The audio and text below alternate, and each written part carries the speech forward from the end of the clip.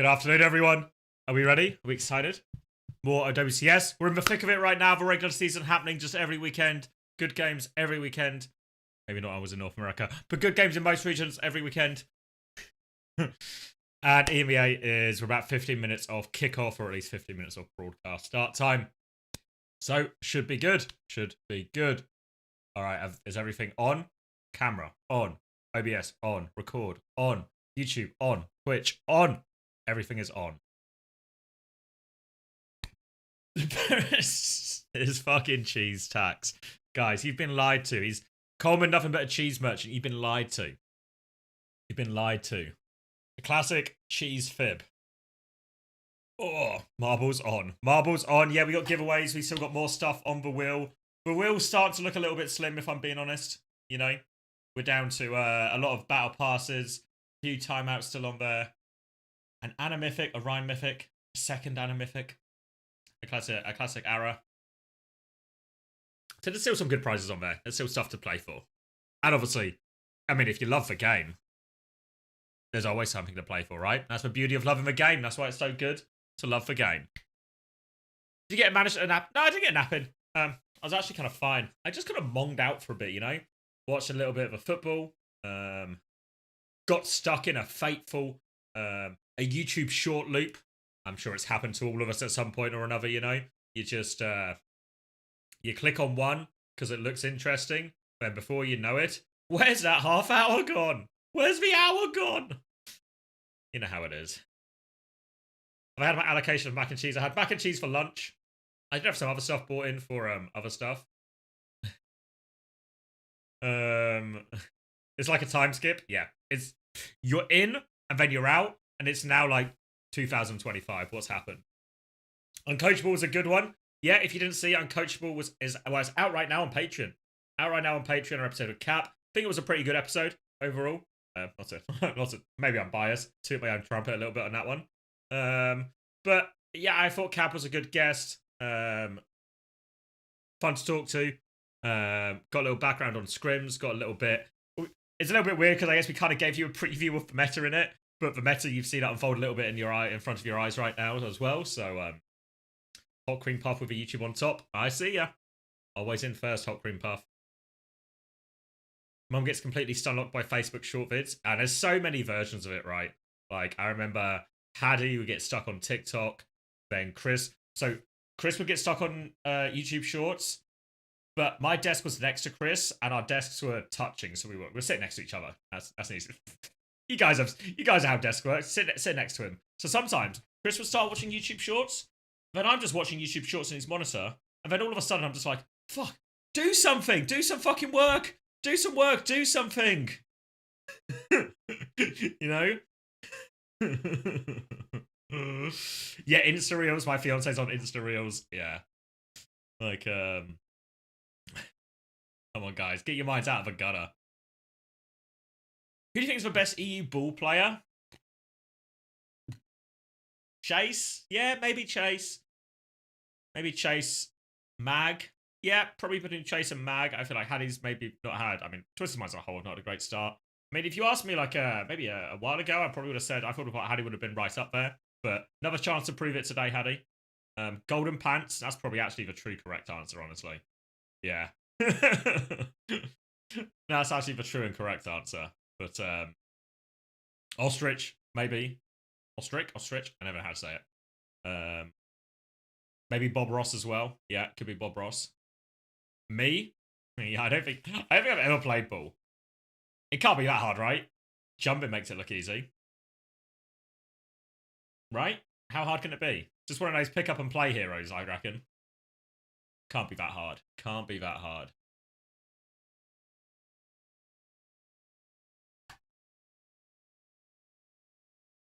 Which region do you think is stronger right now? NA or EMEA?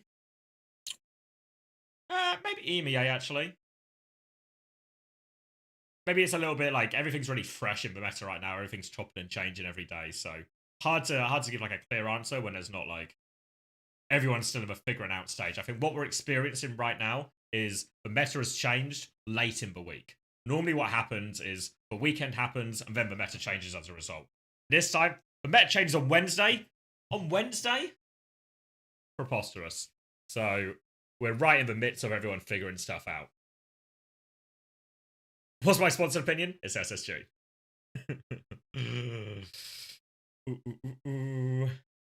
Yeah, I think for Way, we can maybe we should talk about EMEA because we're going to start with EMEA. So if I press this button, oh, this is for Will. This is for later. Hold your horses. Hold your balls. Honestly, like I don't even do it on purpose.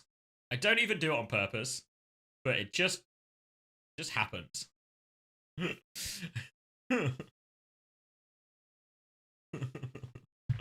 No, it's not time right now. So I think what happens in EMEA is if we look at our teams, is basically I think Sakura and Team Vision are gonna lose to basically everyone. Right? So they're gonna be our relegation candidates.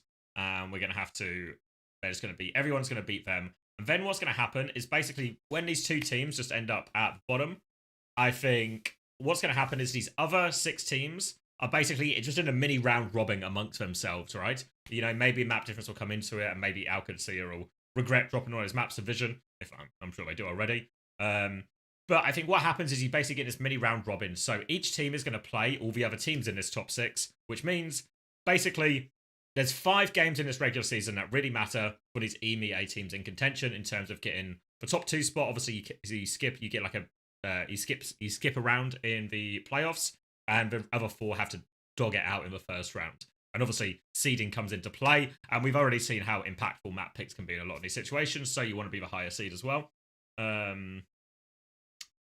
So what happens is when we look at teams' results, I think we should actually try and ignore results against Team Vision and Sakura, and we should focus on the results between this sort of top 6. As these are the important games, right? So if you look at Genji as an example, Genji lose a game, win a game. Okay, so Genji, let me draw some. Let me use I'm going to use a different pen. Maybe controversial, but I'm using a different pen. So Genji are 1-1, essentially, right?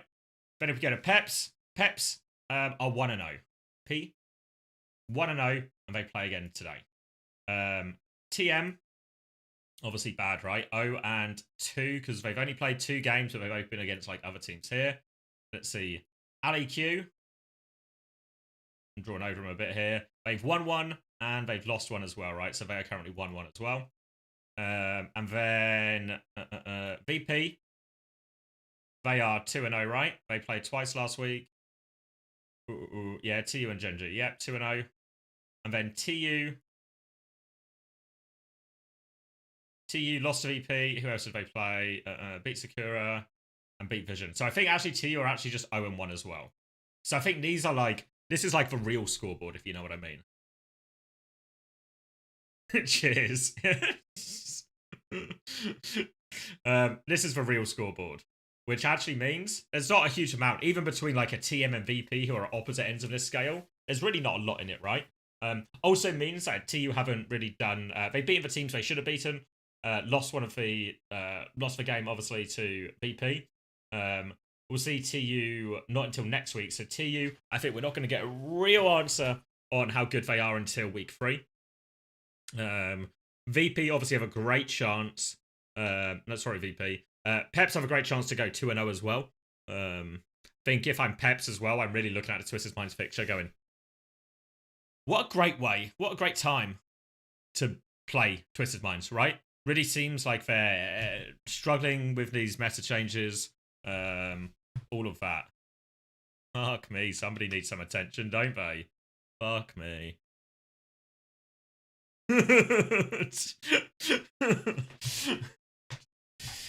So, I think, yeah, this is a great time for Peps to play Twisted Minds. I'd actually be, you have to say Peps feel like they should be the favourites right now. What have you got for me, Bob Ross? Is it good? Let's see. I can't. What am I looking at? It's probably not helping out I've drawn on the screen a little bit here. All right, you paid for it. I'll let it happen. I'll let it happen.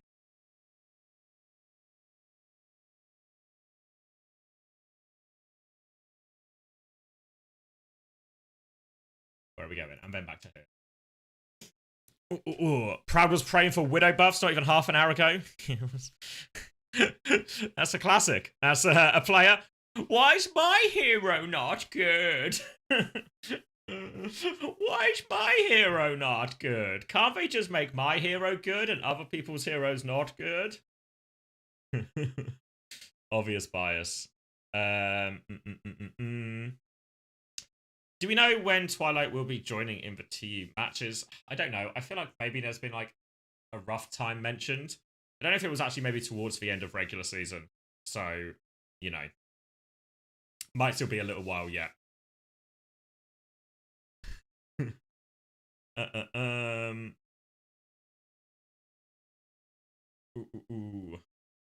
What's wrong with TM so far this season? A big question. I mean, I've not watched the replays back yet, so I'm always conscious of like overreacting to stuff. I think the biggest, most obvious problems from the overhead. I mean, I'll come back to that. I'm always a bit skeptical of like when you watch it live. A number of times, you know, I've watched London play. We've watched it live together as the game has happened. You know, Chrissy directing on the cams, and then I've watched the replays afterwards, or you know, and I've got an opinion in my head already when I watch the replays. So I was like, oh yeah, why is this player played so fucking wank? Wish they didn't play wank in the match. That would have been nice. And then actually sit there, go through every fight as I would do with all of the games. Go through every fight and just find out what actually went wrong fight by fight. Was it, you know, silly mistakes? Did we have a bad plan? Do we need a better approach here? Is it just some part of this that's really hard, etc., etc.? Was it just sometimes you are just unlucky, right? Like a series of unfortunate events happen. Oh yeah, I wasn't meant to say that word, was I? Fuck. I actually can't say that word or YouTube will demonetize me. YouTube, I'm sorry. I promise you I'm sorry. Just this once, YouTube. Surely I get one. I get one a year. I like to cash it in now. But then I would watch it fight by fight, and then I'd actually, my opinion would change. You know, I'd see more, and my opinion would change. So I'm always a little bit hesitant to be too much on that. But the biggest, most obvious problems I think for TM right now is just felt like they ended up in bad matchups in a lot of these, right? Especially yesterday, end up in these situations where they're maybe mirroring the diva. What word did he say? Begins with C and rhymes with blunt. If you say that word on YouTube, you just get demonetized. It happens to us on Uncoachable. It happens to us on Uncoachable. You're close. I do, I do. So close, guys. Yeah, for whatever reason, YouTube hates that word. Client, yeah. Yeah, rhymes with client. It's really close to client, actually.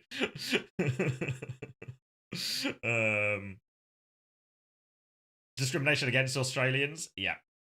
Yeah, for whatever reason, because sometimes when we would post uncoachable videos, YouTube would demonetize us. On YouTube, there's 3 tiers, right? There is your video is suitable for all advertisers.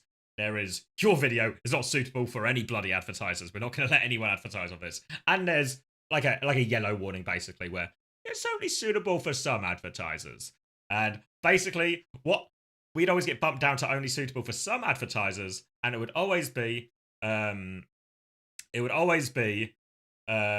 like it would half the money. It would half the money, basically. So every time we would do that, we would just lose 50% of the money from the ad revenue. And eventually, YouTube added this thing where instead of just saying, "Oh, we don't like this. The AI hates it," blah blah blah blah blah. They would start giving you timestamps and go, "Hey, this is the timestamp of where you've triggered for demonetization." And then when they added that, I went back through all the episodes that had been hit with this demonetization, clicked on each one, and every single time, it was that same bloody word. That same bloody word. And you know who said it every single time? Without fail, the only person to say this word? It was always Chris. It was always bloody Chris. So so now if we say it, because if you've watched the latest episode, Chris says it again. If you watch the early release on Patreon, Chris has said it again. But now we know we bleep it out. But for like 20 episodes, we didn't have that information. So we weren't able, we didn't know to bleep it out, right? It just says, there is something in this 2.5-hour video that is broken, you know, that we deemed it not suitable for advertisers. I'd be like, could you narrow it down, mate? It's 2.5 hours, and we talk about Hitler a whole bunch. Come on, 2.5 hours. It was for Hitler stuff, probably, right? We had all these theories of like, yeah, should we stop bringing up Hitler? But it turns out, keep talking about Hitler if you want, mate. All the Hitler jokes are fine. The only thing that's a problem is if you're saying a certain word. So now we bleep the word.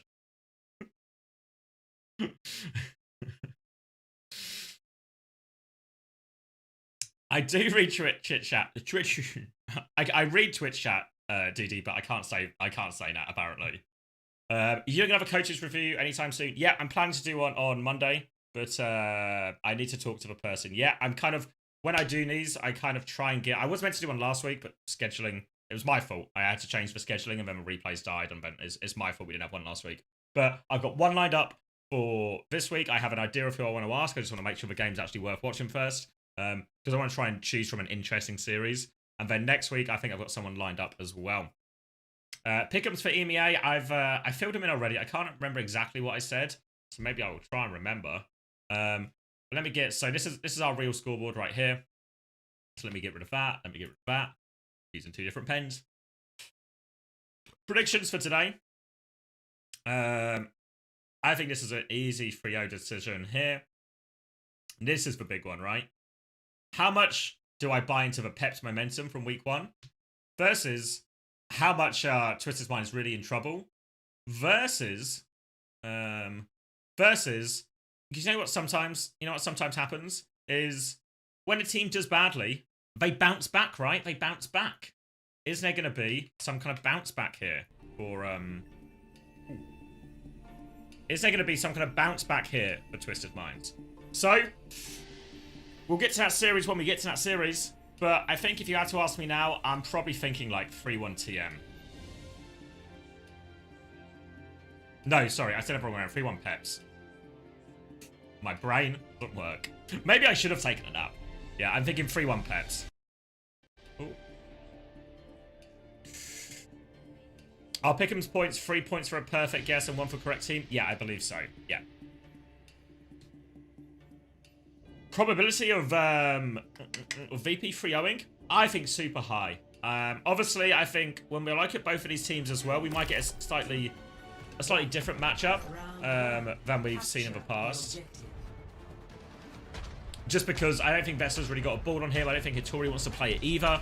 So, oh, they're actually going to go sideways with this. Sigma, Mercy. We saw Mercy in Korea earlier. I guess Smashy and Virtus Pro did as well.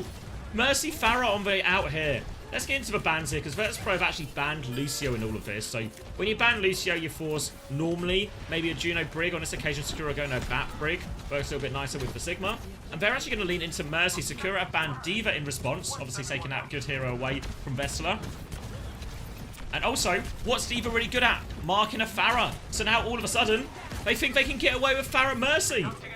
Garner is playing Baptiste, and going to have to play a very solo role here, but on a Sigma comp, there's not really anyone. Look at this. China can maybe make plays for Baptiste, but it's not straightforward. Jwoo here is all over them.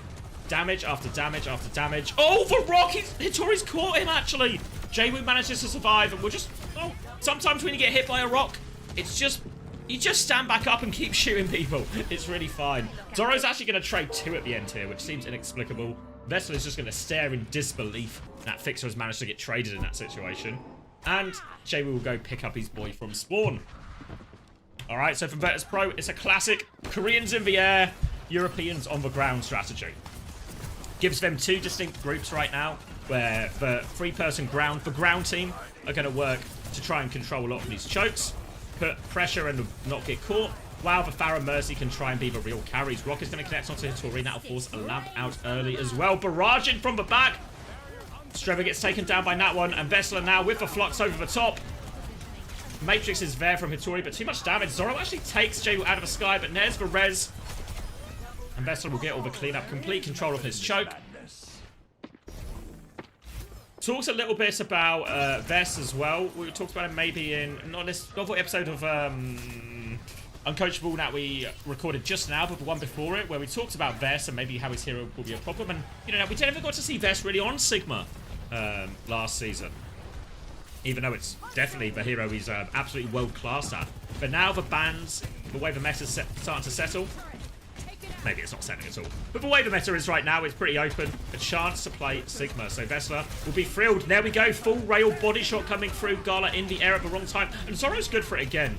Zoro's actually been getting so many kills in all of this. And now Hittori's going to turn around to help deal with that. And Zoro gets everything done. Window, overclock, turbocharging Zoro in all of this. Looking quite good. You see China's gone over to mirror the Pharah right now, try and contest more directly. Shockwave is going to try and play Widow. Again, trying to exploit the fact that we suddenly have two slow comps in play. With Shockwave going to try and get away with a greedier pick, looking to go coast here with this next one. Going with his Pharah as well. Worth noting Fixer's gone Ilari now, so similar type of comp. And this is actually a Virtus Pro classic, right? I know they've changed a lot of players, but Gala and Shockwave would have played this a lot. Smashy would have gone through these type of comps a lot. Shockwave can't have a shot into Zoro. Going to be a rally flux on this window as well. So that's going to demolish the window right now. Chance for Shockwave still to get some picks or some trades here, which could go a long way, but nothing meaningful. And Sakura deal with that one. They'll clear the healing pylon. Maybe even trying to catch this Pharah on coast, but too far away. Shockwave getting poked out as well. And Sakura will reset themselves mostly onto the point right now.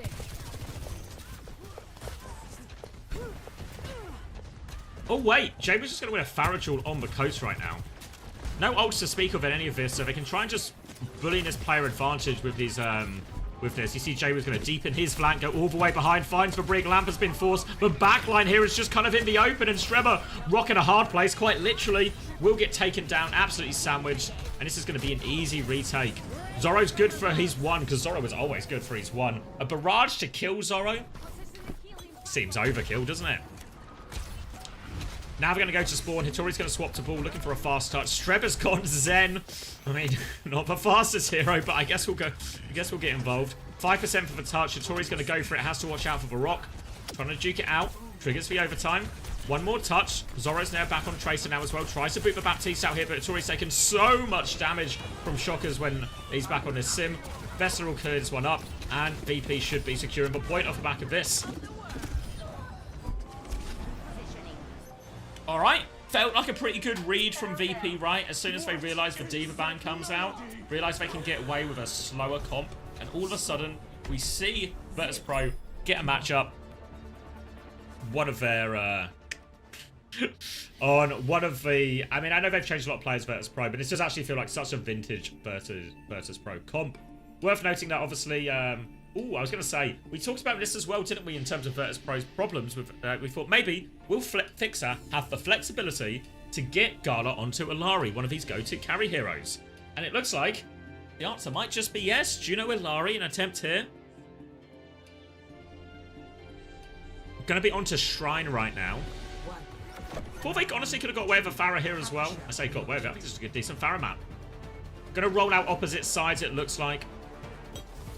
Open side for Virtus Pro, so eyes on how they split their groupings here. This type of matchup is all about the different groups of players, timing of flanks, and trying to win these duels on the side to get the power positions for yourself. Jay was going to be on the Torb this time. Gala is on his trademark Ilari right now. We've seen what Gala can do on this hero a lot last year. Excited to see them back on it. And all of a sudden, Virtus Pro find themselves in a situation. Gala is on Ilari, Vessler is on Sigma. They've got the matchup they want. Gala going to be pocketing Vessler right now through everything. Healing Pylon goes up as well, but Zoro wins that duel on the flank. Both Sigs are a little bit tagged up on point. Rock will come out, doesn't connect onto Vessler though. Vessler's going to drop that Matrix, needs more help. Thank you, Astrophanes. Not looking good right now as Shockwave has found that opening pick. Oh, super far behind is Gala, but Shockwave as well. And they're so good at this type of comp, Virtus Pro. Obviously, they're playing security. They're meant to be anyway, etc., etc. But when it's this type of comp where you play in separate groups and you have to recognize the situation. If you're on, say, the right-hand side group and you see there's no one in front of you, you've got to deepen your angle, you've got to push, walk into that space, get yourself an opportunity to hit someone who's not looking at you. If you're the one ticket getting all the pressure and there's a lot of people in front of you, give the space. Let your angles win it for you. All about reading the situation as it unfolds in front of you right now. Takes good communication and good decision making from all the separate groups. Now though, this comp from Virtus Pro, very good at controlling space. You can see Jawu is going to be playing on the high ground here, and this is going to be a nightmare for Sakura to walk through. Vitori's going to try and clear us a little bit. They've gone with a window from main, and Proto is actually going to get that one to Shockwave. They have to lamp for it as well. Proto a little bit low. Ilari, Captive Sun, committed. That will finish off China. Both DPS down now as Gala is on the high ground. Window back from Fixer in all of this. And now Hitori, she's going to have to retreat, but they're going to be on the hunt for her now. Vessela, body blocking, doesn't want to let her out the door. Hitori slinks their way out of that one. And will regroup with their team. But a good start for Virtus Pro. Cost them the support ults. Really not the end of the world. China now onto the Torb as well. But they have to cane this barrage. You see Zoro trying to come underneath as well. But look at that. One rocket. Oof, second rocket doesn't connect from Jawu. Shockwave will finish it with the Dynamite though. And Jawu and Shockwave just give them a tag team through different doors right there. Rock's going to connect as well. Lamp will be forced. Jawu can't finish that kill. And again, Jawu, he's roaming. He's jungling right now. Looking to catch any of these players on their exit. And all of a sudden, Sakura find themselves in a single fight situation. They have ults coming back. They nearly have Foray as well. It's been pretty slow charging from Streba. But they have it now. A great chance to get on point if they can use this advantage. But the problem is they keep losing these flank battles. Now walking in. Oh, barrage! Jawu above. They don't realise. So Vessela doesn't even use the flux on that. Uses the flux in main instead. Goes for a rock cancel as well. Doesn't hit it. Vessela 12 HP will get traded by Hitori. But Hitori's got so much work to do. Completely outnumbered. Completely outgunned. Trying to play around her shield as best she can. But it's simply not enough. And Virtus Pro, you have to say, looks like they played their hand well. Played their hand well. Maybe if I'm Sakura, I'm looking at this and going, should we have just not taken this? If I find myself in a situation where I'm mirroring Virtus Pro on Sigma and Ilari, probably done something wrong, haven't I? Probably done something wrong here. Maybe a bull comp, yeah. Maybe a Winston as well. We've seen Hitori play Winston in the past. Maybe some kind of Winston. I know Lucio was banned, right? Obviously that's what Virtus Pro were trying to target. But honestly, maybe like even a Juno Kiri or something, or a Juno Brig. You know, Brig is actually still decent into Sigma, right? You can block a rock, you can walk on them. There are options there, so maybe something like a Winston. Something like that, just to try, like a Winston Trace or something like that. Maybe it would have been like a more reasonable answer for Sakura in this situation, because that, yeah, I don't think there's any team in EMEA that really would want to take on Virtus Pro in this type of matchup. Maybe, who would be the best? TU would be the best matched, maybe.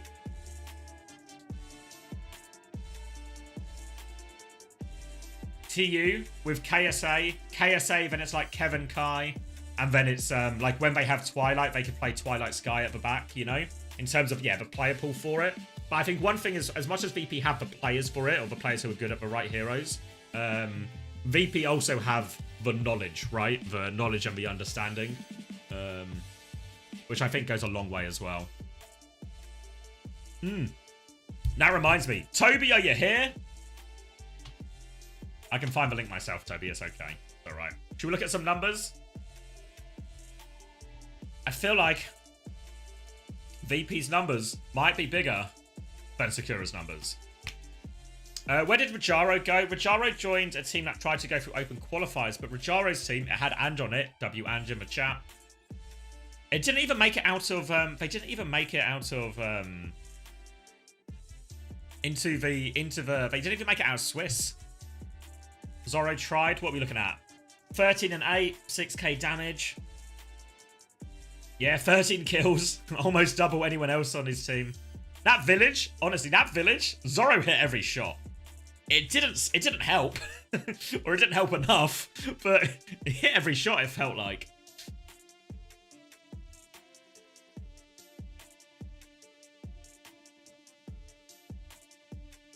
Other than that, we can maybe see some of the gaps we'd expect to see. Vessela ahead on damage, 13 and 3 compared to 7 and 6. Maybe to be expected. China China may be out of, especially on the Farah, out of depth. Jay will obviously very much rewarded for having that Mercy Pocket for a good part of the first round. Is that top damage? Ooh, actually, Vess has done more damage than Jay will still. Go on, Vess.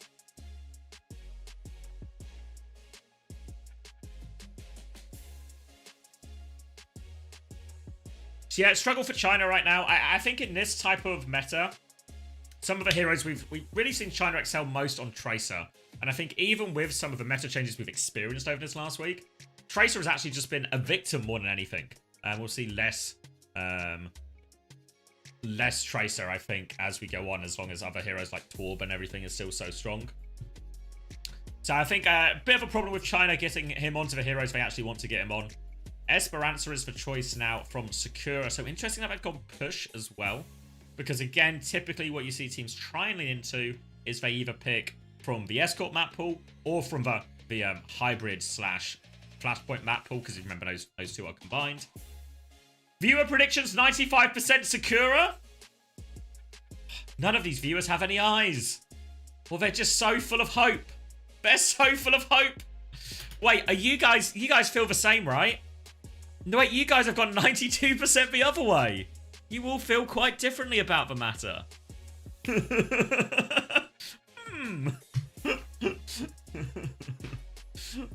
Oh wait, we've had the correction. You were right, Mila.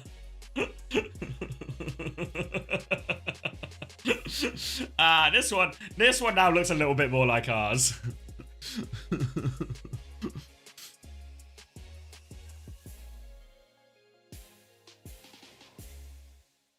Korean power is too much for Sakura. I mean... Alright, Esperanza, ban-wise, Illari is going to be banned. And VP are going to ban Sim. So there was an expectation from VP with the way this meta was going that they would probably maybe not want to lean into it all that much. Obviously, Vess doesn't have the ball. Maybe they'll just go... They could obviously do like a Diva Sim Torb version or something like that as well, right? I think the more we see teams play this, it does feel like we're seeing people lean away from maybe the Sim especially into picks like the Venture or even a Sojourn or something like that. Torb is the one with maybe the most staying power in it. But what we've generally seen is everyone just seems to have given up on the Hazard for the most part. And we've just accepted. Hazard is dead because the Torb for Sim can be too strong against it. Alright, so Illari is banned, so obviously we can very much... One, support is protected. Two, Gala is targeted. But Virtus Pro just going to try and play this again. It looks like Sakura... I mean, this is better, right? But it now feels like they're expecting the Sigma again. And they're going to try and just play a Ramatra version of this as well. Bap, Lucio on both sides as we enter into more pokey DPS. Going to be Ashe versus Sojourn as well in the midst here. So Bap is just back. I guess you don't need to encourage EMEA players too much to get themselves back on Bap. Not seen too much of Gala's Baptiste. Obviously, most of the time when Virtus Pro played this previously, he would be on Illari and it would be Kaneo taking up a lot of the Baptiste responsibilities. Or Kaneo would be on Baptiste and he would be on Lucio as well. So, not really seen too much of Gala's Bap, but he's a pretty well-rounded flex support. And he's literally got an opening pick. So, you know what? I'm convinced. I'm convinced. You've convinced me, Gala. Don't take a lot of convincing, but that'll do it for me. And this will be pretty straightforward cleanup as a result. Chance now, looking for some chase kills. Vessler won't connect for Rock.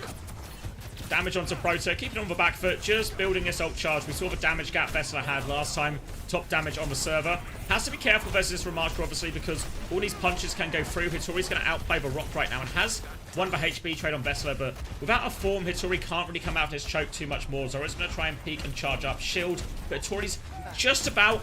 Tip of her toes, managed to keep control of this robot right now. Now the Rock comes in. Hittori again manages to avoid it.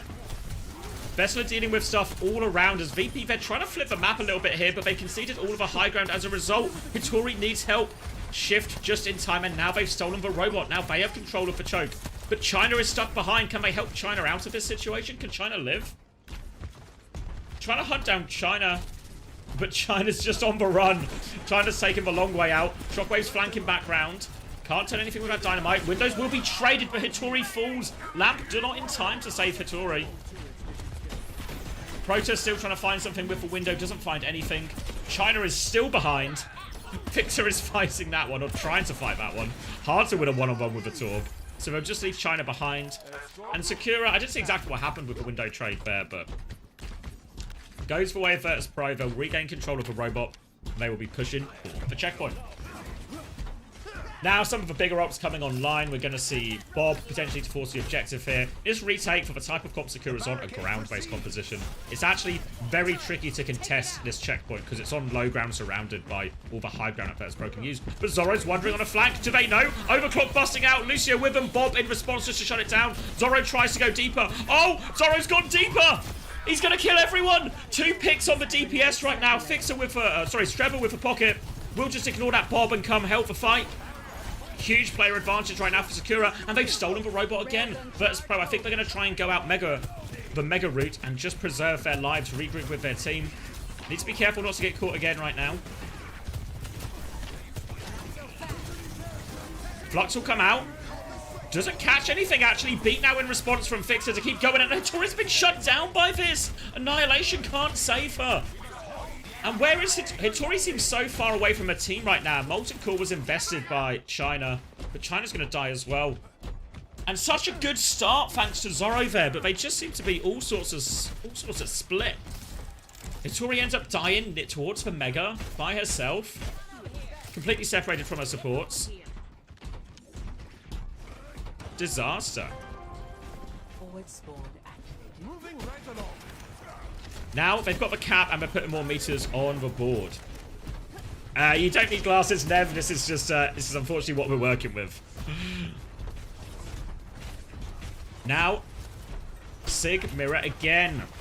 Big task for Hattori up against the main man himself, Vestala. Streba has the beat right now. They're trying to come through, but they've lost China as well. Good for the pick off the back of this window. Hattori on the back foot. Window response from Proto right now. Trying to pocket it up, but Shockwave's going to find another pick. They beat 3v5 right now, but they need kills all over Gala. Gala still has land. Streba's trying to do it all himself. A desperation beat coming out, and it's going to go from bad to worse for Sakura there. Can't agree with that one.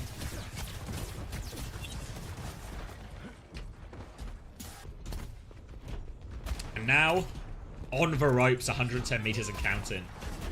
Virtus Pro don't quite have any more ults yet, but if anything, the next ult up is probably going to be Shockwave's Bob, followed by a Vestala Flux. They need something. Zoro's done a lot for this team already, but he needs to do even more. Sakura need everything right now. Hattori losing the frontline trade will get rocked. Lamp will be forced as a result. Still has Matrix, but now a Bob flank for Shockwave. A step ahead. China will fall. Easy for Shockwave right now. Oh, just walking around getting all the kills. Jaywoo's running around. He's looking. He wants someone to shoot, but Shockwave's already killed everyone.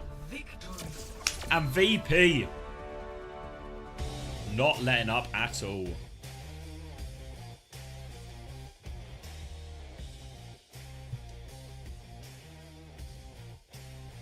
Shockwave is Attila the Hun? I mean, is that a compliment of his gameplay or his ability to spread his seed? Why do I say these things?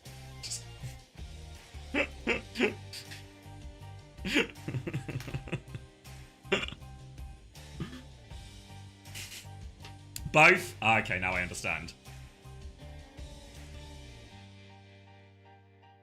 But yeah, just in complete control. You can see in these matchups here, not only is Vess just getting a bit of a Sigma gap going, as we expect Vess to do against most Sigmas he finds himself up against, but you can see the proactiveness on the flanks.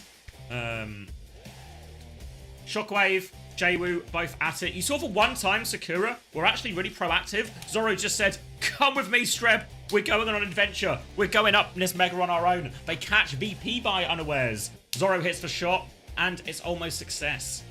But then a bad mid-fight also cost out for him. All right. What were you saying? Sorry, you want me to look at the...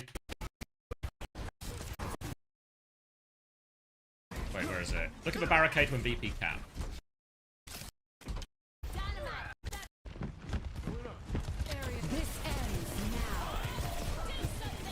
Oh, do you mean right at the end? We don't get a camera angle of this here. Enemy turrets down. Ha! Yeah, I think I see what you were referring to here. It seems to be spinning around more than usual. My memory, and I've been known to forget things in the past, but if memory serves correctly, normally it doesn't spin this much.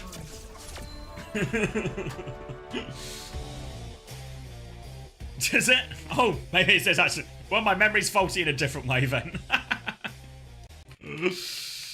Alright. Should we look at the numbers? Oh, so before we look at the numbers, Sakura, please just take us to a dive map or something. I know we burnt the Diva ban, but maybe ban a Hazard and take us to Dorado, play Winston, do something like this. Come on. Change the matchup, change the future.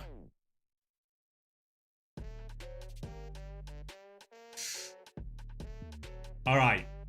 So, Pixar, Gala, Vessler, 0 deaths. Jwoo, Shockwave, 1 death. And I think we'll remember those ones quite clearly. That was from the Zorro flank, right?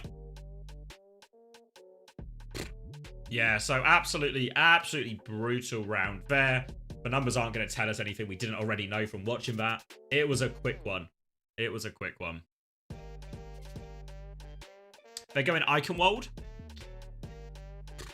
I mean, I guess you can Winston there. Eichenwald's always weird because it's a really effective comp on second point, but first and third always feel really different. So maybe, I mean, Hittori's got the flexibility, right? Maybe a Ram on first point into a Winston on second point, maybe even back to a Ram. Have we got the bans through yet? Let's get some ban information. Get some BI.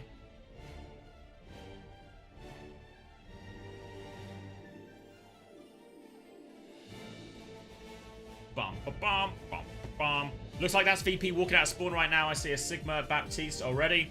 Yeah. Echo from Jwoo. Gala on the Alari.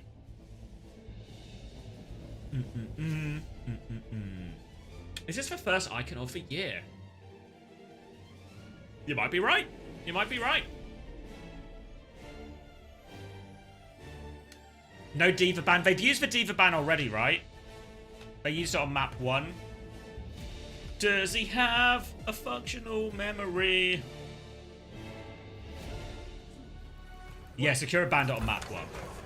I do agree. There's probably an element here that this was a that you sometimes with the bans you have to also think about you only get to ban a hero once in a map. So do you ban it in the most valuable place? I think you can make a real argument that Nepal, not the most valuable place.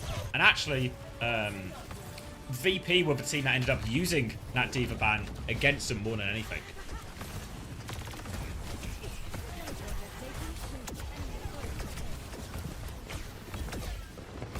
Alright, flooding right through, and China's going to find a pick on Gala. Alright, having problems dealing with the flank. Just TP on him. Zorros goes a little bit low, but now they're looking for the next TP timing. Looking for more boops away from it a little bit, so China has to get out of there as fast as possible. Jwoo's found a trade right now. Echo is behind. China is awfully low as well. Rotating away, trying to regenerate those shields. Will take the battle right now. Jwoo's good for it, but while all of this has happened, Hittori has been taxied, speed ringed, and amped straight into that. Shockwave's still good for trades, though, as is Gala. Hittori gets what I think is her 3rd kill. She's got another form as well right now. Jwoo! Oh, Hittori kills another one, 20 HP! Oh, just too tall. Gala can finish it off. And the angles. The angles from Virtus Pro. The trades come in, and they'll get a chance to get themselves back on this first point. Hazard now for Vessler. Swapping onto this for maybe a more favourable matchup into that Ramatra. 4 picks and a single tick is all they get for it. Trying to wall the TP there. You see it boop him away as well. Looking for someone to come back through the TP. Trying to connect onto something, but again, Hittori is just being double sped around. Almost has an annihilation as well. I don't know if First Pro are ready for this. Jwoo has the copy. Shockers aside just before Bob. Now the copy, Ramatra is on the go. Hittori has this annihilation though. They're trying to buy time, but Vesta's got kills in the back while this has happened. Jwoo's going to be able to get his copy annihilation as well, I think. They kill Hittori. Just not enough pocket in these situations. And the copy annihilation ends up beating the real annihilation.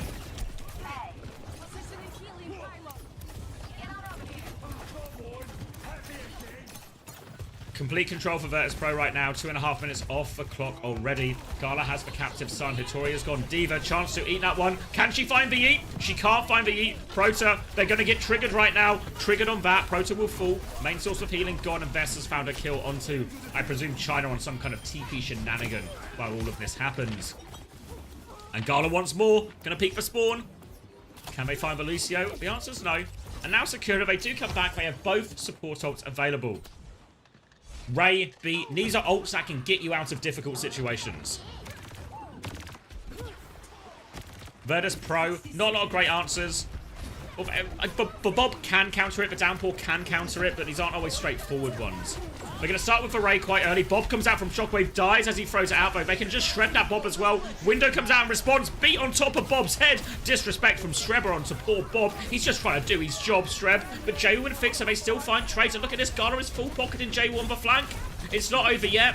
Vessa needs help on point. Hittori trying to focus him down. Needs pocket, can't do it.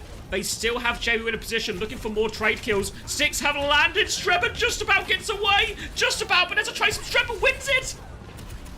Fixer will eventually finish the kill, but Strebber's maybe done enough. They've got the capture in all of this. Stop the payload. And they'll get the payload moving. They get themselves off first point just in the nick of time. Twice now, Jaewu loses a duel on that coast side. And the player's left alive with like 20 HP. It can happen. Alright, wall onto Zorro right now. Has the overclock ready to go. No ult to respond with just yet for Virtus Pro. Nearly another copy though from Jaewu.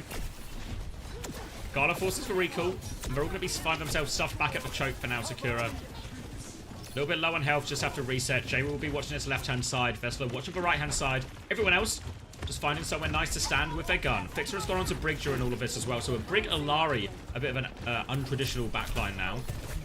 China is behind as Zorro starts with this overclock. And oh, it's just a one-shot. The slash connects and Gala hits a headshot. And disappears before he can have any chance at having an impact. And now Jay will flood forward. Get the pick onto Prota. Bomb has been committed by Hittori, but will not be getting back into that mech. And Virtus Pro in control once again. Even looking forward for a spawn camp here. Gala has the captive son. China is going to make his way onto the Venture right now.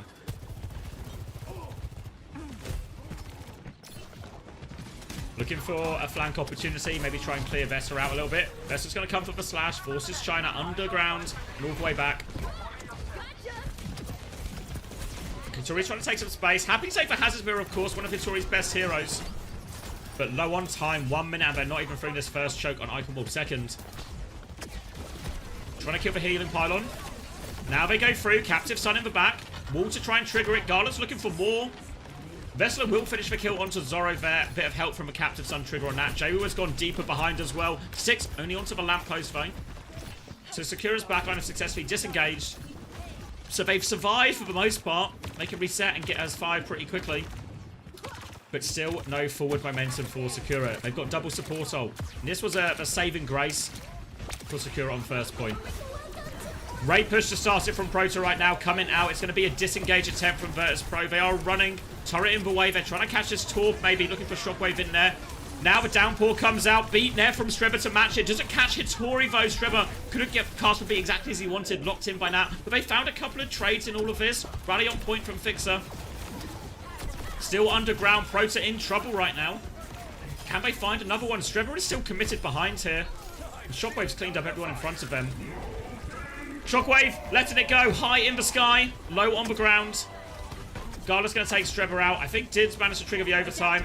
Now Hittori's going to take over. We're going to get a little bit of buffer. Will Shockwave get the hammer kill? Shockwave will get the hammer kill. Looking for a second. Looking for a second. Underground. Can't find the second. But there we go.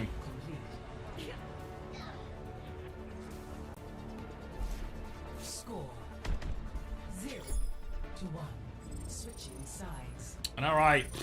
Better than it could have been. But still really not great from Sakura. And VP. Victory in their sights.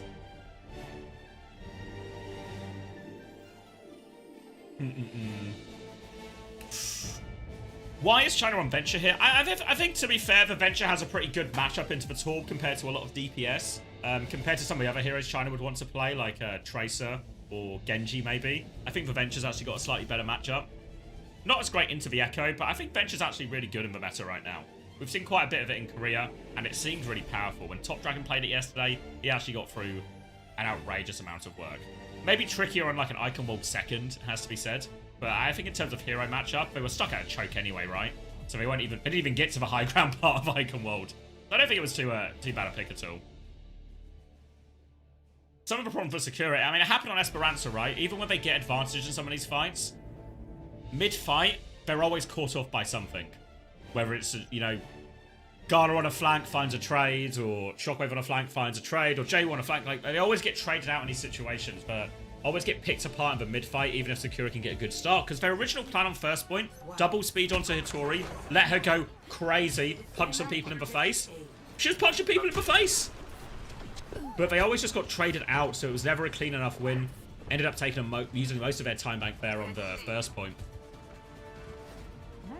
Man United won, 2-1, and we only needed one goal, and that was technically offside to get us over the line in the 93rd minute. So, an absolutely vintage win. Cheers to no VAR in this round of the FA Cup.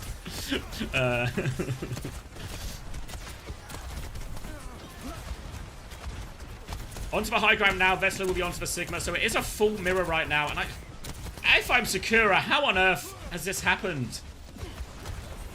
Hitori lost the HP trade massively already. Fixer deep in the angle, and Fixer's going to take his turn at taking over. Lamp in now to push this HP advantage. Lamp is good from Streba, but it's really not enough to save Hitori from this situation. And this is going to be a very straightforward point. Fixer taking over on the Baptiste.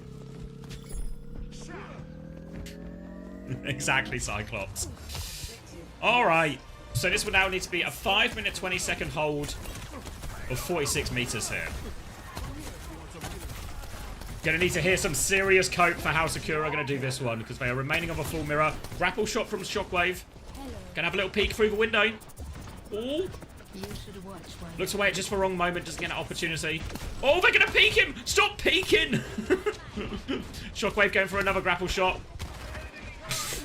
Shockwave attempted to go for another grapple shot. They traded 1-for-1 while Shockwave loses out to these walls. No, not walls, the old walls, just a literal wall. Vessler's still getting kills on point. Hitori is awfully low, so I think it'll be fine. Shockwave just, he's literally playing Overwatch. Fixer, meanwhile, has made his way into the backline on the high ground, has dropped a window. Everything is really fine. One desperate touch from Zorro. And it's just over. It's just over. Won that 4v5? Yeah. Again, we talk about how Virtus.pro's comp plays with different, you know, different groupings, different flanks at different times. So, even though Shockwave wasn't able to... GG Shockwave. Even though Shockwave was struggling with his one-on-one with that wall, the rest of his team were able to push their side and find the kills. Easy one for you, Shockers. What a shit wall.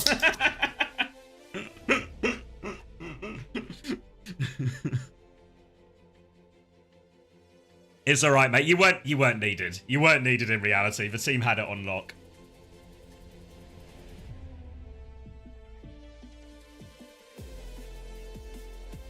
Fixer had that. Yeah, it's actually the unexpected Fixer Baptiste takeover on this attack.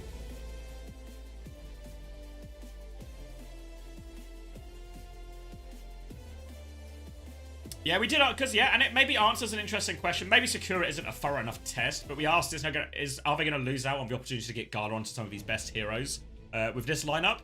And if Fixer's going to play the Baptiste and be okay, again, there's more tests to be run, right? But, or no, be sterner test to face. But, yeah. You like the Ilari Brig? I mean, it's not the worst in, like, a full Sigma, right? Because the Brig's matchup is quite nice into it. The Brig can still play with the Sigma. I feel like my guess would be, I mean, maybe you don't want to answer this smashing and give anything away, but my guess would be you would only play it in the mirror. I was really surprised Sakura at no point in that weren't just diving you or like going Winston or something into that, right? We've seen loads of teams swap Winston into Sigma. Feel like the fact that you guys got a Sig mirror, laughing all the way to the bank with that one. I don't think it'll be delayed, Tat, so we might get a bit of a longer break. But we're probably only like 10, 15 minutes, I'd say.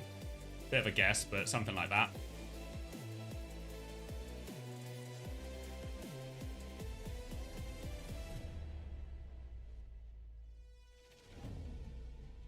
No, Ilari rig is trash. Just fix it, just random swap. Ah, fuck. Hit him, Smash. Give him a little slap. Keep him in line.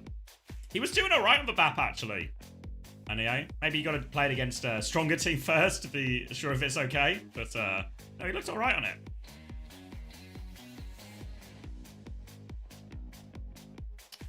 Why does Smash have VIP? Yeah, it's racism. It's racism. You're right.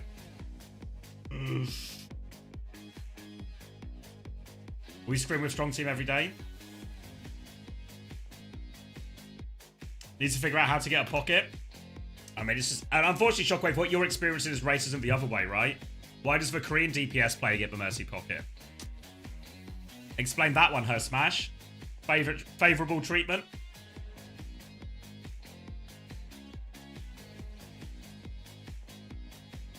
Plain and simple. I mean, you gotta call it. You gotta call it out when you see it, right, Shockwave?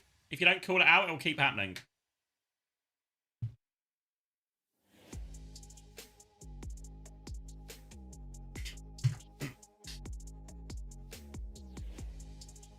All right, are you guys doing an interview? I feel like we've not got a lot of interviews these last couple of I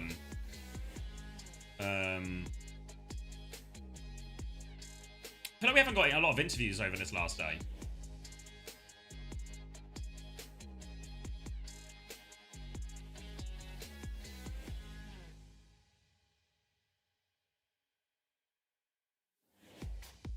Yeah, of course, Jesus on the mic.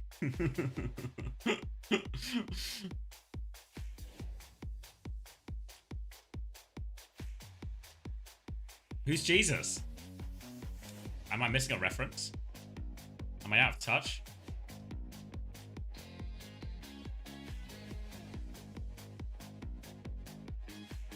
Oh, Jesus. Okay, now I understand. Yeah, the accent. Honestly, all I needed was the accent. That was that's all I needed. It's gonna be Gala, of course, as we just we're having a Spanish kind of day, I guess. Thank you, everyone. Gala, thank you so much for joining us. Congratulations on the dub. You guys made that look easy. Let's talk a little bit about the comps we got to see. We saw both Fixer and you playing Look at him. Iliari. Smiling little Really fella, well isn't on the he? ball, so much so that it actually prompted a ban from Sakura on Esperanza. I don't think any of us expected it.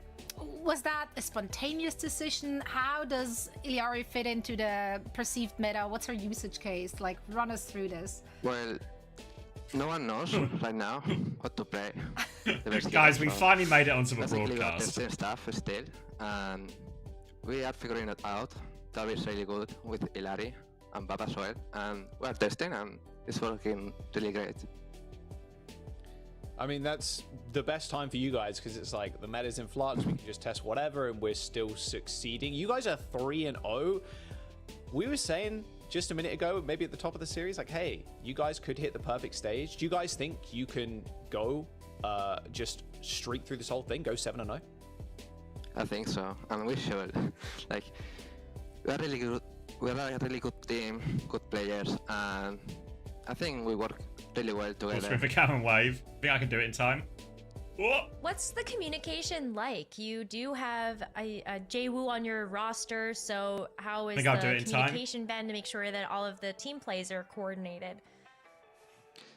Communication is not an issue. I think both their English are really good, especially Fixa. And if you have to come something to him, Fixa can do that in Korean, and no problem at all.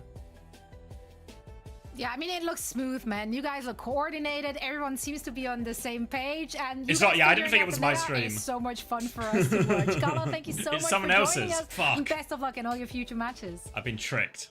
Thank you. Goodbye. Fuck. I couldn't make it out. I was hopeful. But Cam's like in a similar position to mine, you know? Shit. Just waving at no one. As for last time I listened to you guys. You waved at us? Yeah, true. You're right, Ayua. All right, so now the real game.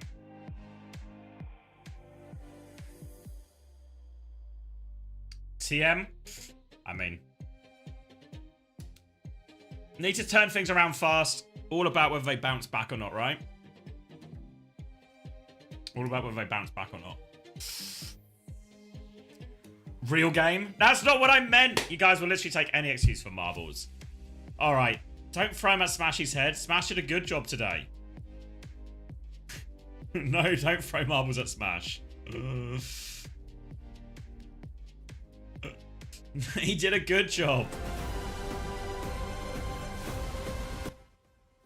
No, he did a good job. Don't shoot him. All right, so we'll do a quick one. It's going to work the same way it always works. Win the marbles race, chance to spin the wheel. You get whatever prize you get on the wheel. Nice and easy, right? Nice and easy.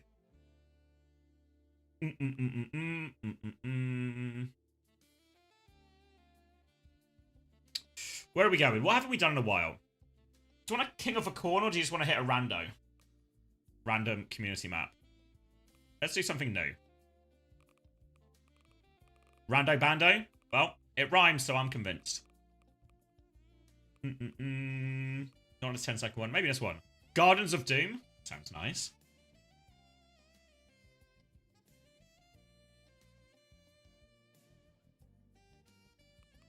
Alright. You guys know, we'll put 60 seconds on the clock. Exclamation mark play if you want to play. It's as simple as that, honestly. Shout out to the first-time players. Oh, we're filling up fast. Whoa! Alright. Crash is here in his whip. Juby here in her pineapple. Trash Panda here in a... just a pretty ball. Anyone else? Anyone else paying to win? Whoa! It's one of those wacky waving arms inflatable tube men. I'm actually a big fan. Hope you win, Special Snacks, actually. Hope you win. Alright, 24 seconds left on the clock if you want to play. Shout out all the first-time players. See you. I'm going to say it wrong. Saronach. I probably said it wrong.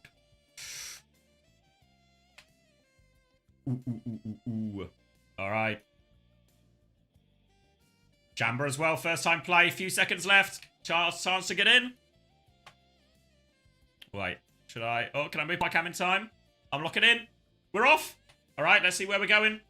Going into a classic opening, into the funnel. Round and round and round we'll go. All about speed. All about speed, you know? All about speed.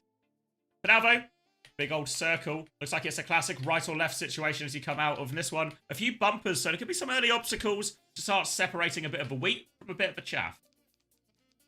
Looks like Light-Ann McCrassidy. Off to a slightly early lead, but Light's going to get stuck immediately. No such problems for McCrassidy, though. But plenty in the chasing pack as the pack is going to split into the right and left. Going through the tumblers. But into the funnel. Back round into the middle. Filtering back. Plenty to play for still. Anyone's race. There are a lot of bumpers here in the middle as we're both going to go. Both sides are going to go up the elevator. Skylo, Luigi, Special Snacks. Oh, there we go. Special Snacks in the lead. I called it. I knew he would be good at this track. Now coming through. Lots of spinners sending some people forward, some people back. Luigi, Gezor, Snowdrop. Some kind of cheat, but Snowdrop, oh, hits a wall, will be slowed down, so Luigi will overtake. A lot of people skipping right now, and Luigi has leaped into a massive lead, honestly. Snowdrop actually right with him, but both of them, massive lead. One goes right, one goes left. Lots of tumblers now as people are trying to go through. Is anyone going straight through the middle, though? Wait, maybe it's quicker to go straight through the middle. Wait, Gezor! Straight... wait, are they underneath, or have they made it? Oh, they've gone all the way. There's a bottom route. Is the bottom route the key? Oh, but there's blocks on the bottom. I'm trying to go through the bottom. Velvet's going to hit a block. Velvet is in the lead, but these blocks are slowing everyone down. Gezor's going to have to tank. Someone needs to tank these blocks. Snowdrop's coming for high road. Can Snowdrop beat everyone? The high road coming through. Oh, the blocks are all out. Gezor in first, though. Oh, Snowdrop, the high road, not quite good enough. Gezor will win. Oh. Oren in fourth place. Snowdrop sixth in the end. I thought Snowdrop was going to overtake at the second there. Nicely done, Gezor. We're going to get everyone else closing out right now. The rest of the I know that was mean. How do you feel about the team's chances for the rest of the stage, though? I mean, Alcatia, Twisted Mind. Let's see who's at the back here. RK, Schlock, Faith, Silverback 8. Were you a first-time player as well? You know, I remember my first time. Not always pretty. 20 seconds left to try and finish. And it feels like we're going to have a lot of unfinished races. Everyone's got to start somewhere, remember that. RK and Zynthia stuck at the back. Spinning around, spinning around. Maybe they'll actually be the slowest ones in the end. RK will get out. Might be a Zynthia in last. Yeah, maybe a Zynthia in last. But Geza is our winner. Congratulations. Let's spin the wheel. I'll check for your Cyclops, mate. We're not checking everyone, but for you, I'll check. Oh, no, you just... A classic 159th. Wouldn't even worry about it. It seems like everything goes. Are you a fan of Whoa! Oh, thanks, Colour Hex, mate. Jesus. Cheers, Kelsey. Ah. Gained a few Australians and New Zealanders here. Hey, everyone. Welcome. Return of a favour. It's a handshake deal. Guys, it's all rigged. Backdoor favours, backdoor dealings. That's a massive raid. Thank you, Kelsey. Hope you had a good stream. We're working in shifts at this point. if you're on in the morning again, mate, we'll send them back to you. We'll have global coverage, mate. We'll have global coverage. Have a good night, though. Yeah, we got TM. But if anyone just joining, we've got TM versus Peps next. So we're actually in a great situation. But first, though, we can't forget about Gezor. Thank you as well, Letters, for the 10 months. We can't forget about Gezor, because Gezor won the race and gets a chance to spin the wheel. It's an investment, San. I give Kelsey 500. He doubles it, gives it back to me. Now, my job, I've got to double it and give it back to him. You see how this works? All right. Ready to spin, Gezor? Dropping it. Just avoid the timeout. Wait. Pass for timeouts. Pass for timeouts. Gezor's done it. Gezor's avoided the timeouts. Okay. So you might be thinking, wait, wasn't season 13 in the pass? Season 13 was in the pass. So it'll give you some coins and stuff, right? It's not a scam. It's not a scam. You'll get something. I don't know exactly what you'll get, but some combination of coins and stuff. I promise you. The mods will reach out. We'll remove that one off. Still 2 timeouts left here, but still 3 mythics as well. There's more good than bad. Not a scam, guys. I'm not a scammer. I promise you I'm not a scammer. Promise. All right. All right. Nice little racing done. Nice little racing done.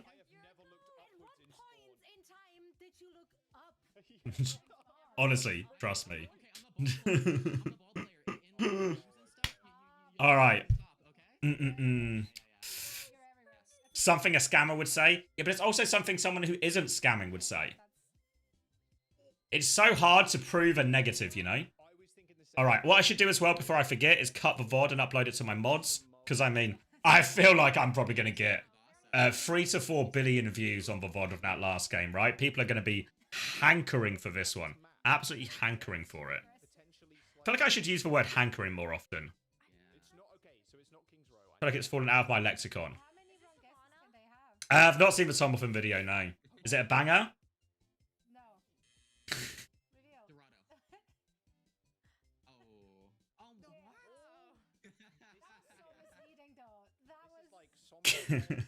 Obviously, of course, Slock. You're right. It's actually crazy for me to even question it. All right, let me just rename this VOD. That was a game of Overwatch for sure. Virtus Pro versus Sakura. It's uploading now. I don't know if my mouse is stuck or something. Guys, don't hanker each other. You know what that reminded me of?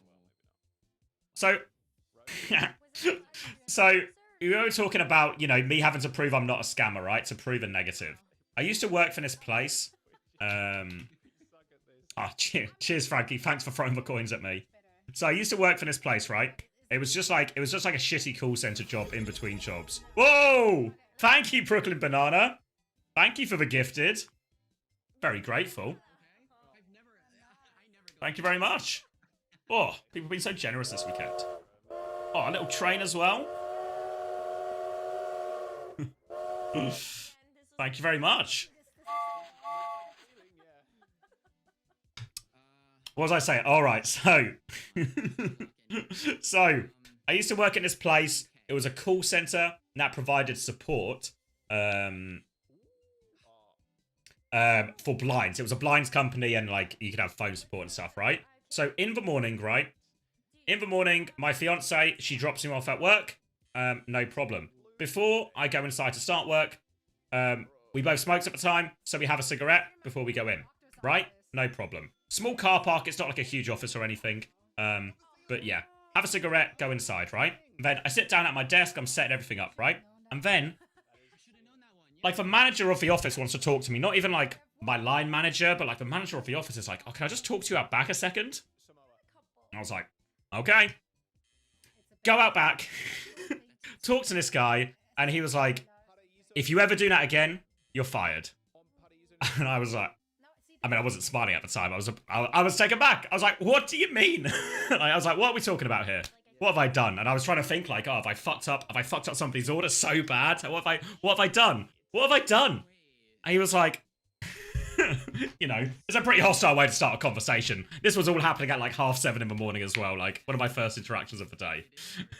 It's like, if you ever do that again, that'll be it. You'll be fired immediately. I was like, what are we talking about? And he was like, you were smoking weed in the car park before you came in. I was like, I wasn't smoking weed in the car park. I was like, if I was smoking weed in the car park, surely I'd smell of weed, right? Come on, it's a small car park. You would have 100% smelt it, right? Like, but in my head, I'm like, don't try to sound like you don't know too much about weed, right? Try to not sound like you know too much about it. Because I was like, 100% we didn't smoke weed, right? Just had a cigarette. I mean, when I smoke rollies, so, you know, I guess. I wasn't smoking weed in the car park. So I just had that look about me, I guess. Because also, you know what the crazy thing is? You know who it's really insulting to? The idea that my fiance would come and drop me off, smoke a fucking joint, and then drive herself home. Right? So they were like... So I was like, I promise you, you know, there's 0% chance. I said the thing about my fiance as well. I was like, we weren't. It was just a cigarette. It was just a cigarette. There was nothing else. But they wouldn't accept it. Oh, they wouldn't accept it. And they were like, if it happens again, you're fired. Unbelievable. Anyway, the game is on. Twisted Minds versus Team Peps here. It's going to be a venture ban from Twisted Minds. A hero we've seen quite a bit in this map. Yeah, it's exactly that, but it's exactly that. But we're going to be banning Ventura here. We've seen had a lot of success here. Instead, we're going to Torb Sojourn, which I think a lot of people are leaning to. Maybe also worth noting that TVNT is in the starting lineup. First time we're seeing him for Twisted Minds this season, if I'm not mistaken. At least in the OWCS regular season.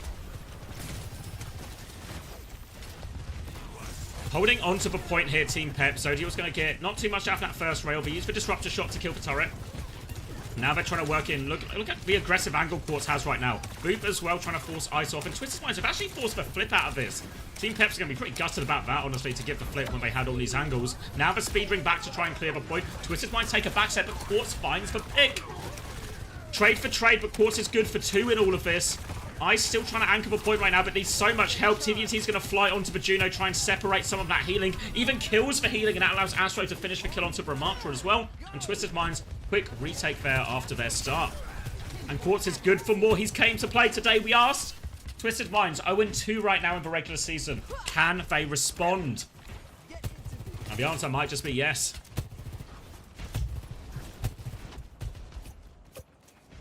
Ray up for Zerion. Worth noting in this sort of Kiri Lucio versus Juno Lucio backline, for Ray beats the Kitsune Rush normally when used on top of each other, but Molten Cores can interrupt with that a lot, but probably going to be all about these overclocks to start with. Quartz is pressing that button already. D-peak now from Peps. They're going to try and get back inside. They get back inside. Quartz looking for more, but only a body shot. They've got a bit of separation here. Oh, they found the kills on the flank. FD God and Zodiac will be isolated. Ray came out from Zerion as well, so they're trying to complete this push, but Twisted Minds, they got the kill. They get out of dodge. They completely kite the Ray. Poor support up there from Peps down the pisser. And Twisted Minds remain in complete control of this choke. Regroup now for Peps, a chance to push again. They'll probably start with their own overclock, but honestly, Twisted Minds, they could just take this fight. They've got double support ult to layer on top of it. There we go. Kitsune rush aggressively for an Irony in response to this. FD God has the beat. The beat will go off. Astro will match the beat. Molten Core from Ken comes out. Psycho can't respond, though. It's a 4-4v4 trade, though. No more ults to come because Psycho's respawning right now. And Team Peps, they flip to the point during all of this. They've got the flip. They're going to slow it down here, Twisted Minds. They have the Molten Core, but Ice has the Annihilation. But Molten Core's pretty good against the Annihilation, honestly. If they're trying to walk on you, just drop it on your feet. And Quartz is good for another opening pick. Here they come right now. Molten Core on point to force it. FD God is forced out. Looking for more right now. Doesn't quite have a rail, but he's going to have one soon. Quartz, body shot, 1 HP. The Disruptor shot, Zerion survives. A little bit of a wave from Quartz. He's come to finish the job right now. TVNT has fallen off the map. FD God is trying to find the trades. But Quartz has started with a bang right now. Thanks for the help. And it's going to be a desperate touch, if they can even do it. I think it's only Zerion who's closest. Yeah, they can't touch. And Twisted Minds start strong. Score 0-1.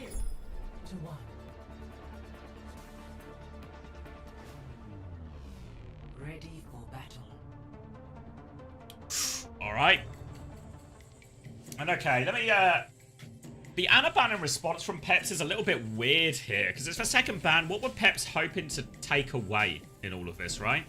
I mean, in reality, do both teams maybe just want to play the same comps?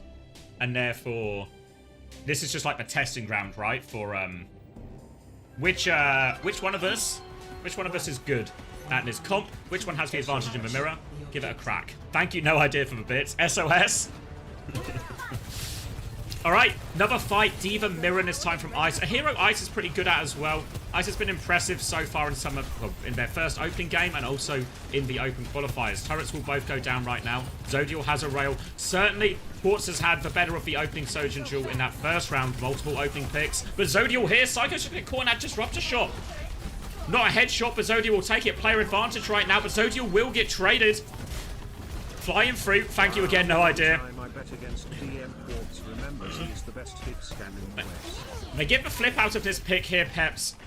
And they do have to deep-peek a little bit now. And Astro's going to start forcing point already. They're not keen not to give this up. Twisted Mind straight back onto it. They catch Ken isolated. And Team Peps, they're still trying to stabilize on coast. Ken has been hung out to dry right now. And now TM looking to see if they can get any more stagger kills right now. Quartz has a rail in hand. And that has been a problem so far for, well, basically anyone who's ever played against Quartz. Ult's coming up right now. Irony has a quicker Kitsune rush. Quartz will be forced to slide. Needs a bit of pocket right now. Needs a bit of pocket. There we go. Disengage, though. Nearly good from Peps, but Ice gets caught at the last moment. So now, probably a jump off from Ice here for a quick reset. Maybe even just a reset in spawn. Yeah. Reset in spawn. Back on the D.Va. Self-destructive, pretty disposable ult. Nice to have, but if it's gone, you know? Work around it. Another retake attempt from Peps now, and they have Kitsune rush advantage. Quartz has the overclock early. They're going to try and go bridge again right now. Zerion's going to be trying to walk up. Kitsune rush around the corner. They take the turret down as they go. Quartz responded with his overclock. Suzu and disengage here, and they turn onto the flank. A few times now, Ken has been trying to get in the flank right now, but Twisted Minds have absolutely crushed down every attempt he's gone for with this one. Quartz begging Zodial to peek, looking for the chance, but doesn't hit the shot. And Peps are forced back into spawn one more time. Astro has beat advantage here. FD God is still 10% short. Ken has the Molten Core. Obviously, D.Va Matrix can eat a lot of that, so it's going to be overclock they start with. Full Matrix used. Beat response now. FD God still doesn't quite have it. Team Peps trying to play the push and pull. Ken's in too deep, and Ken gets caught again at the boot. Ooh, Zodial just about presses the anti-gravity button, and Astro's got cum on his shoes. He's managed to find the trade in all of this, Ken. It's a scrappy fight, and Peps find themselves getting back on point. How did Astro die in that situation? How did Zodial deny gravity? Kitsune rush response now from Irony, but the turret's going to go down. Only self-destructs on the point, forces everyone to deep peek, but Zerion, he gets caught by it. Now Zodial was in big trouble. Only Lucio Pocket to try and save him out of this, and the Pocket won't even be there. TVNT cleaning everything up.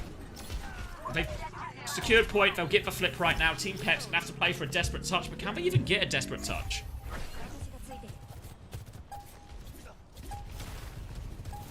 TVNT, a little boop off the map. Eyes can get back on, but they can't get the touch. Ken was going for it, but nah, difficult on tour, right? Little legs, long distance, and TM with a commanding first point. All right, should we look at, get the numbers up out of respect? Where am I going? Here, here, here.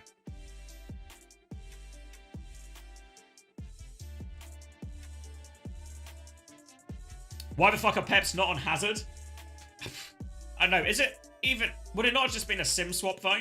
And then the Hazard feels really awkward? I feel like there's this situation where people have found the Hazard counter and all of a sudden, no one has even remember the heroes exist now, you know? You get caught on sim? Maybe. I mean, I guess the question is, you might have a better answer or better knowledge for this on me, Shockwave. Is the Torb enough on its own? Like, in terms of, is the Torb enough on its own to just, like, make the Hazard's life too hard? Because it feels like people are so reluctant to go to Hazard in any situation now. Like, even when we were watching Hitori a bit, like, Sakura against you guys, there was a point where I was like, is it not just maybe back on to go at a certain point, right? Ball Sim Torby can't go on anyone. Well, I thought, yeah, against the Sig, I was like, Winston, maybe even the, like, either Ball or even Hazard back on. Where am I going? Sorry. Matches. EMEA, OWCS. Ongoing. Upcoming. Yeah, there we go. I found it, guys. Irony 0 deaths. Quartz 0 deaths. Yeah, felt that way. Felt that way. Quartz top damage.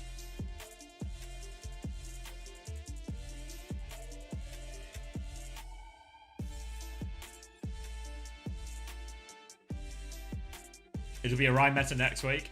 Yeah, I mean, I feel like everyone is... because everything happened so last minute in terms of, like, the comp changes or, like, people getting onto this, like, Torb sim wave, is what happens is everyone has just been lost in the source, you know? Just been lost in the source of what heroes to play. So it feels absolutely chaotic right now.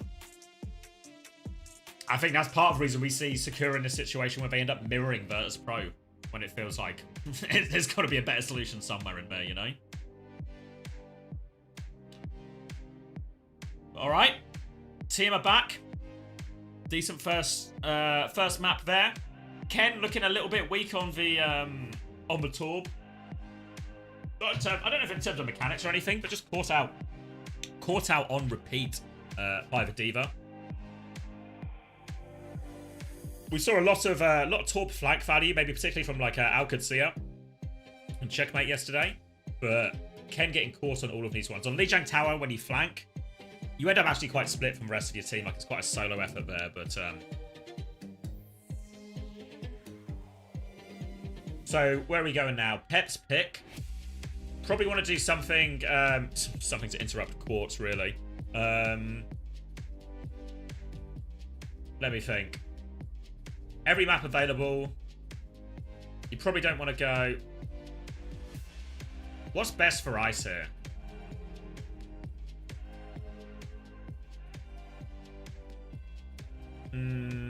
The problem is, it's like pick Saravasa.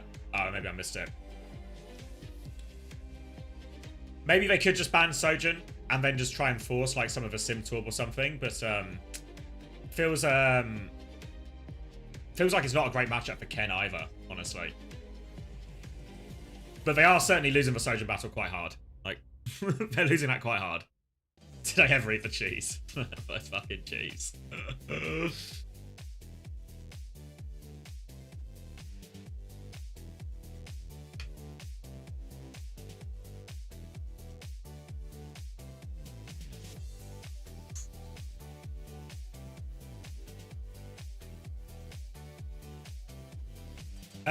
No, Tulao. It's a you submit the roster first and then do it, and then the bans come in. So, oh, this is nice. Honestly, if you saw Uncoachable, I mentioned it on Uncoachable. If you're a Patreon head, talked about adding it. I messaged Blizzard as well and said it would be good. And it's in! What a quick turnaround that is. What a quick turnaround. Alright, so Peps are going to ban Malga. Was TVNT still in? Oh yeah, TVNT's still in.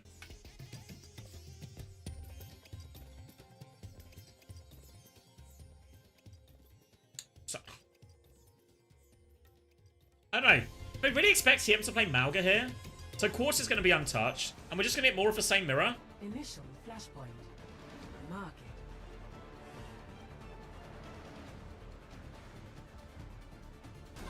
Yeah, I don't know what the Malga ban is. I don't know what they're worried about protecting, because TVNT and Ice probably have a pretty similar hero pool, right?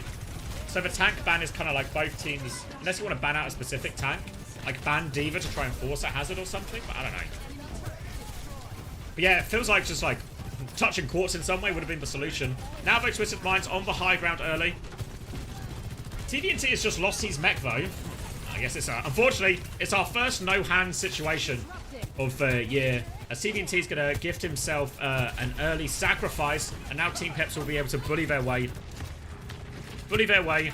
onto point pretty easily. And Twisted Mind's no choice but to give the space right now. Slightly quicker beat charge for FD God in all of this. Not too much else to speak of really, because it was a bit of a nothing burger first fight.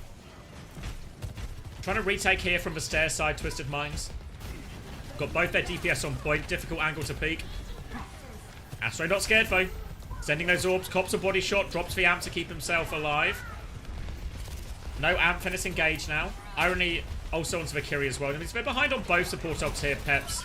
Oh, sorry, TM rather.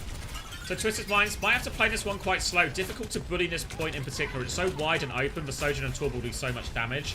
And now they have support ult advantage. Twisted Minds are going to have to probably cop a disengage here. They should be aware of their support advantage here because it's first fight as well. They're going to go in. Astro gets the beat back. FD God goes all the way back. Kitsune rush now. Beat comes in, just about saves Ice Mech. FD God trying to make a little bit of space. They're stabilizing, but Ice is so low. Doesn't have the bomb for the mech. They make a mess of that support ult trade right now. They do it in inverse ways round. Twisted Minds come out on top. And Ice just got so low before it happened. Now, even with that beat extra health, he just gets mowed down by all of that. And now, Twisted Minds get a retake. Felt a little bit easier than maybe it should have. Now it's just going to be DPS ults, overclocks, Molten Cores, everything like this. Molten Core very good for forcing point, but obviously Molten Core is very good for protecting point as well.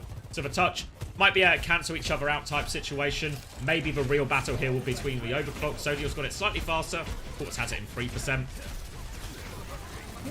Overload coming through right... No, sorry, Molten Core coming through right now. Firing it all the way around. Overclock as well. Looking for it. Doesn't find anything quite yet. Quartz is going to pop his now, though. Looking for his. Lots of damage onto Ice. Ice will drop the self-destruct. Instant execution. Irony, though, the boot from FD God. Nearly causes problems for Quartz, but he catches. He punishes FD God for that attempt on Quartz's life. 3v3 situation. They have to commit to this fight here, Peps. Ice is coming back on Doom just to try and get there a little bit faster. TVNT trying to clear point. He is so low, though. He has the self-destruct. Remember, they have to touch right now. There we go. Trying to cancel it, but the mech damage actually hits Ice. And Astro's got another bloody beat. How's he got another beat? He's got another beat. Twisted Mind's back in control of a point. Molten Core from Psycho, though, to help lock this one down. And Peps, they are forced to touch. Forced to touch. FD God will go for it. Gets away just about. Ice is so low. Dies to succumb. And they'll kill off these two low players who are forced to touch in the end. And after winning that support ult trade, Astro just way ahead. Wait, Zirion thinks he can clutch it. Zodiel and Zirion have found two. It's not over yet. Zodiel and Zirion on point, trying to take this duel. Irony will match it as well. Suzu has been forced. D.Va all over Zodiel right now. He has to slide away. Quartz is trying to hunt him. Cops a body shot. Ice is back on point on the D.Va. It's not over yet. Zodiel nearly has another overclock. And Quartz is going to get caught. Peps are scrapping their way out of this one. They need to keep Zodiel up. D-Mech now onto TVNT. Might not even need this in the end. And Peps are going to clutch out this first fight. Zirion and Zodiel with the clutch. A classic XX combo. Peps kept investing ults. They believed in their ability to clutch, and they were right. They get the reward for it. They take first point. FD God now with beat advantage. Overclock a piece as well. Molten Core advantage for Ken in this one. Zodiel's going to kick us off with overclock right now. Quartz doesn't quite have it to match right yet. But Zodiel, the disengage seems reasonable. You know, Lucio, Kiri, Suzu, Matrix, lots of good ways to disengage ult. So keep our eyes on that one throughout this series. It's going to be a lot of weight on a good disengage, or a lot of value on it. So nothing else on Overclock from Zodial. Now it is Quartz's turn to have a crack at it. Ken might drop this Molten Core on point just to try and force it, maybe deny some of these angles. And looks like that's what they're going for as well. Quartz drops the Overclock right now. Only far back shots, trying to burn it on, but here comes the Molten Core. Has to be careful peeking. We're actually going to beat back, but Twisted Minds, they're quite far back. Slide away from Quartz. And FD God's going to die, actually trying to push that advantage. It was a very early beat. They were quite far away when they dropped it there. And that's going to be Twisted Minds. I mean, barely even a disengage. It was just half a step back. Now the fly-in. Ice trying to get all over it. Suzu is good from Irony. Finds the gap through the Matrix. And they're going to try and disengage here. Peps, Kitsune Rush to try and turn the fight one more time. Irony has it to match. Astro has a beat ready to go as well. But Twisted Minds, the disengage is good again. Another support. Oh, that looks better right now. Suzu onto point to try and help with the remake, but it's quite early. Ice gets around the corner, does get the remake. We'll keep battling for it. Remember, TM, they have had the point through all of this. Now the Kitsune Rush push from Irony. Disengage attempt right now coming through from Peps. The supports are separated. FD God taken for a ride. TVNT, he's found his hands, and they're going to be staggering out this baby diva as long as they possibly can.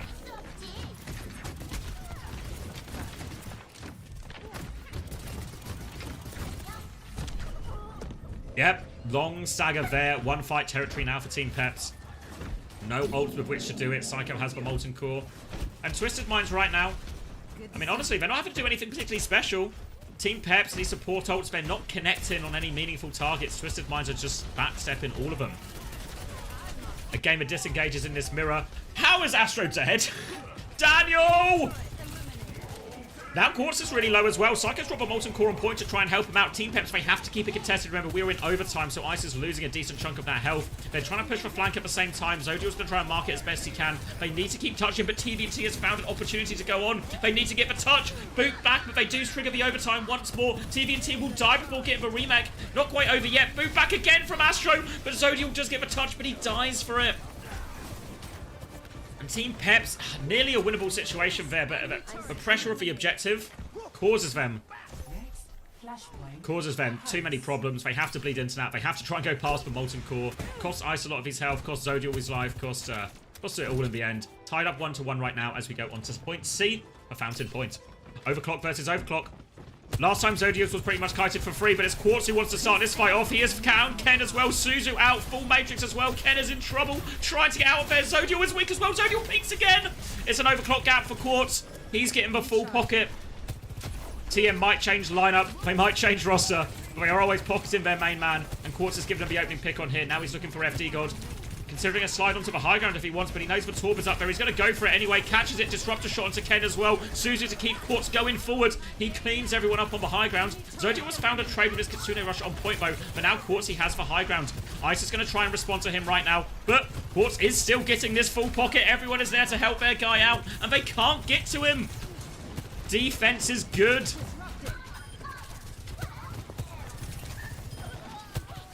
They got the first cap throughout all of that as well. Looking for a late kill here onto Zerion. TP is available, but still a bit of a ropey exit for Zerion. Just managed to get out. And now we're coming to the support ult trade again. Remember, Zerion tried to turn that fight with Kitsune Rush. Didn't find the value, so it's a double support ult situation with Twisted Minds versus just FD God's beat. They're going to have to try and work the Molten Core here, Ken. Maybe start with that ult to try and force Twisted Minds to respond. But they have to be cautious of the disengage. Oh, an opening pick! Zodial catches Quartz as well. The main man is down. Now Kitsune Rush to respond. Molten Core from Ken to cancel that one out. There will be come on the floor, so you can't stand on that Kitsune Rush. Ice is going to keep trying to bully point, and TVNT lost all of his HP. No bomb available. No remake available. And they will be forced back. Important pick from Zodial. Now a chance to hold forward. Psycho might just kick. He's so low. Ice is going to go on the kill. They can't quite get it, though. Psycho's still not out of the woods yet. Drops a turret to almost just acts as a bit of a body block on the one side. And now they will walk back up. Double support ult is now in the hands of Peps, though. That situation has reversed from a previous fight. Psycho has the Molten Core. Going on the flank right now. Turret maybe just as a bit of a bait. He's going to go for a really wide flank with this Molten Core. Back shots onto the Diva. Poking Ice back. We'll take care of that turret. Overclock just to clear the point from Quartz, but disengage is good. Now zero response with Kitsune Rush. Beat response from Astro. FD God has the later beat. Now they have to find kills with this Peps. They are diving on, but TVNT is there for the peel. Quartz is diving in for more, but they've lost Irony on the way in. They're pouncing on the D. The self-destruct is available for Ice. He invests it. Boot for Quartz. Gets taken out by that bomb. FD God with a little alley-oop there. And Team Peps looking good. This touch is going to be very tricky for Twisted Minds, if it's even worth going for at all. Ice is going to try and fight him early. Just happy to trade resources here. Make the touch really hard. 95% on the clock. Ice is going to try and get out now. Oh, he's lost mech here, actually. Maybe Ice has overplayed his hand. Maybe not, though. They do get the cap. Worth it for a mech. There's not really a super close ledge here. He's just going to go back to spawn and swap. Yeah, probably the best choice. They'll still have plenty of time before the point unlocks. And alright, Team Peps on the verge right now. I guess they didn't need to ban the Sojin, they just needed Zodial to nut up. Start taking it to Quartz in some of these situations. And eyes on Zodial again as he has this overclock advantage. Slide onto the high ground, looking for his opportunity. Disrupt a shot, pressure onto it as well. Can they chase any of these kills? Disengage from Twisted Minds. Zodial's going to swing one way, but they're not there. He can't find anything with the second half of this overclock.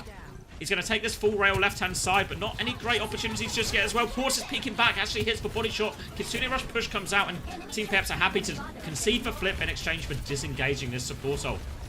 Now, no ults just yet. Self-destruct for TVNC, but that's more of just an emergency. I lost my mech button. Ken is going to come up to the next ult, this Molten Core. Easy enough to start a fight with this, clear some space on the point. Until then, Sojin's farming, Rails looking for opportunities. Ken just trying to poke his way in. Notice Ken has played a much narrower position right now, just playing with the core of his group in this matchup, compared to some of the flanks he was taking on Lijiang Tower. Molten Core's available now. A lot of Matrix has been traded, so maybe an opportunity for this. Just going at the chokes, and Zodial's done it again! And Astro! Get off the floor, mate! It's literally lava! Easy retake off the back of this Molten Core. And Team Peps find themselves in control of point just for the price of a Molten Core. It's on the trees, is it? Fuck. Can't believe Ken came in the trees.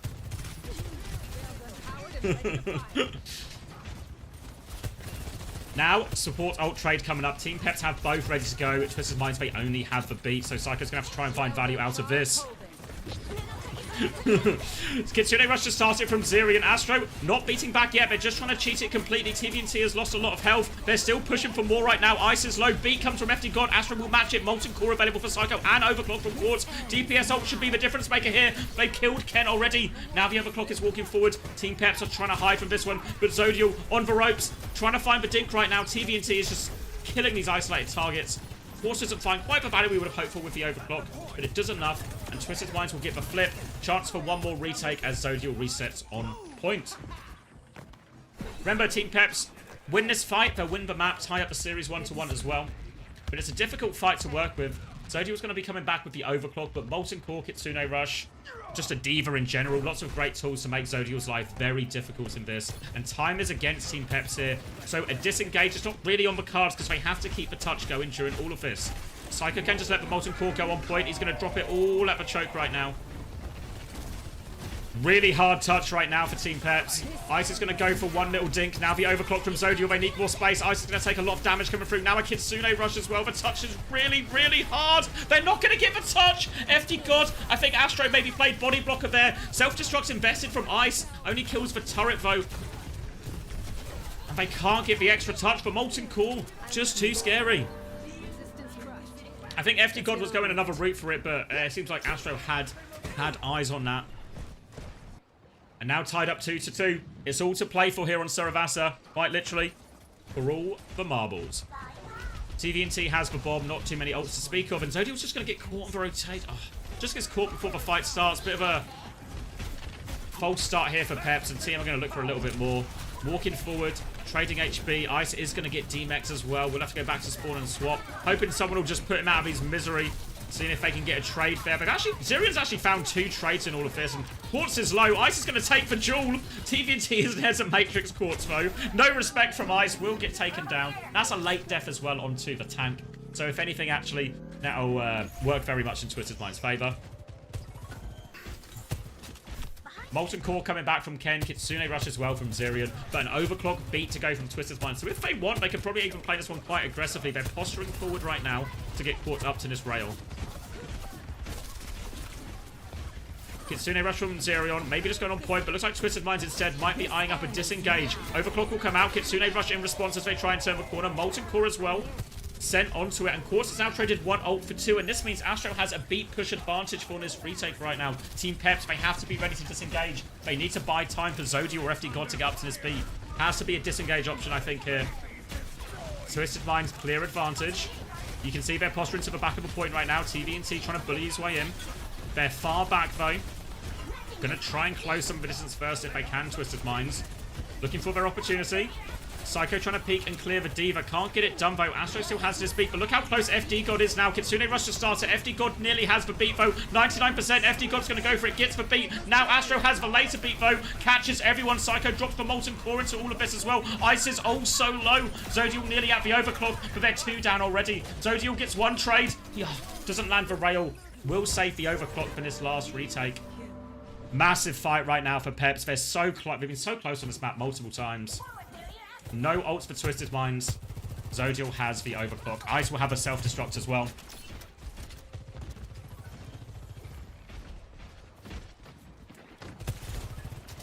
All eyes on Zodiel. Any kill will be massive. Walking up, popping it now. Looking for something. Astro caught in his sights. Oh, response. Suzu is there. Suzu responds as well. Both Suzu's out of play right now as Zodiel's going to swing for more, but Twisted Minds, they've disengaged it. But it's just a neutral right now. Quartz is still 30% off overclock. Ken is a little bit off, and Zirion's actually going to have the next support. So if anything, Twisted Minds need to go before this if they can. Quartz has full rail. Can't find anything. Trying to poke out Ice right now. Zirion 10% away. FD God is 1 HP. Will get away with that one right now. Quartz, full rail in hand again. Any pick will be massive right now. Zirion has the Kitsune Rush. He pulls the trigger. They have to touch Twisted Minds. They have to go forward into this. It's a C9! No hands, no legs!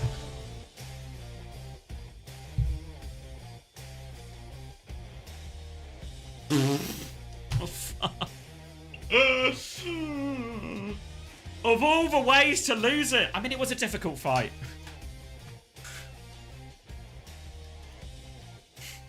It's just too easy, KSA, you know? Just too easy. All love, though. Oh, that's a real disaster, though. Like, I know that was a really tough fight anyway, because it was Kitsune Rush on point. They had to touch. But that's a tough way to lose it right now. Is he just half a second slow?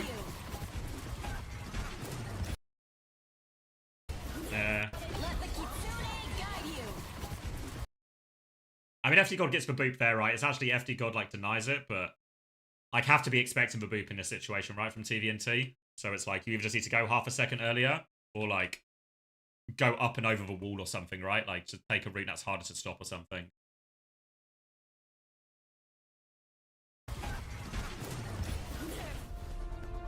While we're here as well, I want to see some come in some trees. Let me see some come in some trees. Where was it? Was it right at the start of the fight? Or start of this point, rather? Who was this one? Oh, that's a sentence.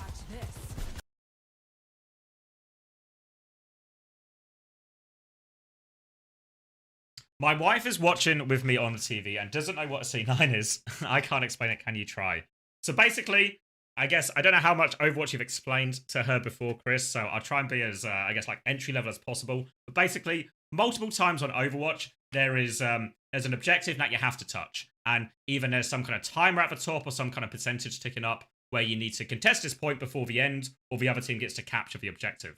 So what you need to do is, if we're heading towards the clock, either running out of time, you know, ticking down to 0 seconds, or ticking up to 100% of full cap, slightly different game modes, but same concept. What you have to do if you're with a team not in control of the objective, you have to make sure you touch it to force an overtime situation so you have time to take the fight. If you don't touch it in time, they call that a C9, because basically you're just slow to touch the point. And then the round just ends because you were slow to touch it. Does that make sense?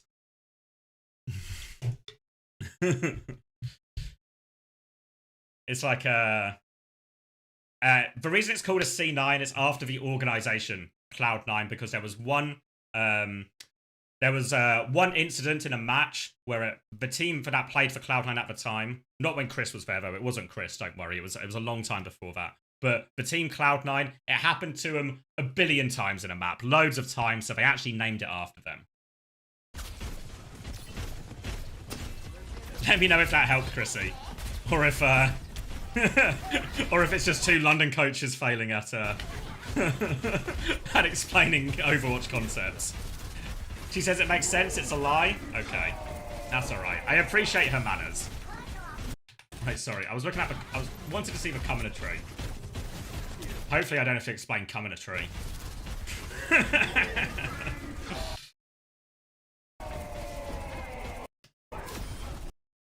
Oh, I see.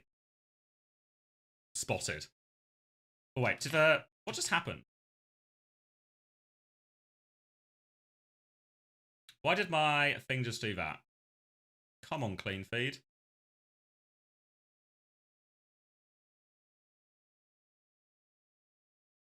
There we go.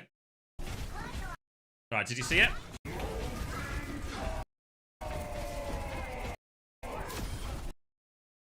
Come in a tree. There we go.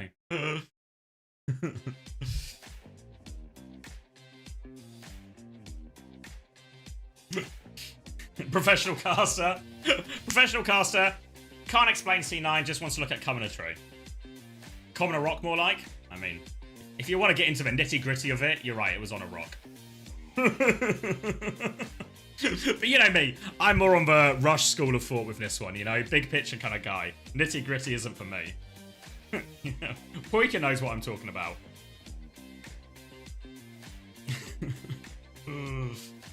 Miss for C9? Oh, okay. I mean, it wasn't actually that spectacular C9, it just kind of happened, you know? Just a little boot. TV and T slow to make the move. Yeah, they disengage for Kitsune Rush. TVNT's going to go for the touch. FD God, I'm pointing at my screen, you can't see. FD God gets a little boot, just enough to slow TVNT down. Doesn't work out.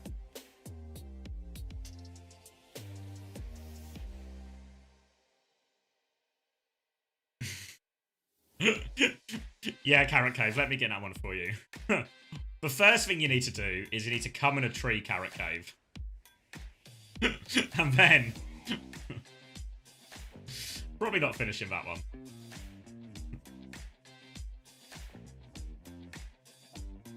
Alright, Colosseo next. Sim ban from TM. Orisa ban? Alright, so the Sim ban, so as much as we talked about previous map about, you know, can we affect Quartz's ability to get on this Sojin? I mean, to be fair, it actually scraps out that in the mirror anyway. Cheers, KSA, mate. Appreciate you keeping me on track. So, take the Sim ban away. Or take the Sim away with the ban. So, the kind of anti-hazard, or a big part of theory, half of the anti-hazard comp is taken away here. They've taken the bans off screen again. There we go. We'll get it.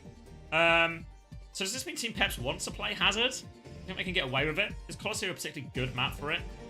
I mean, I guess everyone was a good map for it a while ago. Orisa ban in response is a little bit weird. Unless Peps are going to go like something crazy, like, I don't know, what would you go? Like Junker Queen? I'm not sure. TVNT in again as well. Yeah, I'm not sure about the Orisa ban. I can't see the vision yet. They're just going to play, they're going to ban Orisa and just play the same heroes. Okay. Yeah, there's got to be a higher value one. Like, I mean, obviously, like Power of Hindsight. If TVNT's going to roll out the Seek, you could have taken that one away.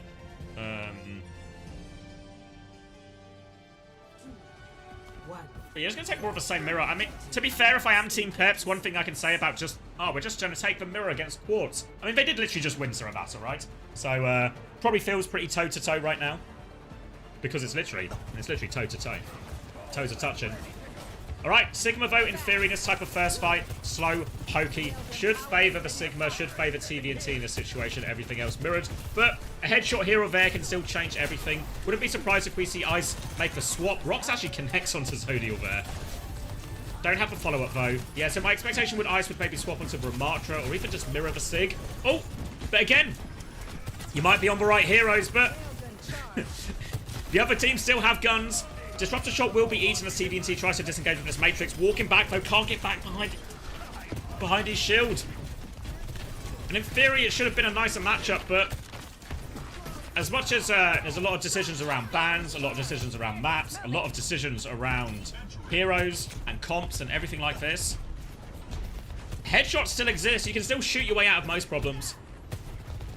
Nice early pick from Zodial, and a quicker Kitsune rush here for Zerion as well. And as we get to this low ground to high ground fight, there's a real chance actually, in many situations, the D.Va will actually outvalue the Sigma here. Chance to just go take high ground with like Kitsune rush if they want, but instead Team Peps are actually taking a back step, maybe just trying to bait him into the corridor. And for what it's worth, TVNT has just swapped D.Va immediately. Now the Kitsune Rush comes in, but what are they Kitsune? They're trying to Kitsune Rush the exit, actually. They've sort of cut them off. They've stranded them behind, but they're still quite far away from the Kitsune Rush. They've killed TVNT in the midst instead, so tank advantage. Baby D.Va will die to the turret, and the rest of Twister's minds, they have to try and run. We'll get forced all the way back. And now a chance to put some real meters on the board right now, get themselves out from the corridor area. Double support ult available for Twisted Minds. 2 versus 1 situation. Expect Zodial to maybe just start with the overclock here. Try and force out an earlier support ult. Don't have to force anything too quickly though, Peps. They can just play to build these back up as well. Going to be a drop to the low ground here from Twisted Minds. Not a great angle for Zodial to really start the fight, but he's going to go into the high ground. He catches Astro. Suddenly that 2 support ult advantage exists. And oh my god, just headshots. Zerion's going to take him off. Take off Irony's heads as well. No chance to use support ults if you don't have a head. And Team Peps come out with a bang. And that's going to be checkpoint just like that. 2.5 minutes into this Colosseum. And all of a sudden, Zerion's almost up to his next Kitsune Rush. Almost going to lap him in this situation. Port says overclock advantage, of course, to start this fight. They're going to be more than happy. Overclock will be coming in. Are they just disengaging? Molten Core from Kent. They committed for Molten Core, but I feel like they were kind of out anyway. So a bit of a weird decision there from Ken. Either they just wanted to full cheat the ult. But honestly, they had the ults to fight that. Yeah, actually, I think Pep should have just taken the fight, honestly. I think they had enough support ults to make it worth it. Instead, they're going to go back to the corridor part of this fight. Slow it down. They have double support ult now to match Twisted Minds. So a big trade coming in. There we go. Psycho has the Molten Core available, though, as Kitsune Rush comes out. Beat as well over the top. Slightly later ults, and now that Molten Core is being thrown onto that Kitsune Rush. Plowing forward, looking for Ken in all of this. Ken is trying to run out, but TVNT is hot on his heels. They win this double support ult trade again. Big help thanks to that Molten Core. Zerion's still trying to play for trades, but not a single trade for Team Peps there. Now, Twisted Minds with their first foray forward now after that big fight win. Only bombs in play in the next fight for now. So all really about these soldiers, I think. It's been a relatively slow, hokey neutral. Looking for opportunities. Zodial doesn't connect his first rail. Farming up his next one now. Zodial's getting close to this next overclock, but Peps are probably quite happy to wait for that. Body shot only onto Astro. Peek back right now. You can see Zodial's just getting full pocket from Zerion. No need to rush into anything, Peps. They still have a substantial lead. Ice will lose his health and will have to concede a few more meters as a result. Onto the high ground now. TVNT has to keep eyes because Zodial was getting very close to that overclock. Will have it slightly quicker than Quartz. Astro's gained a slight beat advantage during all of this as well. Now Zodial, he has the overclock ready to go. Will they push this advantage? Looking for his opportunity. Oh, Quartz is right there. Quartz is in front of him. Can't find the follow-up shot. Headshot onto Irony. Finished off by Ice. Now they push around. Quartz shouldn't be getting to this ult now. Body shot damage in still. Astro's going to get tagged up. They're all quite low. They've killed Ken. And TVNT's going to try and get the bomb. Can he find the remake? He's killed FD God with the bomb. Ice will bomb in response right now. And Zodial just seemed to hesitate. Was hoping someone would come back and peek him, but maybe an opportunity to push even deeper. And now all of a sudden, Twisted Minds, they're back. Kitsune Rush out of Zerion to force this one. Twisted Minds, they have the beat on the low ground if they get in trouble, but they're just trying to kite it. They get Psycho round the corner. Ice is still pushing. TVNT is low. Amp from Funny Astro. And Twisted Minds successfully disengage. Now they have a 2v1 support ult situation. Overclock to start from Quartz right now. Trying to take the step back. Turret will die quickly. Beat back now from FD God, but Astro has a much later beat opportunity. Will catch everyone with that one. Well, except for Irony, but Quartz got it. And they catch FD God on the way out now. And Quartz doesn't quite have a rail when he goes for that jump. TVNT trying to clear top right now. Make some space. Molten Core response from Ken. He's going to die for it, though. Fighting on point right now. Kitsune Rush has been used. Ice is going to get caught. Maybe even staggered out here. Ice is going to go die on point. And Twisted Mind's right back in this one. Will secure the cap. Team Peps have a chance to fight before lead, but they are going to fight into a Molten Core. Are they going for cap? They should be able to. Ice is going to make a move for it. Molten Core on point now. It's going to make the touch hard. Are they going to concede flip as a result? It's literally everywhere from Psycho. Just trying to bully him away, and now be lead conceded as a result. Trade an ult for lead like that. Probably okay with it, Twisted Minds. Now they're going to peek around the corner. Everyone is brawling, but they're kind of just in the open here. Isis losing all his XP. Zirian has to de-peek. No Suzu available. Zodiel just about lives. Disruptor shot causing problems. They're having to reset. Kitsune Rush out of a choke right now, but they lose Ken on the way out. TVNT is still low, but has the bomb. Isis trying to clear some space. Suzu push, and Quartz is forced off.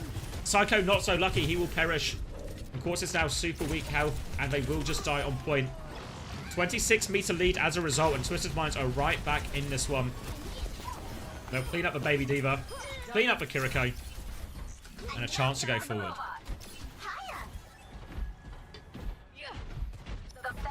FD God has the B, Astro has the B, Zodiel, Quartz, Overclock. Overclock, very similar looking ult situation. Even bombs are mirrored at this point.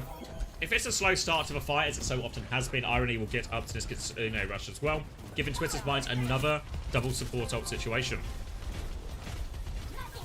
Overclock to make all the difference, though. We've seen headshots come up trumps in these matches already. Now, Quartz and Zodiel both popping it. Beats will come through from both. Ken doesn't catch the beat, actually, from FD God in all of this. Quartz, though, just shooting into a lot of overhealth. Can't find any meaningful kills. It'll be a stalemate. But now, Irony. Oh, they catch FD God, and Irony has Kitsune Rush advantage. Ice is going to go for the bomb, but they've already lost two. Ice won't get back into mech. And maybe it's falling apart for Peps as we enter these final couple of minutes. Has he got magnets in his shoes or something? I don't know. Maybe Astro's fine with a boot. Maybe there's some kind of credit we can give. Difficult situation now. 2 minutes left on the clock. Twisted Minds already have an advantage, and they have 2 more ults to throw into this one. Kitsune Rush here, and it's going to have to be a disengage from Team Peps. They should be able to get out of this one, but honestly, if they want, Psycho can even drop this and keep going. Don't need to over-invest here. The lead is pretty substantial as they get to this final section of Colosseo right now. Zirian has Kitsune Rush, and Psycho can just save to counter that out too. Maybe a wiser choice given the lead they already have. If you are Twisted Minds, bleeding time off the clock right now is your main objective. Kitsune Rush will come out. Psycho will respond. Molten Core going on it right now. Irony has been forced to TP, but Zirian also really low. He will just get focused down by TVNT. They're not able to clear him. They can't make use of that Kitsune Rush. Zirian gets caught too far forward. And TVNT stabilizing right now. 1 minute, 20 seconds left. Team Peps trying to just stall out. TP and Suzu as Ken's going to respond with this Molten Core. Sends it all the way out, sending it into the sky. Doesn't really stop this payload moving though, and Zodiel's going to take a step forward. Ice is in Baby Diva in all of this, remember. This is why it's so hard. Now the beat push comes in, and FD God 1% short. Zodiel's going to die before he gets it. FD God catches for 3 remaining players there. Ken's good for a trade, but they need more out of this. They need to touch point as well. And it's in the end, going to be a full cap for Twisted Minds here with 47 seconds left to spare. Victory.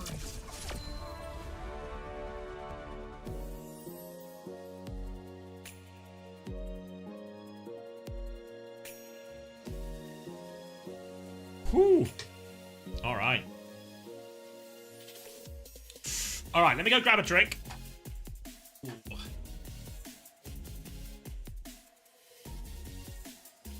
TM bouncing right back into this one.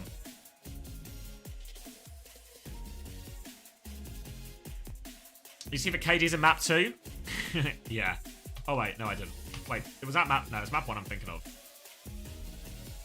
We can look at both scoreboards. I'll leave you on this. I'm going to look quickly, but I'm also going to go grab a drink as well, and I don't want to miss the start of the next map, really, so I'll try and be quick. We'll look at this, though, and then I'll leave you with it as well. This was map 2. This was for Siravasa. Ooh, 10 and 11 deaths here for FD and Ice. They won this game. They won this map, by the way. They won this map. 36 and 4 for quartz. Yeah, I mean, the scoreboard doesn't tell you everything, right? It doesn't tell you everything. All right, I'll leave you this one. Yeah, 12 and 1 and lost. KDs are fraudulent, guys. KDs are fraudulent. All right. Let me be right back. Let me grab a drink.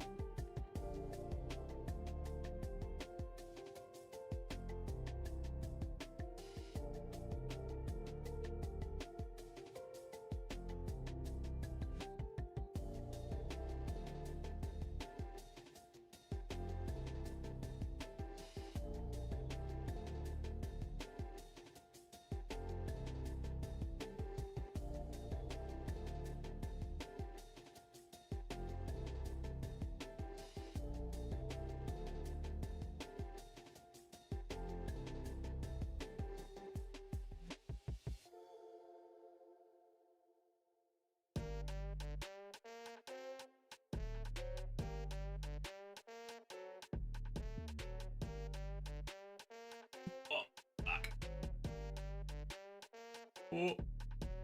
Have we got anything yet? Was that a sub? Soon in. Are we going to Dorado? Wait, what? Soon for Kevstar? When did Peps get Kevstar?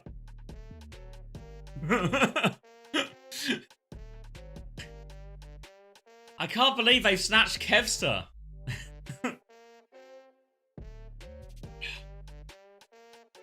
Imagine being Chris, watching this with your wife, and you find out your star player's gone. Join Peps. Oh, imagine being Kevstar and finding out this way. Not only are you on Peps, Kev, you've just been benched. You've been benched for soon.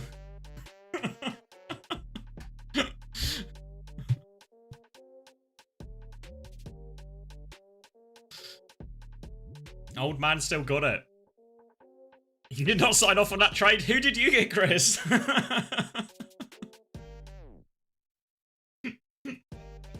Overwatch version of the Luka trade. I don't know a lot about basketball, but I think now I get it. Now I finally understand.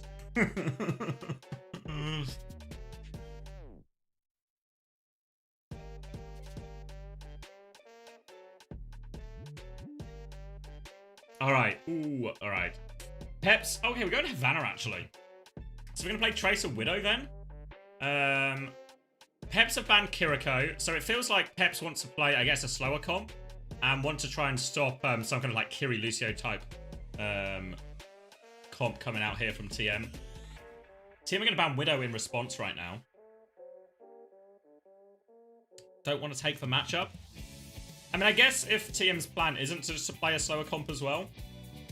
Did we see if it was TVNT or Paddy in? Was TVNT still in?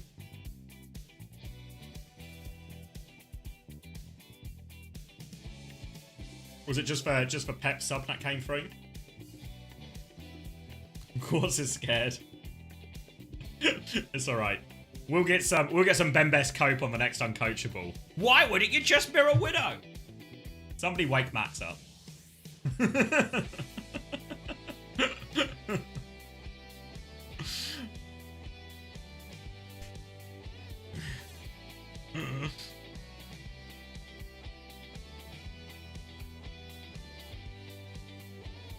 So I guess the Widow ban implies they just want to play a different type of comp completely, right? Just keep playing like a Kiri Lucio Diva comp here. And Peps want to try and slow it down, maybe play a greedier backline.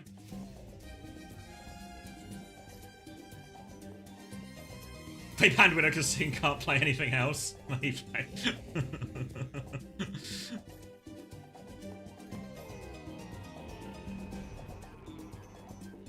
Yeah, TVNT's still in. TVNT's probably a better Sigma than Ice, right? Oh, funny Astro Bat. Alright, so Twisted Mind's on the defense, so their comp is locking it. So they're just going to take the mirror, but they didn't want to take the Widow version of the duel. So I guess they're just trying to bully Soon. Soon's going to play Tracer. And this is probably going to feel pretty bad into the Torb, right? Probably going to feel pretty bad up for the Torb.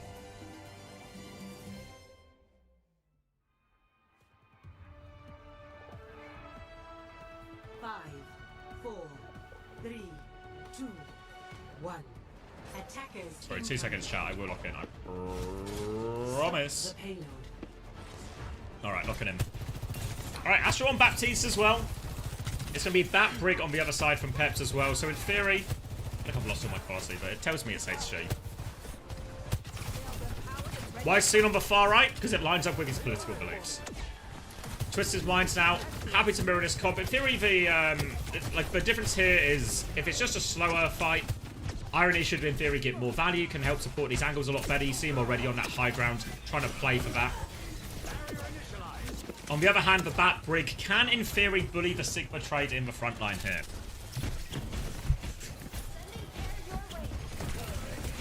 Soon trying to get in and bully us out, but this is a different, even with the Brig full support here from FD God, it's, in theory, quite tricky. Stairs also quite tricky at this age. Playing on the low ground, Rail is a miss from Quartz. He's trying to fight up here, but it feels like Psycho and Irony are just going to have this on absolute lock. Quartz is going to join him on the high ground. Lamp is already invested to save Ice from all of this. Soon has done nothing but shoot most of the turret so far, and he will be forced out right now. One more blink, just get out, but Irony has taken down FD God. FD God doesn't have the luxury of 3 blinks to get out of that one, and complete control for Twisted Minds.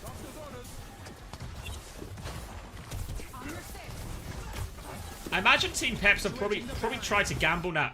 Twisted Minds basically wouldn't do this. Would also be forced to play like a Bat Brig or something, so it puts like Astro and FD in a similar situation.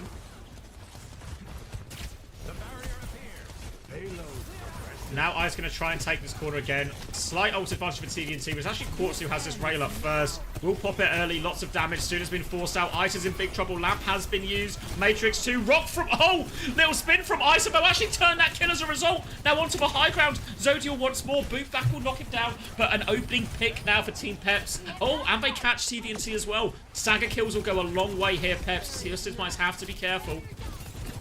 And Psycho is stuck behind enemy lines. FD God and Zodiel are going for him. Psycho is in big trouble. Hit him for Dinks though. FD God's going to drop. They need to kill the turret. The turret's killed soon.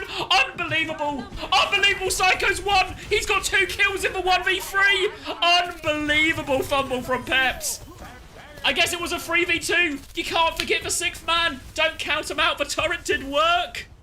And the window back out from Funny Astro will secure a stabilization for Twisted Minds on this first point. Window right back now from Zerion. Matrix still available from TVNT. Rock will come out, trying to cancel that Captive Sun, but doesn't get it. And Quartz is actually lost for Jewel, but oh! Looks like the Captive Sun, one trigger, triggers the other one, and Irony will get 2 kills. And this will be another reset. 1 minute left on the clock from Peps. Should get staggered out here. Ice wants to turn it. Low HP Flux. Trying to get it off as Irony takes his Jewel on the flank. Don't know what's happening with that Flux, but it's forced Astro's lamp. Twisted Minds are okay. But Ice has managed to live thanks to that Flux. Soon coming in. Going out. Irony doesn't seem to have any respect for him. Do you not know about his legacy, Irony? Psycho still taking this fight. Psycho's got him contained. FD God is coming here with him, trying to force him out. Force will get the turret. We'll get the pylon, rather. Now we'll get the turret. Molten Core coming out right now, out the choke from Psycho. Zodio has popped the overclock, but needs a little bit more help. This is going to limit his ability to swing. Force was considering going left-hand side, but doesn't commit to it right now. Sigma spam coming onto Zodial right now. Stuck behind this car, will slide onto the high ground, looking for this rail opportunity. TVNT trying to keep this one marked as well. Nearly another window for Zerion right now.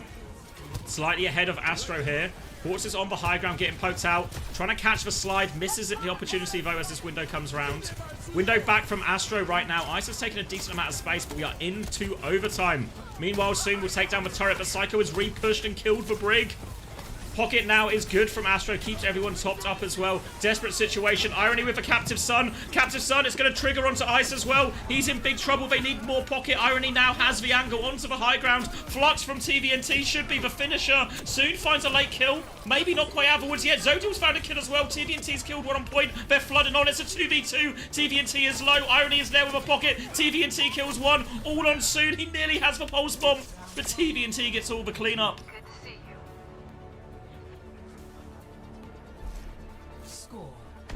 And now, all of a sudden, I mean, it looks pretty winnable, doesn't it? Looks pretty winnable right now for Twisted Minds. Match point.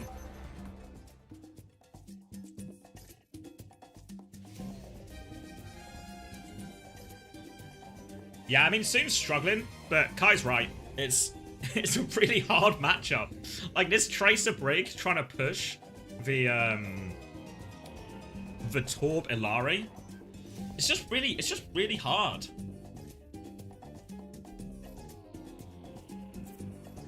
Like, you see him going through, and he's having to clear the pylon, he's having to clear the turret. All the while, Psycho is just taking, like, pretty lethal pot shots at him. Same as Irony. Irony's got the boop as well as they try and come up those stairs. I don't know if in reality Soon would have been better just, like, ignoring that part of the flank, right? Ignore that part of the flank, go far left, try and take that far left space away, maybe set up another flank, and then have FD God maybe play a little bit more contained. Just play to, like, help Ice in the Sigma trade or something. The problem with that is obviously you just concede the high ground to Torb Ilari and all of that. But maybe it just comes down to that. I mean, in reality, yeah, or just swap, yeah. I'm solving for Soon. I'm solving for Soon, Kai. Attackers incoming. But yeah, really big struggle. And honestly, you have to remember, they actually fumbled as well, because they had that huge opportunity, then Psycho gets 2 unbelievable trades, him and his turret.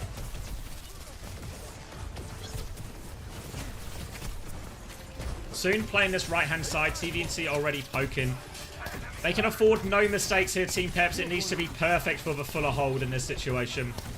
Healing pylons will go down. Lamp forced early from Astro. We'll slow it down as a result. Oh, Zodiac was good for 1.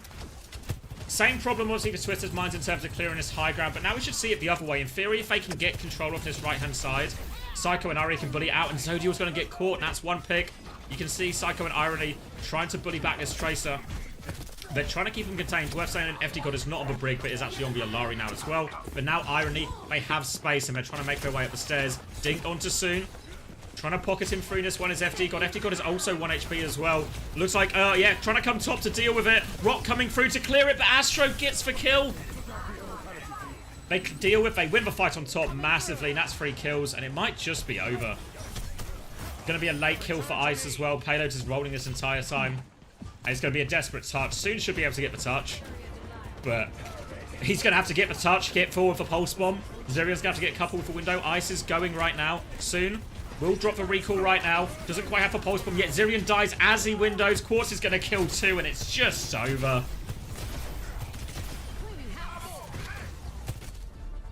Question marks about why we were even here, why we're in this matchup. In a situation where you allow TVNT to play Sigma. Has to be his best hero as well. And that's the GG's. Twisted Minds, they recover.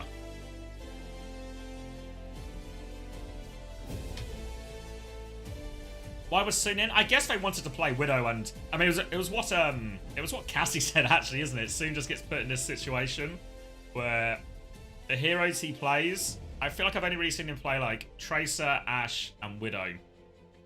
And none of them feel that great. None of them feel that great in that situation. What other... Oh, no, it was map 4, wasn't it? So it was just Escort they had to pick from. What would have been better for him? I mean, honestly, probably would have been better. It's just not putting Sun in. Just keep taking more of the mirror, because that mirror was pretty even. I know at Colosseum they kind of got pushed at the end, but yeah.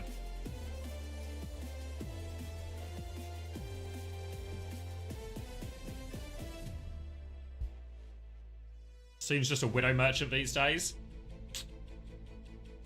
I don't know.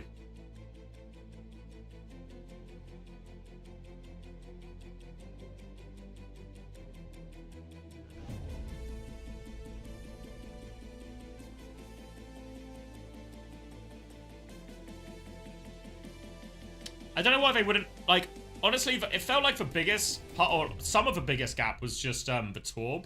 I don't know why they wouldn't just try and force maybe more of a same matchup than a Torb or something. Because it felt like Ken was struggling on that hero throughout.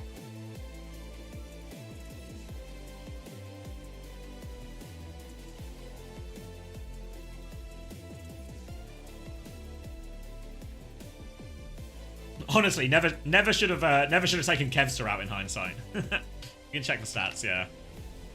I mean it's a full hold into like pretty immediate push. Yeah, I mean pretty, what was it, 2 and 4 for Sun, 1 and 7 for FD. I mean it was on Brig for most he's on Brig for most of that. Irony 0 deaths. Good on you, Irony. Yeah. I mean, yeah, they just felt in massive control. You look at that. You look at like how much they were investing into that flank battle, in terms of like how much time, like how much time we were on like Sun or FD God POV, and we were just watching them on this flank battle, and they were just making 0 progress, right? Like there was not even any. It didn't feel like Irony or Psycho were ever in danger.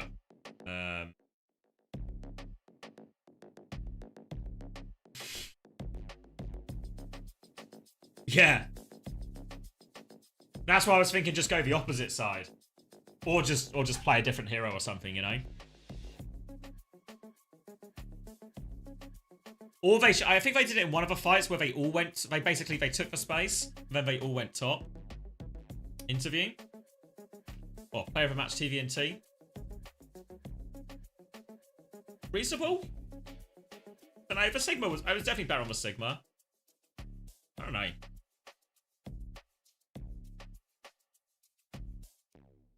Don't know who else it would be.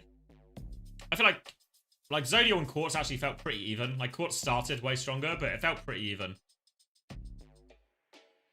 Maybe Psycho? Eh. Irony? I mean, Irony did actually have insane stats and all of it, right? Support ults were better as well. That probably felt like the biggest difference in the mirror. The number of kites that Twisted Minds got away with, right?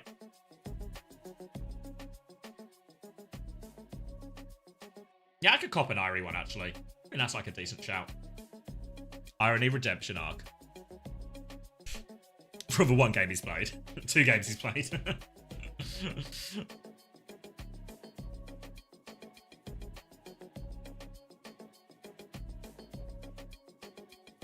Just Sim and Sorb. You're so back. Just gotta keep your feet out of the lava, mate.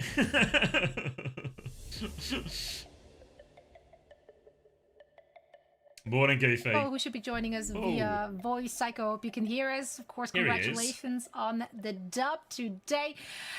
First things first, Yeah, before we even KSA chat about the Astro match, I want to talk on the about you rock. personally as a player, because Jack was mentioning the Torp gene and that you got it. What Yeah. do you think the Torp gene is, and like how does that show up on the server? Can you guys hear me? Just making sure. Yeah, Yes, we got we you. can. Okay, perfect. The Torb gene. I don't know. Because, I mean, Torb is a pretty small character, so I don't want to associate it with height. So I don't know what the Torb gene is, to be honest. I'd just be chilling, so yeah. Maybe that's the Torp gene. Maybe that's it. Yeah, You just have to be chilling, the yeah, chillest maybe. guy to play Torb. I mean, Yes, it's, exactly. You just lay back in your chair. It's- and you it's just such an hope for the awkward best, question to place down a answer. turret, like on Havana, and you just hope that someone dies to it. Yeah, dude, you just find the one angle and then you just start left clicking and you will hit headshots because they just run at head level and it's it's all over. Exactly. Twisted Minds, obviously, you had a kind of a disappointing start. Obviously, a lot of the fans were expecting TM to come out the gate swinging. You're 0-2. Obviously, the meta's been a bit funky here and there and everywhere. But now you have Quartz back on Sojourn. You have yourself being able to flex to things like Torbjorn as well. How do you see your team's chances in the next few weeks? Is this a 5-2 ending for you at the end of stage 1? Yeah, I think so for sure. I mean, coming into the first 2 weeks, to be honest, we had like internal issues figuring out comms and everything, even comps. I mean, you saw us yesterday, we tried like Sim Torb because we saw it in Korea, which maybe wasn't the best choice. And now we're gonna, I think, stick to Quartz playing Cheers, Hitscan and then Moro. me being subbed in and everything, you know. it was Psycho dropping me yeah. off. I mean, I think, like you saw today, I think it was, to be honest, pretty promising compared to yesterday. We played way better, and I think, like, even in scrims, we always played good. By the way, it's just officials that we've struggled in. So I think if we can figure that out, like we Didn't did happen today, once, we'll Sam. be ending what 5-2? Yeah, I think 5-2. You got the Zephyr gene, maybe the Scrim God. Yeah. We just got the Yeah, I mean- Springboks, the classic. That's right. You got a lot of them because I've definitely heard some great things about how Twisted Minds were doing in scrims, but very sad to see that not quite translate over until today. So when you take a look at maybe where you would like to see the meta go, are you happy with just being able to lean into the strengths of everybody, or do you have sort of like something on your bucket list of something you'd like to be able to play in the next couple of matches, like a hero? Yeah, I mean that's a great question. I mean, personally, I hate Torb. It's just like, you know, I like my Tracer, my Echo, my Genji, the carry heroes. You know, the one where I can express my skill on. Yeah. But here I'm just chilling on Torb, shooting one angle, placing down a turret.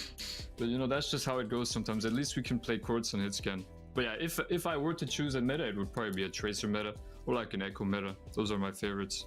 But I'm okay with playing Torb sometimes. You know what? Whatever gets the dub, right? Exactly. Well, we hope to see not just more of your Torp, but also everything else that you have up your sleeve, because we know there's just so much depth and versatility to your roster. Psycho, congrats once again, and best of luck in your next match. Thank you guys very much. I appreciate you all. Bye bye. All right, time for NA. Yeah, I got a question. I feel like I'm gonna come back to it again, but I feel like both of these series we've watched today in EMEA, I've got serious questions of why we went the places we did. Like that last one on Havana. What are the other options? It's route. Probably, like, I don't know. Do you just go route and keep forcing the same type of matchup? Like maybe take the Torb out of the equation, right? Maybe try and find something a little bit more comfortable for Ken. Who's for Pep's coach? Is it just the Renegade again?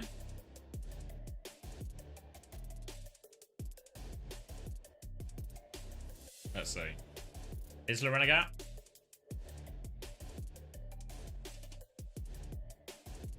Okay, yeah. I don't know. It's your best map. I guess Dorado feels awkward for him as well. Like, it feels like a bit of a weird pick into TM.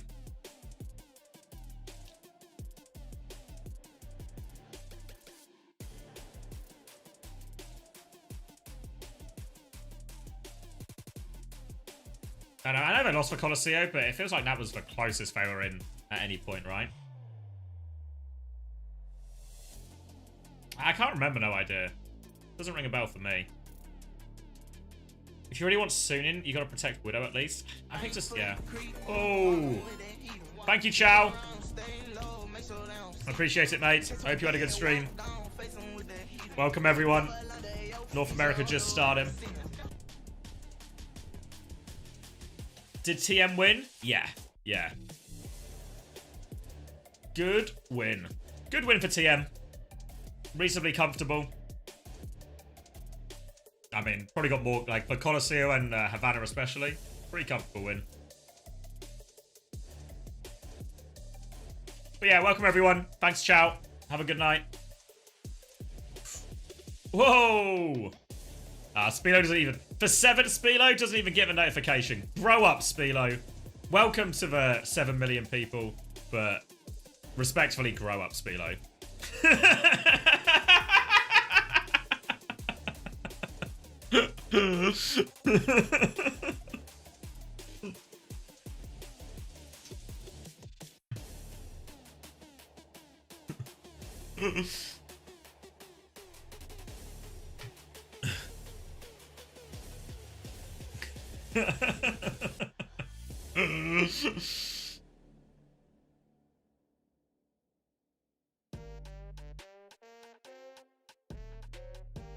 Oh yeah, you're going to the big thing, aren't you, Spieler? You got the invite. Don't know where my bloody invite was. Unbelievable.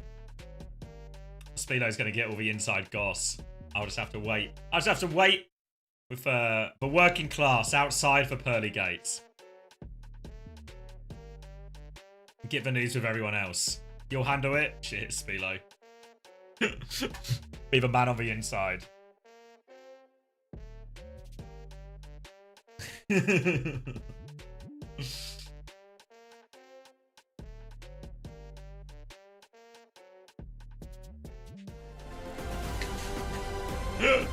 Unbelievable that you're trying to take solo credit for that, but it's actually kind of on brand. They didn't invite me. No. Of course they didn't invite me. I think the real snubs, though. The real snubs aren't me. You know who the real snubs are on that list? It's Cran and Cloudy, no? Where are Cran and Cloudy? I mean, maybe they got invited and said no. But,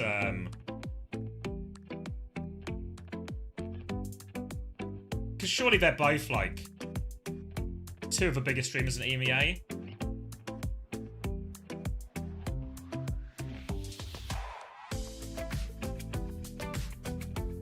Oh, good shout, Sunku. Whoa! Thank you, Puika. Cheers. Cheers to that. Oh, thank you as well, Unbound. Let me get this changed over. Amplify fighting. Amplify fighting. You think they've got it in them? The upset? Stealing the mods' jobs? Trying to. What buttons am I pressing? Pressing. Stop recording. Where are we going? North America. Ooh, there we go. We're watching bot fights. Thank you, Unbound. Thank you, Puika. Appreciate it. Let me get this recording going. I'm going to upload the board now. TM versus Peps. Was that FT got on break? Yeah, that was, yeah. Shouldn't have come so close. Thanks, Puika. Appreciate it. They seem pretty sus about X-Pros. Did they actually? I feel like every other game fucking loves X-Pros, you know?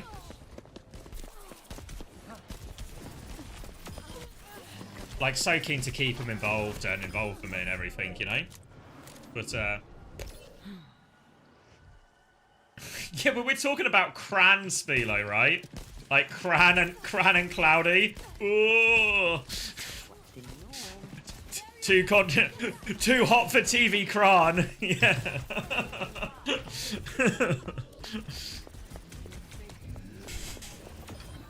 off the move. Keep that guy away. Alright, VOD's uploading now, mods. Ooh, ooh, ooh.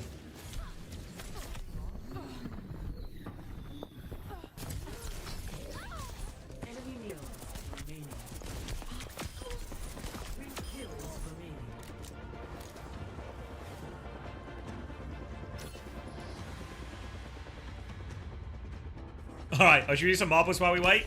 Get a little bit of spin to win going. What are you watching? I think looks like we're watching some kind of bot fight, it seems.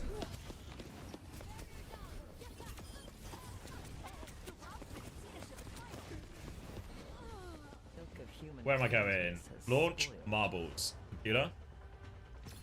Wait, this is the official broadcast? Yeah! Is this like Subway servers for Overwatch? Yeah.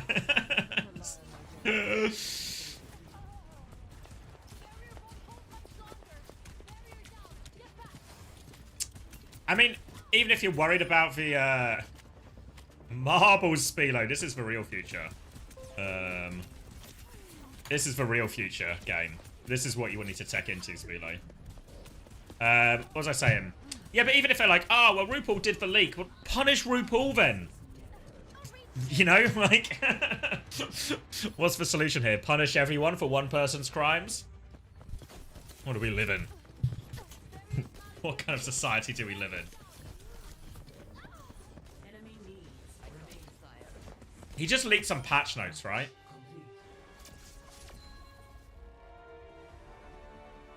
Will marbles kill Overwatch? 100% stone. Alright, what are we doing? Ready to play? Top of the land? We can hit top of the land. Who won the bot fight? Me. Alright, exclamation mark play. Way it works. You win the marbles race. You get a chance to spin the wheel. Then you win whatever prize is on the wheel. Nice and simple, right? I'll put 60 seconds on the clock to 60 seconds to get involved. Nice and easy. Nice colourful track. Let me turn these guys right down. Right down.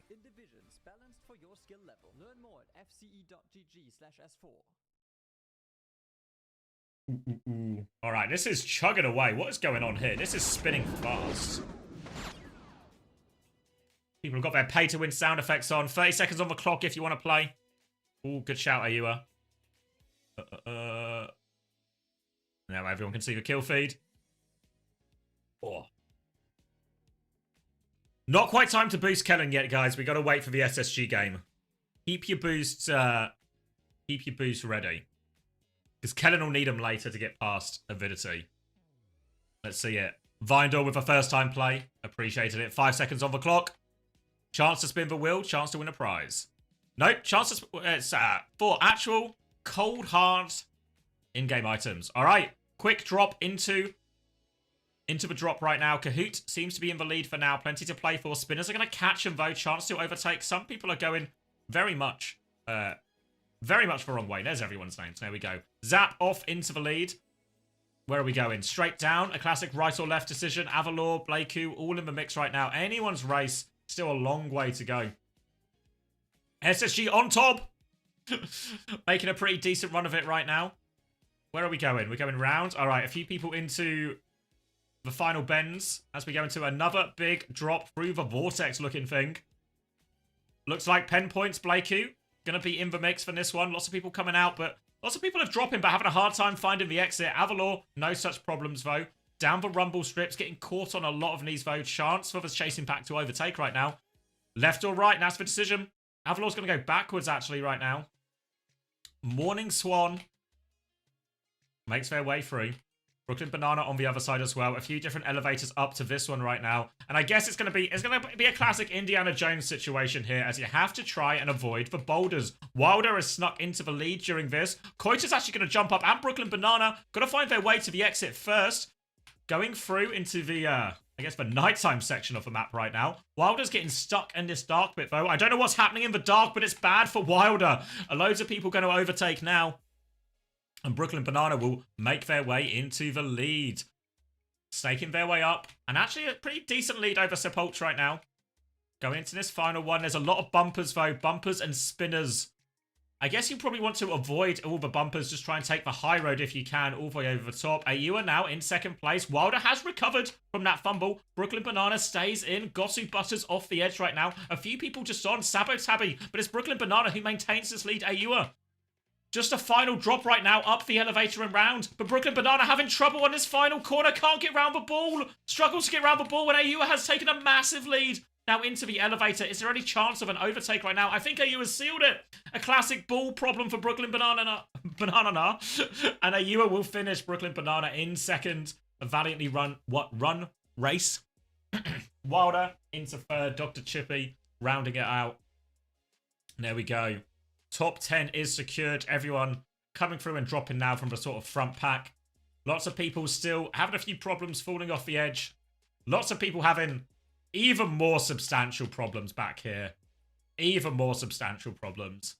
30 seconds left on the clock. Snowy, how are you still this far back? Fluffy dog, not ASCII. What the hell has happened here? How on earth are we this far back? Check your profile picture. Wait, is it not just free? Free, there we go. Let's see. Oh, do I not have it up by default? Alright, we'll come back to it. 5 seconds left. It's an absolute slogfest at the back there, but I think... Yeah, I don't know what, but I thought it just came up by default. But either way, we should celebrate AUA. That was a pretty fun track, actually. Gifted 5, how did you not win? You just needed to gift a few more, clearly. Alright, ready to spin the wheel, AUA? Where are we going? What tab do I need? I need this tab. I need the wheel. Ready for a timeout? Alright, the timeouts are right next to each other. We still got Anna Mythic, Ryan Mythic up for grabs. Let's see it. Fingers crossed for you. Oh, Anna Mythic?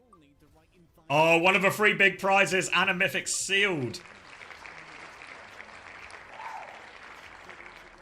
Well done. Well done.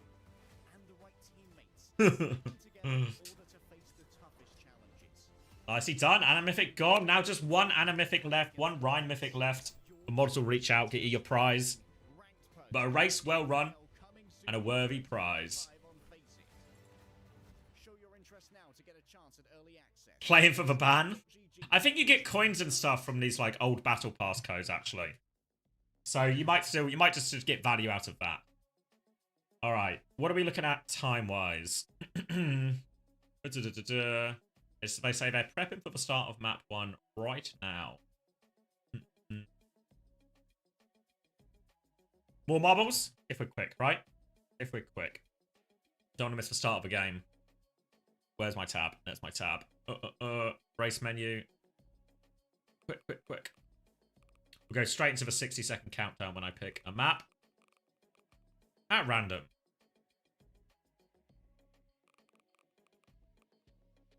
This one, Chaotic Absurd Challenge. Sounds chaotic, sounds absurd. Sounds like a challenge. We'll spin the wheel again for this one. Alright, 60 seconds going straight on the clock.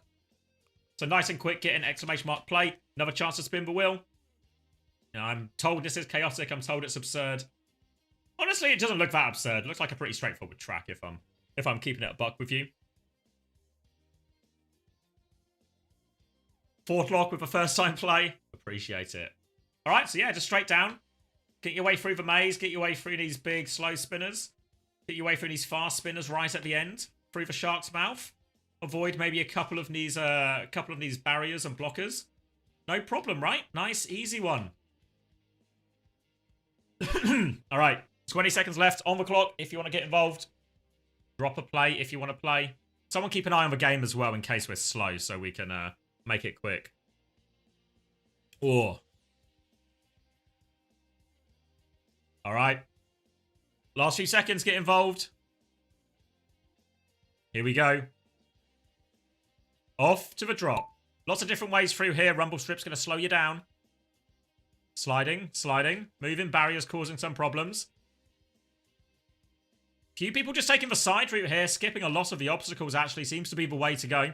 Brooklyn Banana. Well, it was a strong start, but struggling to find the exit right now. So actually, Nibor is going to go out into the lead right now. Looks like Lasagna. Right there with them. First obstacle coming up as we hit a spinner at the top of this spiral.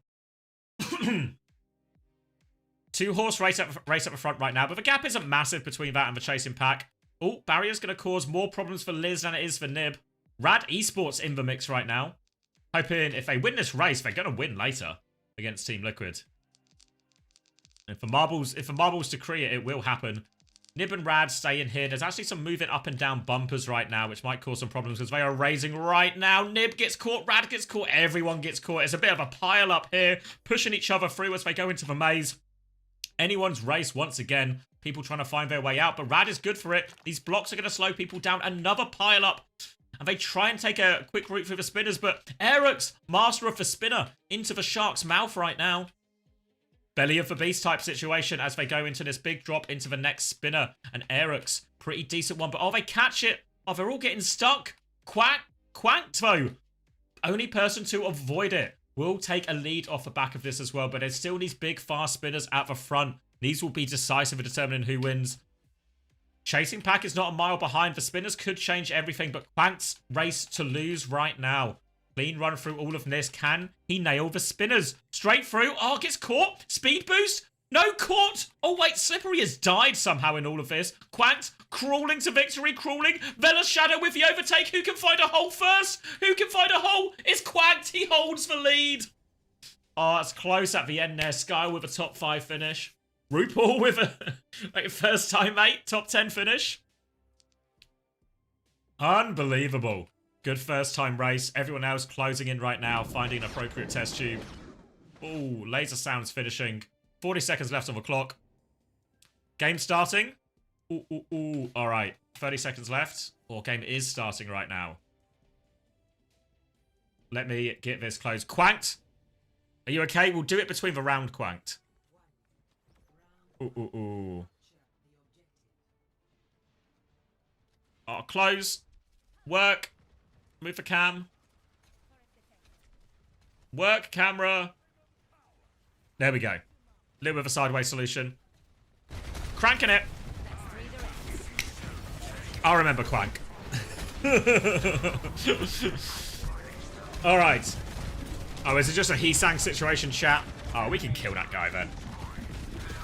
Alright, so let's play a little bit catch up here. Nightmare gonna take us to Lijiang Tower. They're gonna ban Mauga first. Amplify, obviously, if you don't know, they're the Mauga team, so seems a reasonable enough ban. And as a result, Mauga normally very good matchup into Ramattra. Kufa's gonna play the Ramattra himself. Farah, Sojin thrown into the mix with this as well. Also, Hero Snap matchup quite well to a lot of the Torb and a lot of the sim that we've been seeing here. Amplify, though, going to swap straight back over to a Mei Sojin version right now, and Gap is going to take the Ramattra Mirror. Zero getting a lot of damage, already very close to his barrage. Actually disgustingly close to his barrage, honestly. Really big opportunity for Zero early on.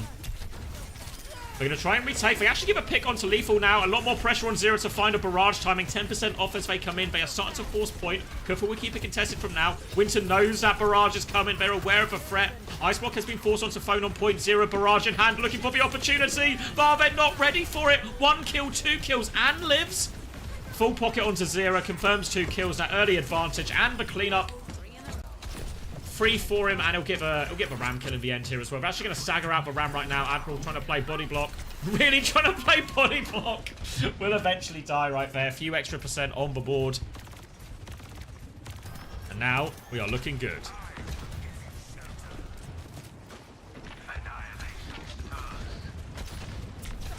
Retake coming through from Amplify. They have Ray in hand, but Nightmare are going to have all their ults a little bit quicker outside of that Ray here, so a chance for beat advantage, annihilation advantage. Maybe a lot of pressure on Phone to get Blizzard value. It's a Ray to kick it off, and double support ult in response. Nightmare going to kick both of theirs. Lethal didn't get the beat, but it's a brawl in here. Eyes on this Blizzard foe. Phone has Ice Block. She has the Blizzard after this, and this could be brutal for him. Kufa's going to try and deep-peek, but he's all frozen up in the corner. Kufa is most certainly dead. Annihilation advantage gets nothing. Completely countered by that Blizzard. Still 2 for 2 trades, though. Not out of the woods yet, Amplify, but they can start walking to point. Annihilation in the back pocket. Gonna have eyes on this Lucio, though. UV gets betrayed around, and Lethal's gonna pop this overclock. They have no choice but to go to point. Admiral's gonna kill Phone on the bridge. And now, all of a sudden, Annihilation from Gap is a desperation. One has to try and live as long as they can, but absolutely surrounded. And a 100-0 situation for Nightmare.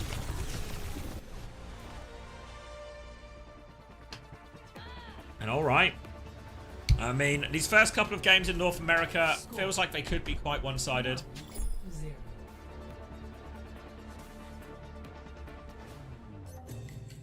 Just see David has been boosting homosexual on YouTube chat. Good on you, David. Alright, rough start for Amplify. Just feel like it was a bit of a mismatch on paper right now. And they've taken the Malga away, which is where Amplify had a lot of their success. In general, Malga does feel a pretty tough hero. Lots of people struggling to have success in this meta with it. Keep your phone solid. Don't lose faith yet. Don't lose faith yet. Over onto Night Market now.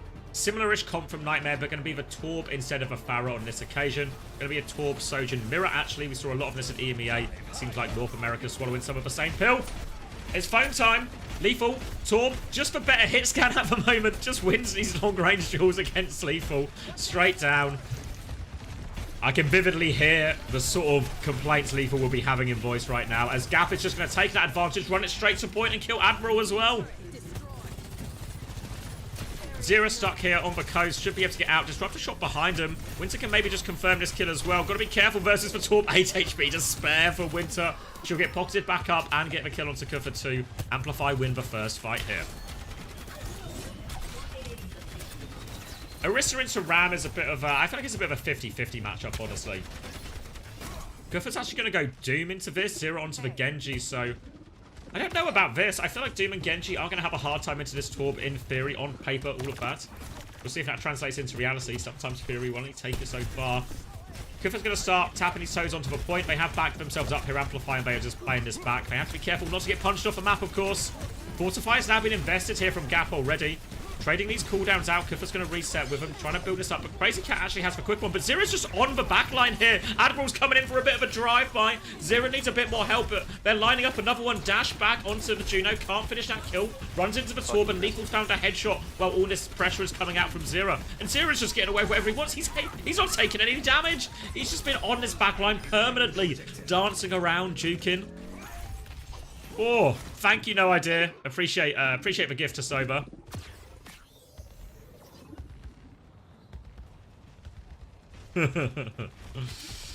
Retake now. In theory, I think you should feel okay about this matchup if you're Amplify in reality. Just need to do a better job of dealing with this Genji Lucio flank. Kufa will be pressured back right now. Overclock from Lethal as they try and come out of the choke. They're going to commit through the choke anyway. Overclock going to get eaten up. Double support ult now. And Nightmare haven't used anything yet. They lose UV. They lose Lethal. So Admiral's not going to invest in this beat either. So they don't get a chance to take this big ult trade and will die on point instead of Nightmare. But ultimately, double support ult in exchange for an overclock. Huge economic swing for Nightmare in all of this one.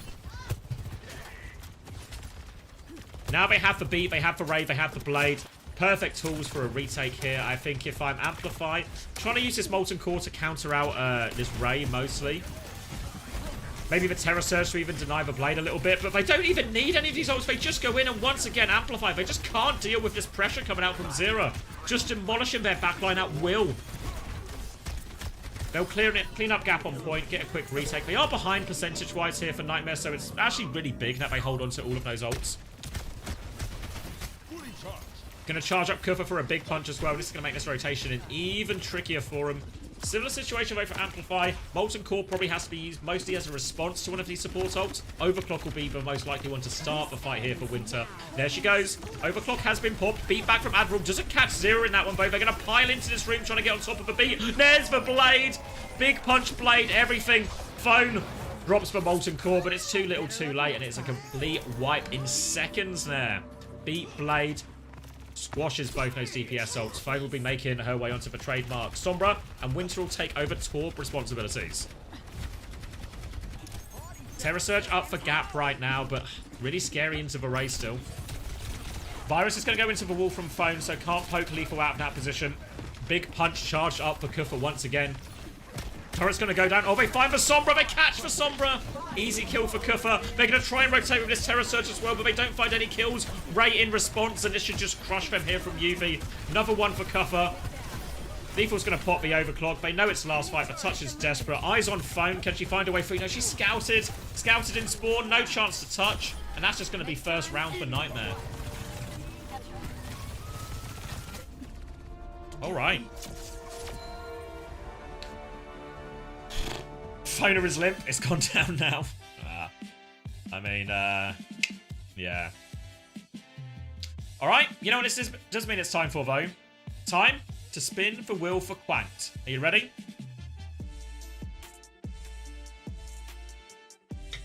Yeah, hero-wise, we're probably going to go, I think, yeah, Suravasa, go Malga or something seems reasonable. All right, 2 timeouts left, 2 mythic skins left, and of course, a lot of old battle passes. Was it worth the wait for Quanked? Oh, looks like we're making it past the timeouts. All right. There we go. Season 13 Battle Pass. The mods will get you that code. And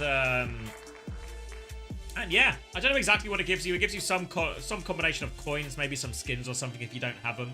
So, really not too bad. Nice little prize to have. Better than a timeout, some say. What happens when the wheel is empty? Well, then it's just a love of a game situation. Love of a game situation.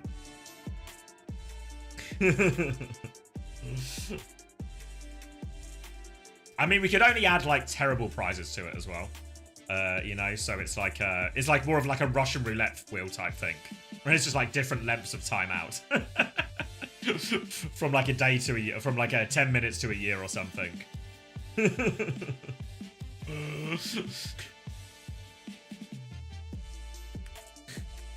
Not adding cheese to the wheel. A year is crazy. 15 timeouts, 1 VIP. Why does it say season 13? Yeah, I got given these ages ago, and I've not given them away yet because I got given them after Stockholm, and then I just wasn't streaming for a while. So obviously you'll get like some stuff in exchange. I don't actually know, Stefan. I don't know if anyone can speak from experience here on what you win if you already own said prize. I mean, I guess you could always give it away to a friend, a loved one, an enemy you want to turn into a friend.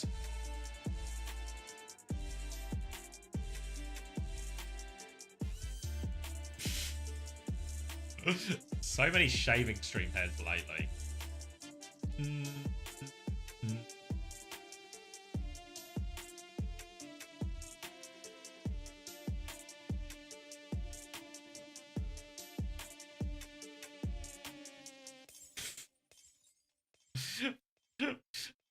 I'll put it on the suggestions pile, no idea.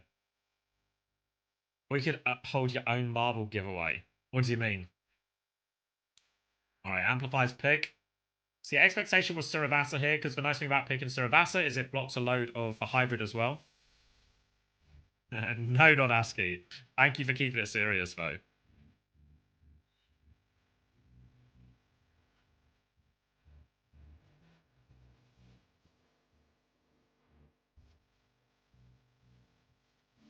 Alright, wait for it.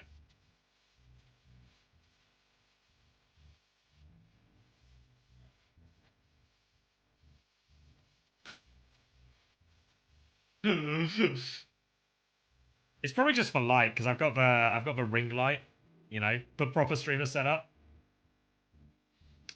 Amplify are really pondering this one, aren't they? Ooh. SSG on top. SSG on top for sure. Eltar91, thank you for the prime. Ooh, Havana.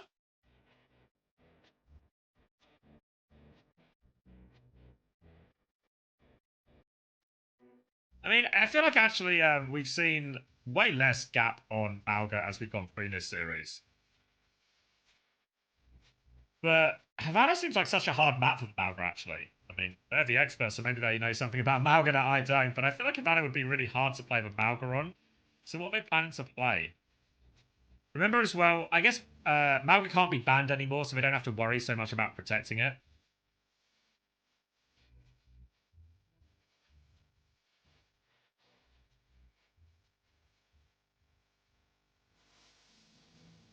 Hunter says it's clocking. He's logged into work. Yeah, because I don't know why the clean feed died, so he had to swap to the just the monitor view. So if I alt tab and stuff, you'll get the privilege of seeing how many tabs I have open. So Zen banned from Amplify seems reasonable enough, right? Good map for Zen.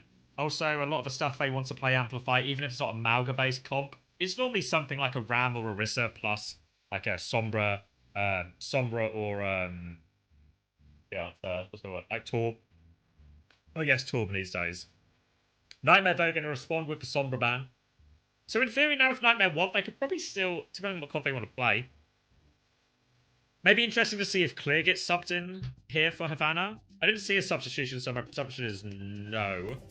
Just a Kuffer angle still.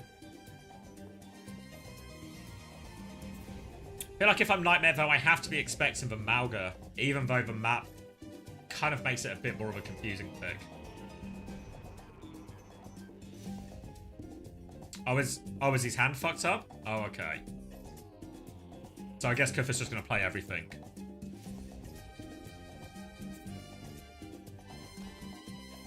Alright, so yeah, just starting a Sigma, Bap, Brig, obviously Zen Band and all of this. Did see a lot of Alari. We've actually seen Admiral play a bit of Alari previously. Honestly, it didn't look too bad. He was getting away with it.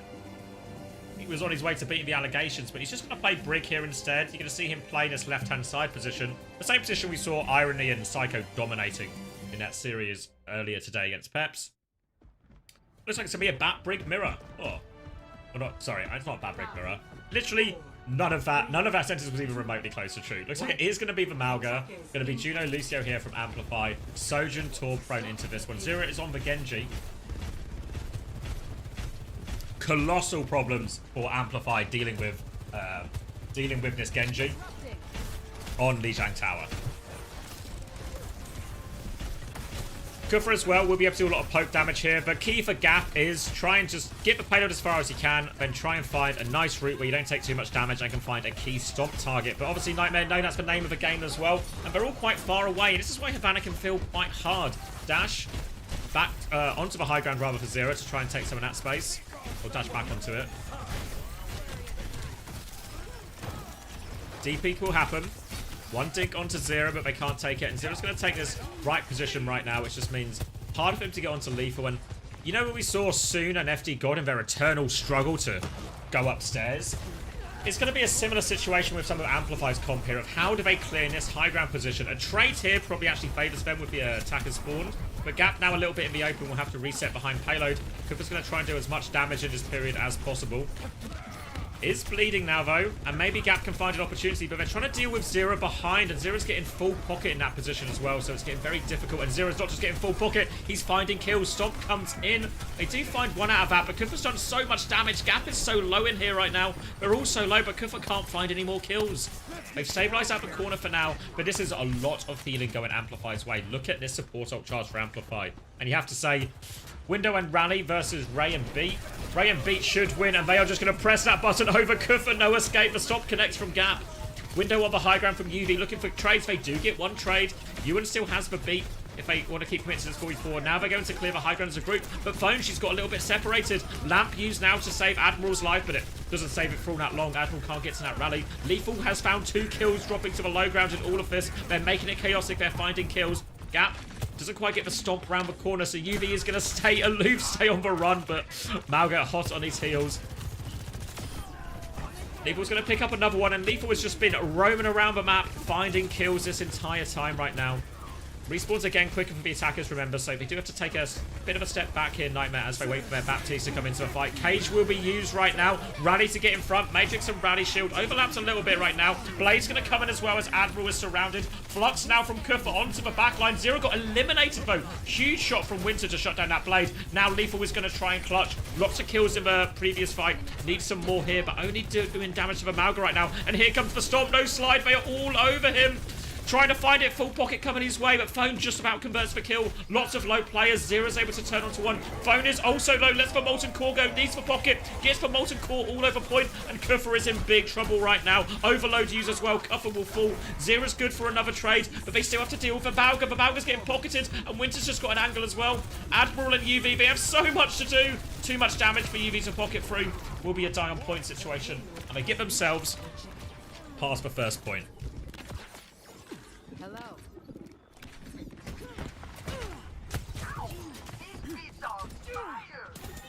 Kuffer going to go onto the Orisa. It's a nicer matchup here into the Malga. Ray advantage, or well, Ray advantage mainly because there's only a Jin on one team. The Crazy Cat with the Ray. Eevee has the window. Difficult one for UV to use. He's actually going to drop it quite early right now. They're going to try and rave through this window, and Lethal's going to get deleted on the way through. Winter slides forward, but a little bit split from her teammate. But it maybe doesn't matter when Phone is just walking forward with this Ray. Kufa's going to dive in for a trade, as is Admiral. No. Ooh. Yes, trade's coming. Zero's able to get one, actually. We'll be able to die on point here as well. Hammer is out. But Ewan is waiting no time. They want to get his payload moving. Only 2.5 minutes left on the clock. Beat now available for Ewan. Again, these support ult timings of a big win conditions for Amplify. If they can find a way to connect onto some of these key targets with no support ults, really difficult for the Nightmare comp to survive. And a swap now from UV. But it's going to be hard to get out this choke. Lethal's going to slide to the opposite side. Create a bit of an angle to start farming up some rails. Ewan has the beat. Stop's going to go in, looking for Lethal right now. Nade comes out, but it's a beat push on it. Lethal's going to slide back to the high ground, but Admiral not so lucky. Kufa is trying to DP. Yuvi's going to try and keep him up, but here comes Gap. Stomp onto Kufa.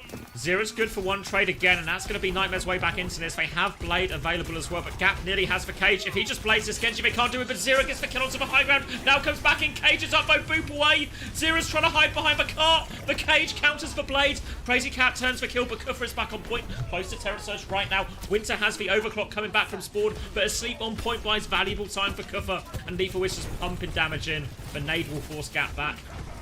And they have stabilized here despite that cage. Overclock to keep going, but Kufa's been deleted. Admiral's been deleted. Winter's found the kill. Malga pressure now onto Lethal so much.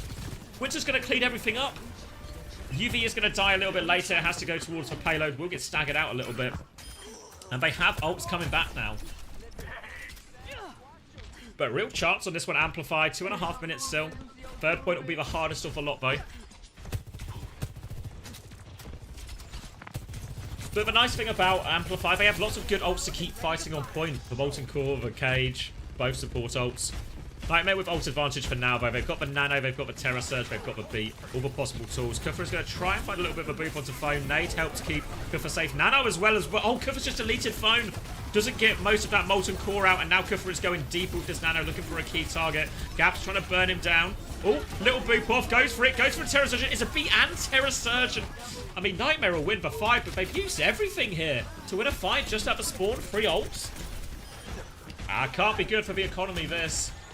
They're going to now hold close Nightmare, which is really essential considering how much they invested into this previous fight. They want to try and force Amplify to use the Ray at their spawn just to break the spawn hold. That's the ideal for Nightmare right now. They'll probably not even try and disengage it, honestly, because it's quite a long disengage on this stretch of Havana from a defender's point of view. So they might just tank it, die on point, maybe try and find some trades.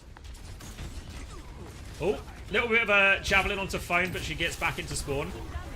You can see they're looking for the nade early onto Gap right now. Ray comes out from Crazy Cat. Kufa is going to get deleted. Torpedo's going to do a lot of damage as Winter moves forward. They'll clean up all these kills, and they'll be happy just to die on point Nightmare after getting that Ray out.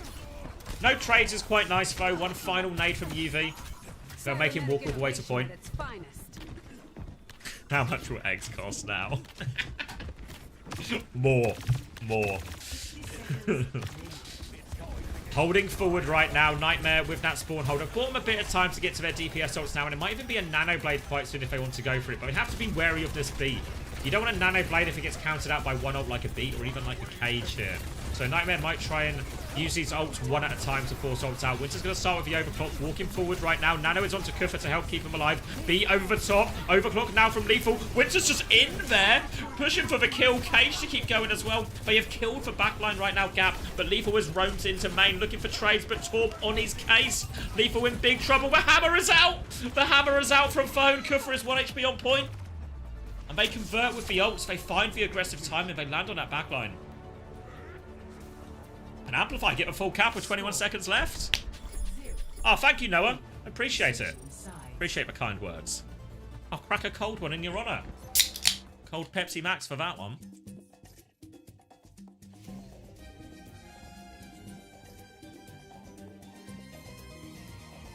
I mean, in many ways, this has kind of been,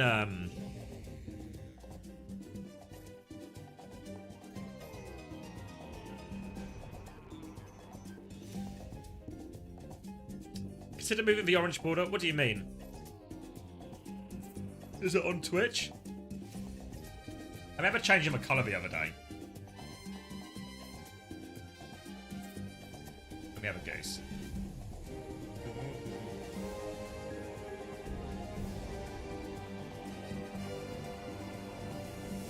Yeah, random yellow border around the stream. What is that? Yeah, random yellow border around the stream for my stream. Is it Twitch or is it...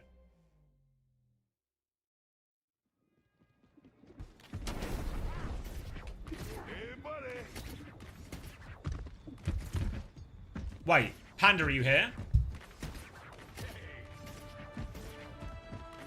5, 4, Is it just my stream overlay? 2, Yeah. 1. Attackers incoming. Panda, is the yellow border around the stream from Stream Elements?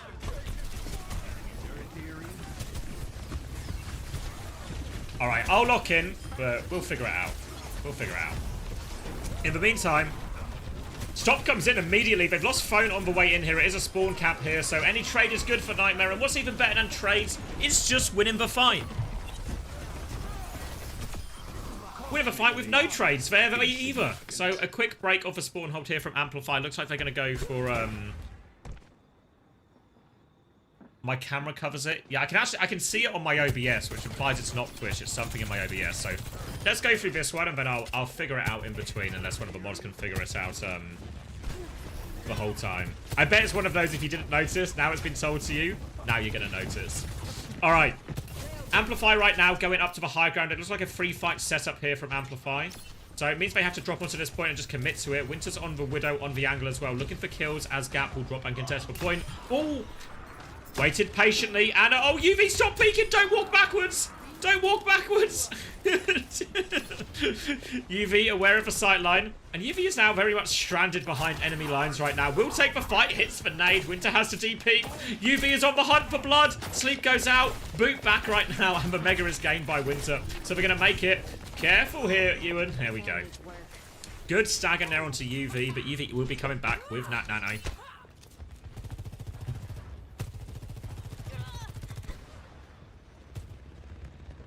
Nano Blade up quite soon as well, and Nightmare, they can always actually just use this Nano Blade as a bit of a crutch if they're struggling with these pushes, honestly. Nice if they can go before the beat, before the cage. Zero is only 16% away. Kitsune Rush comes in first. Defensive nade from Eevee keeps everyone alive. Now the Nano Blade turn. They don't have the beat yet to it, though. They're going to try and get out, but oh, it all lines up perfectly for Zero. There's 4. Give him the ace. Give him the ace.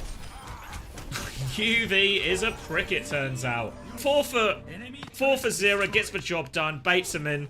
Nano Blade will convert the win, but Amplify, they wanted a free fight situation so they can get, well, 3 fights, and that was only fight 2 of 3. Amplify gonna get another shot here, and with a beat, with a cage, with an over Molten Core, feeling pretty good about this. We'll have to commit to the touch here, so we'll be put in a bit of a risky position. But they have the beat if they get into trouble. Want to save the beat for the flux if they can. There it is. Need the beat sooner rather than later. They've lost Winter, actually. Cage on the ground. But look at cover. He's too high. He's gone to the moon. He's going to get a kill. And oh... They were not ready for that. They left Kufra alone on point, and then he just fluxes to the sky. Ah, the cage, the beat. It gets no value. Nightmare were ready for that exact thing, and that's a super important fight. Super important fight, because that should have been such a difficult one for Nightmare to win. And now they've broken some of the key ultimates there. Winter's going to make her way onto the Genji. And it's going to be a Molten Core set up for Amplify, but Admiral has the beat, so again, expect Nightmare to be quite aggressive here. Expect Zero to go deep with this one. Expect Lethal to, well, just probably keep this power position up here. Getting free rails. Gap's going to stomp in. Awfully low already, Gap. Suzu is going to be used. Crazy Cat dies on the way in. Zero doing more damage into the back. They're going to try and challenge Lethal on this high ground. But it doesn't seem wise. Lethal, all the cleanup right now. Winter has got a trade onto UV, which will actually be annoying. Admiral will have to go taxi at a certain point right now. And it's actually UV who has one of the ults they probably would want to start with more than anything else. They have the Nano. They have the beat. Bone coming back with the Molten Core, so it's a difficult situation for Amplify. They make their way onto Remarkable, which matches up nicely into the Sigma, but this Molten Core out, I feel like it's just going to get met with a beat, maybe even a Nano onto Zero or something as well. They're waiting for UV to be back in the fight. He is now on the high ground right now, getting close to that Nano Blade. They're walking on the back line here, looking for a kill opportunity. Molten Core comes out, but Zero's going to get the Nano, get the Blade. He's at it again. Boot back from Ewan will keep himself alive for a second, but they've killed everyone else. Another Nano Blade fight will be converted. Second point secured. And it looks like Nightmare, they found a recipe that works.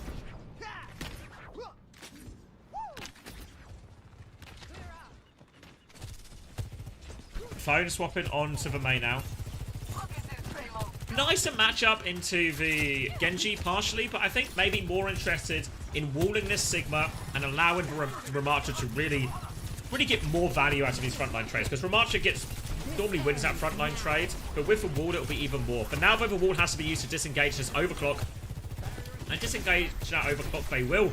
Nightmare though, they're happy to force them back to this final choke point. If they can get the cart all the way across this bridge and then have Nano Blade for the final fight, we're really happy. There is that wall. Kufa's going to get a beat and a Flux out of trouble right now, and they're all over Ewan. Oh no, disaster for Ewan right now. Oh, it's a huge Flux. It's huge cleanup. And I think I didn't see the beat come out, no. Look at Eyes on Admiral on this one. Back of the map right now on the left of your screen. Eyes on Admiral. Looking for it. The nade, the boop up from Admiral, the alley-oop. All catches. And now, desperate situation for Amplify because it's getting close to Nanoblade time again. Oh, Lethal with a cheeky peek as well. Winter down to half HP. They need kills with this Annihilation and this Blade. Phone is on Venture looking for desperate picks. Annihilation push coming through right now. Sleep onto Gap. So the kite is good. Nano onto 0 right now. Doesn't quite have the Blade. 1%! Will get the Blade. Tail end of this Nano. Looks for Velucio. Connects with Velucio. Looks for more on the point. Deflex is up though. So 0 will get traded. But no supports now for Amplify. They are on live support right now. No one to top Winter up.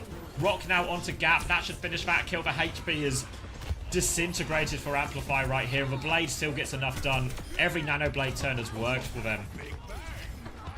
They just need to clean up on point as quickly as possible. Overclock to make sure. And a faster time bank for Nightmare and all of that. Score 3-3. Switching sides.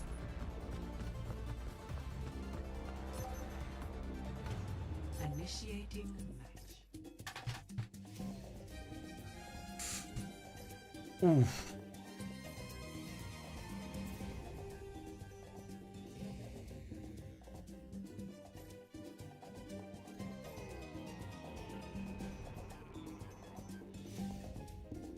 Oh, sorry. Question from YouTube chat. Talking about the Torb again. Guess we got a lot this weekend about how does the Torb actually counter the Hazard? Because that's some of the big meta shift we've seen. Mainly it's because the Torb Z allows him to really consistently survive for Slash. And not only does he survive for Slash, like a lot of other DPS can in situations with their movement ability and stuff, but he has a really high damage output. So all of a sudden, part of the reason the Sim is there as well. So with the Hazard, can't get that one bot with his Slash. Not only does he not get the kill with his Slash, all of a sudden there's an overwhelming amount of damage, a chance to really punish that Hazard. And once Hazard can't go on the Torb, struggles to go on the Sim, if we're playing the ball, which we saw a lot, especially in Korea as well, suddenly the Hazard just sort of runs out of targets to go on consistently and ends up just getting a whole lot of nothing done compared to other stuff.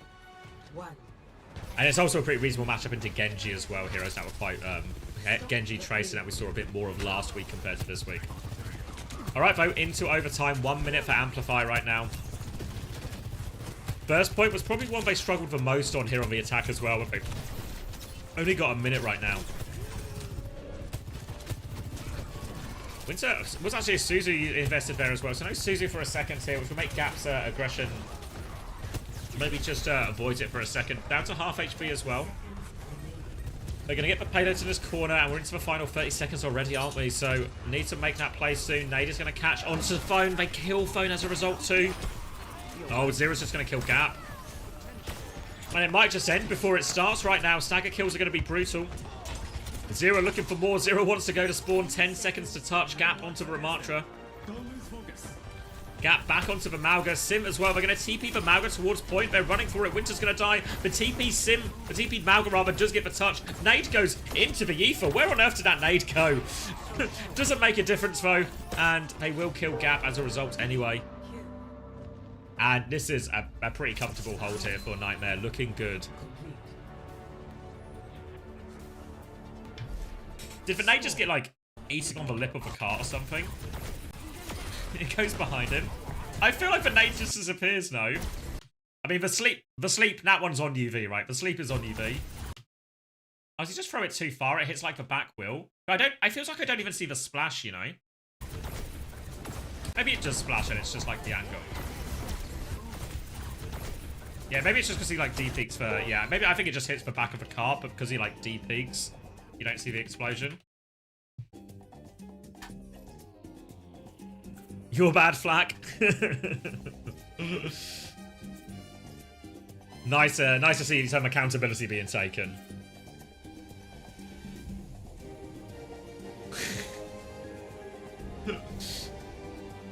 So, did London waste a talent like Lethal? Thoughts? I mean, was he better than Sparker?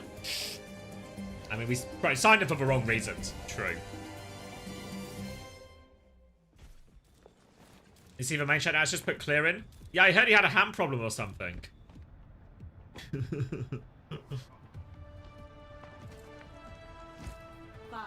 4, 3.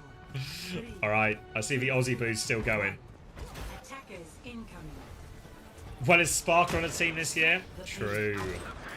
He is. He's on the best Marvel Rivals team in the world. I have no idea if that's even true anymore. I just keep saying it. In my head, it's canon. Alright. Desperate situation for Amplify. They're going to match for Rematra here, and they need everything to go right. 2 minutes is actually going to feel like a mountain of time for this distance. And Lethal is just standing on cart in the open.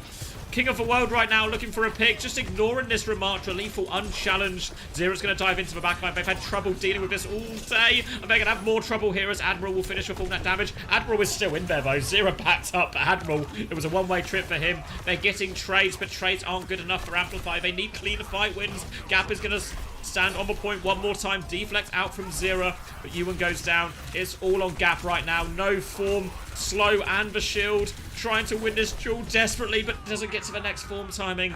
Nightmare tapping in with a minute to spare.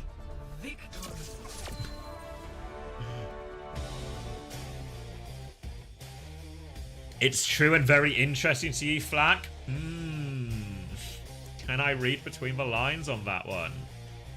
Can I read between the lines? Alright, should I figure out this border thing? What is it?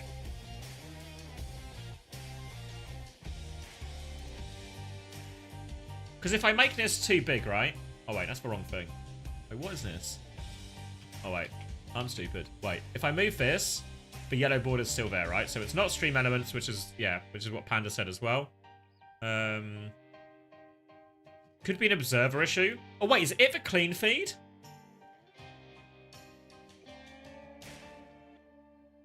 Wait, does the yellow border go away if I... Where am I going? If I do this. Hold on, I can't see chat when I'm doing this. No, it's fair. But it's gone in some places, right? What is it, chat?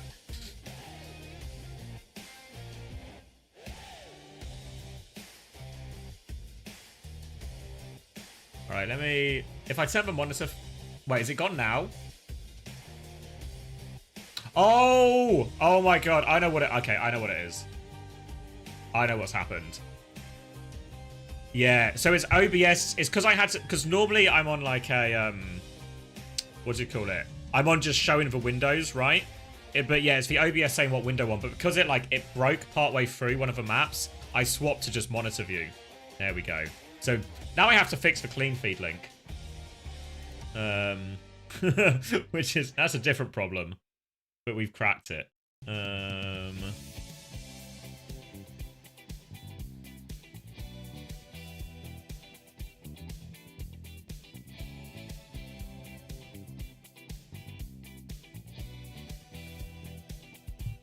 Alright, why is this not working? Alright, what if I change... Hold on, chat. Bear with me a second. I'm going to close... I'm going to lose vision of what you're saying while I pick around with this. Get a full screen picture, though, of a guy figuring stuff out. There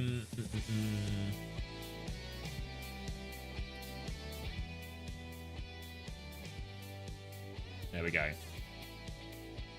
There we go. The problem was just figuring out the problem. Once we figured out the problem...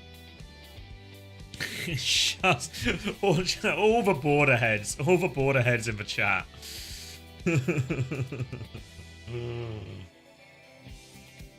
All right, we've cracked it.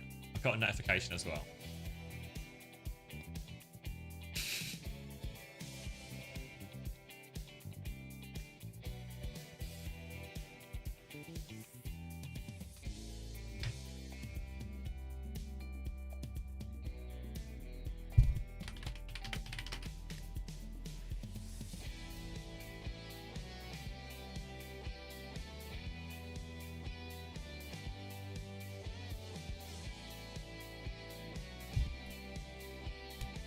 Tearing down any borders, yeah. The borders gone, chat, but borders are open.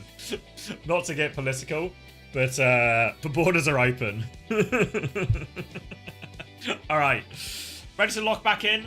Looks like we are going to Suravasa. Remember the Malga ban has already been spent from Nightmare on map 1. So, expect more Malga again. Oh, thank you, Malarkey, for the tier 1. Welcome. Appreciate their support and all that.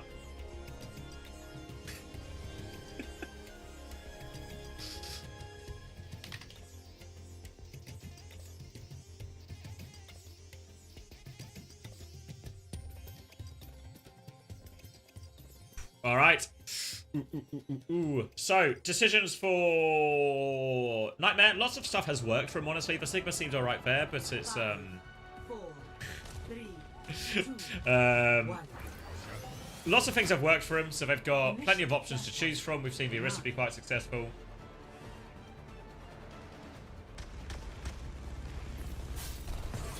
Alright, early out here, and it is going to be lethal starting on the Sombra as well. Obviously, Sombra's actually quite good into the Malga. Not only does the EMP match up nicely into the cage, but you can hit every virus. You can do a whole bunch of damage.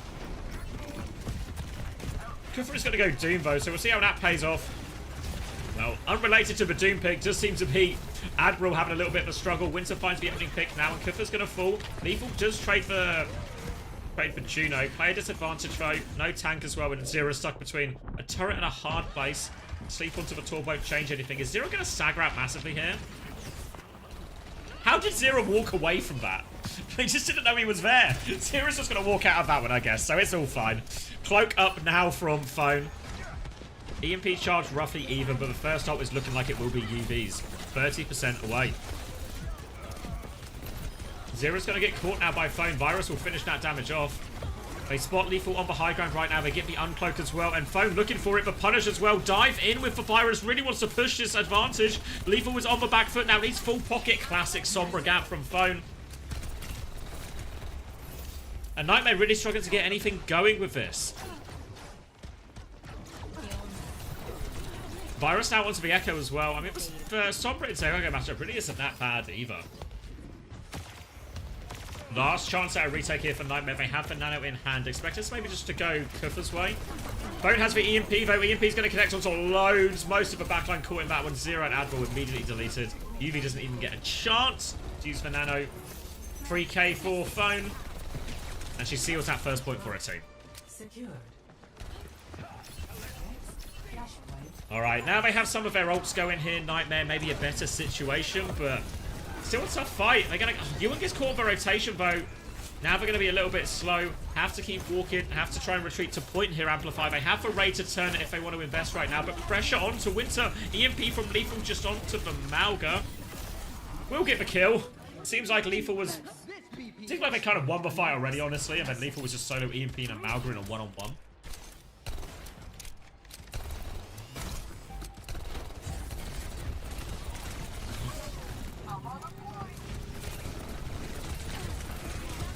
Now, full, nearly full ult retake for Amplify. Lethal gets topped up. Cage has been used. Kuffa has been nanoed in. I think Kuffa was hoping to get the Meteor Strike off there to escape, but doesn't get it off in time.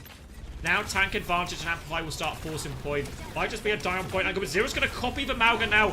Got a tank of their own. Beat trade will come in. Molten Core on point is going to cause problems for Zero. Ray over the top as well, and Zero's going to have a hard time getting out of that one. And he won't get out of that one. Amplify get the retake with their ult. All of Amplify's comps ults are so good at fighting on point here. And they will clean up this Doom. Stomp there to finish the job. There we go. Kill comes through. And only 32% there. What am I looking at?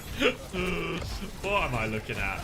Alright, push forward right now. We're going to catch UV actually and amplify on Suravasa. Maybe they're always good for their one, hey? Maybe they're always good for their one. Retake now. Kufa has Meteor Strike still. Didn't get it off in the previous fight, but Phone coming up to her next EMP. And we've seen it. We saw it against SSG yesterday. Phone's conversion rate on his EMPs, massive success rate.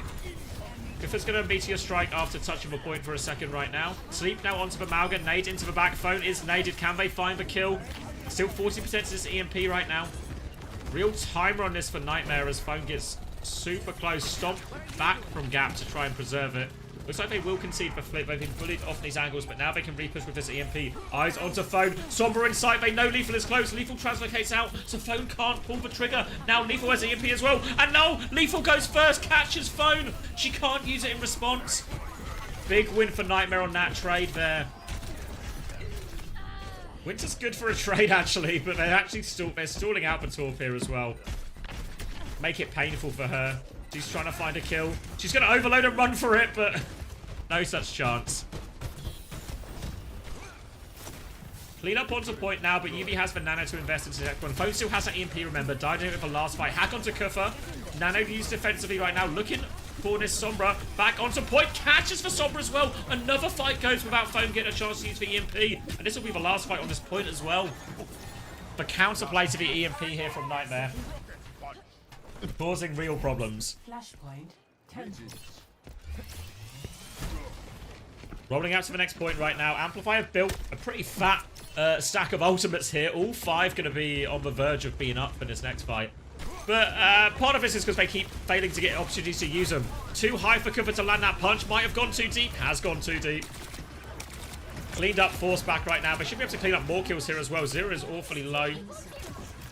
They're not actually getting that kill on Zero, but they're getting the rest of the kills, and there should be a free cap onto this D point here.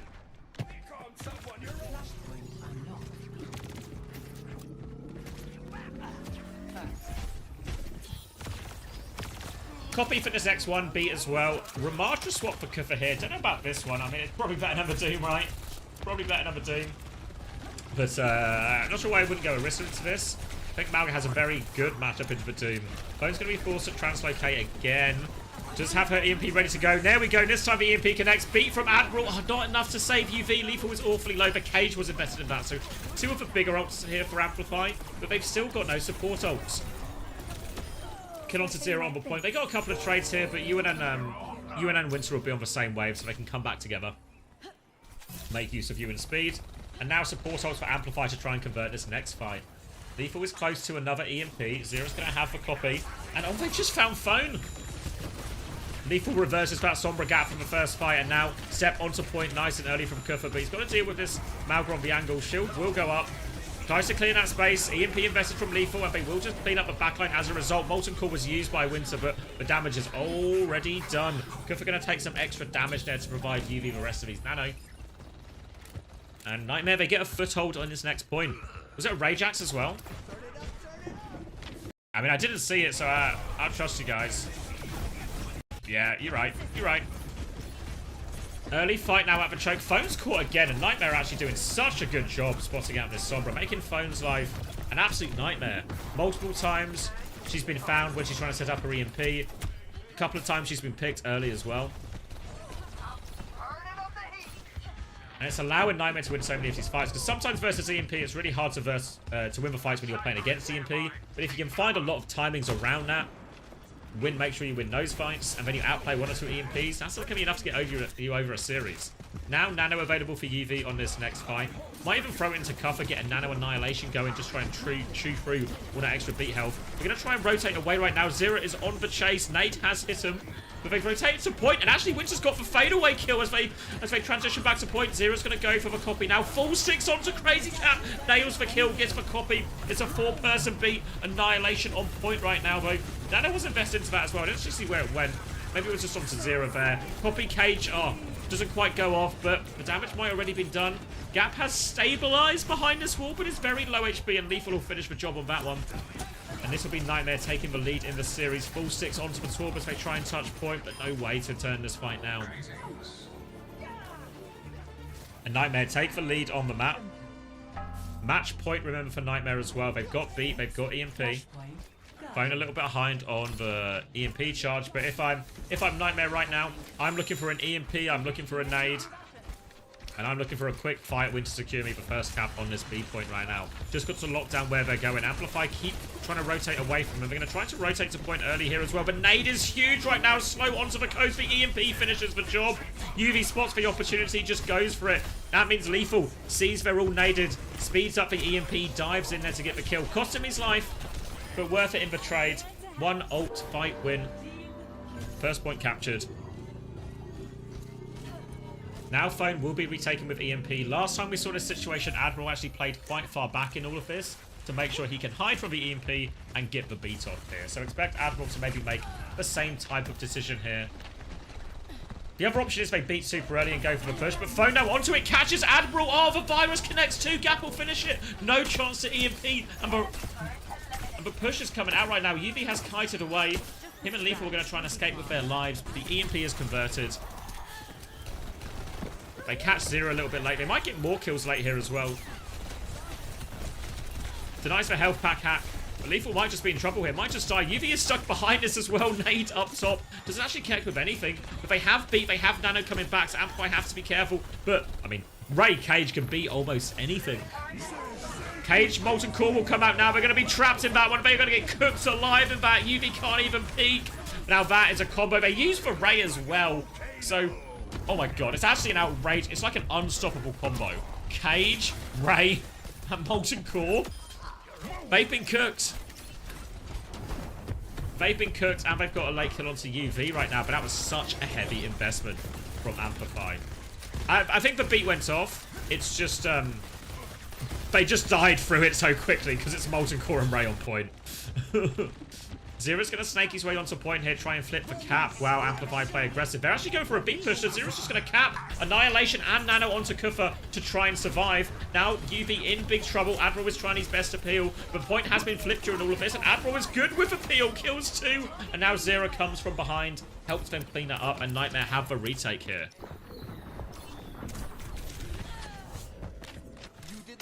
Late kill onto Fona as well, and Fona. Phone. Her name is just Phone. I've been seeing the word Phona too much. EMP versus EMP situation now. All eyes on the Sombra. Lethal is ready to go. Phone a few percent behind right now. Lethal is in the backline. Eyes on that Juno. Juno will get absolutely deleted. Counter EMP from Phone, so they trade Lethal. 4v4 situation. Copy Malga now from Zero in all of this. They're going to try and group around that Shout. Will group around that Shout. Kill Gap as a result. And it's a desperate touch situation. They know where Phone is as well. Real high chance they just get the spy check here. The rest of them are rushing to point. And it will just be done just like that.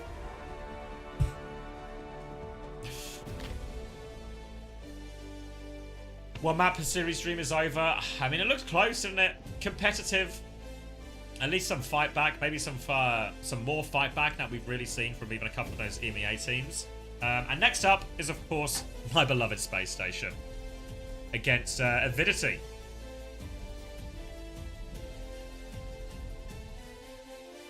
Yeah, I mean, UV hit some big nades during all of that. Ult turns were really good in all of this. It felt like Nightmare actually came in very prepared for everything that Amplify was going to throw at them. And as a result, had a lot of success. All right. I think I'm kind of hungry. Maybe I've got some sausage rolls I made the other day. So maybe I'm going to go grab some sausage rolls. Grab some sausage rolls. Top up my water maybe. And...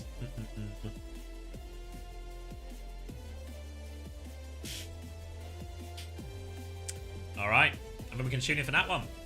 Are you wearing pants right now? Yes. Thanks for checking. All right. Let me do an ad while I'm away then. All right. Be right back.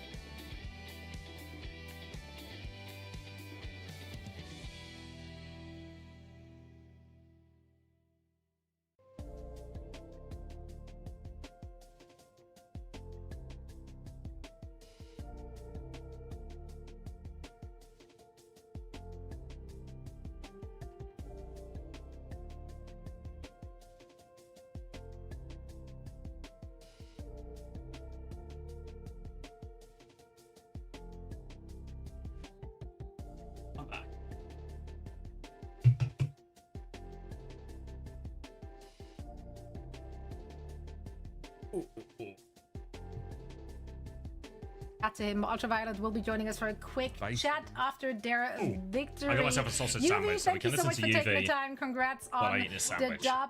Let's talk a little bit about your team. How did this team get together? How did you end up on Nightmare? How far do you think you can take it? So during this off season, after Energy imploded, there was a lot of like uncertainty of like where I'd be going and like what teams I'd be going to.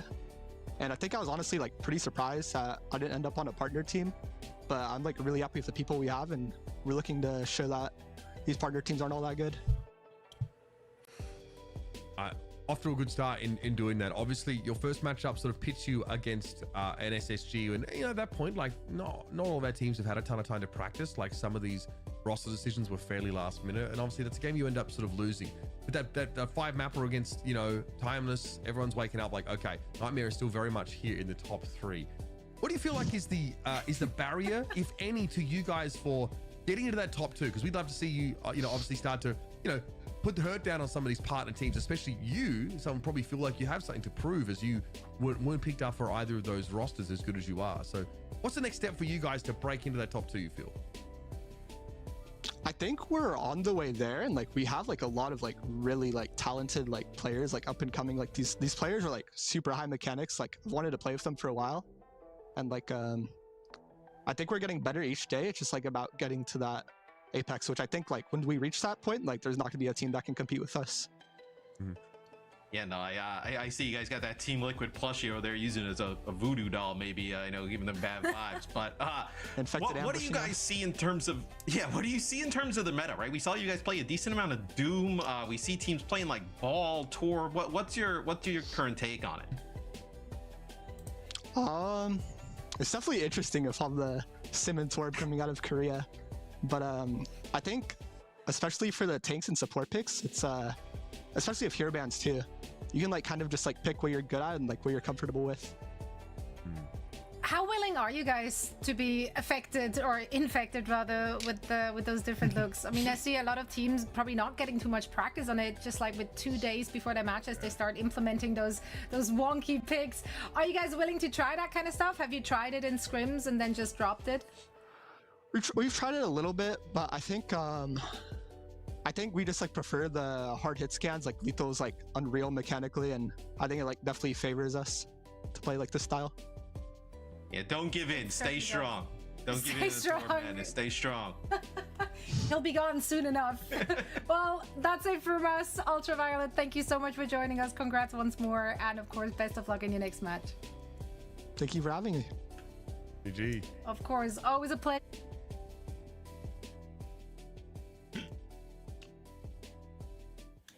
Oh, nearly got through my sandwich. All right, ready for this next one?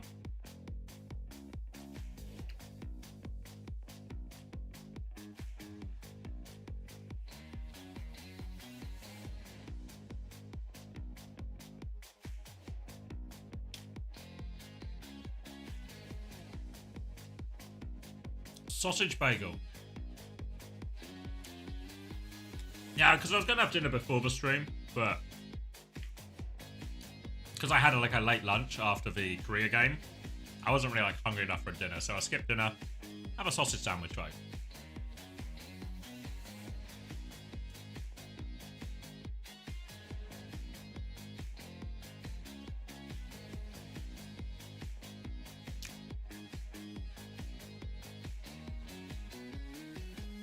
What am I watching? Let's see it.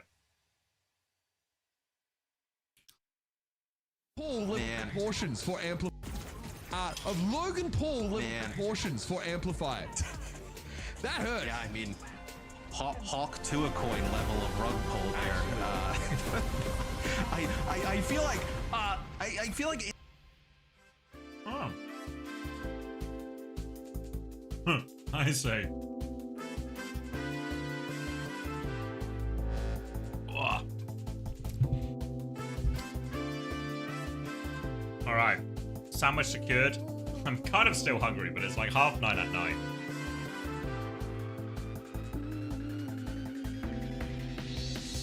You see the VP Overwatch AI tweet? I didn't die, so I'll turn this down a sec. It's not loud. play it again. Of Logan Paul with proportions for Amplify. That hurt. Yeah, I mean, Hawk to a coin level of rug pull there. I feel like by replaying it, people said they couldn't hear it, you know? Nothing but a caterer. Caterer? I'm just thinking about food. There is more sausage sandwiches. Surely I shouldn't have a second one. I need to save some for tomorrow. I need to save some for tomorrow.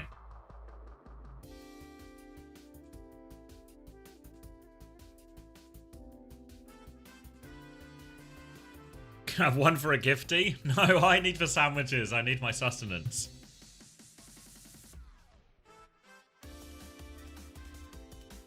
Eat some cheese? Oh, fuck's sake, not the bloody cheese. The cheese wasn't true, guys. The cheese wasn't true. Where's my ramen? I had some noodles this morning. That's why I've got like extra sausage sandwiches. Still got so much mac and cheese to eat.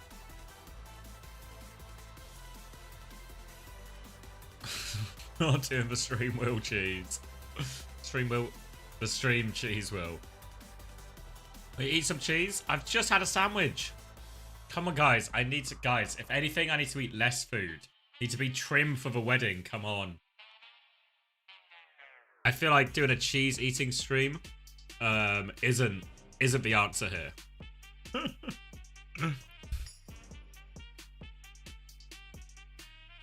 What's this one? Is this the AI one?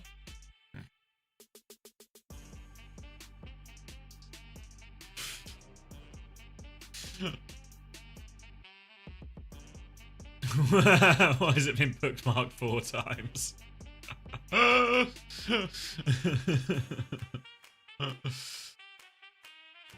He's 17?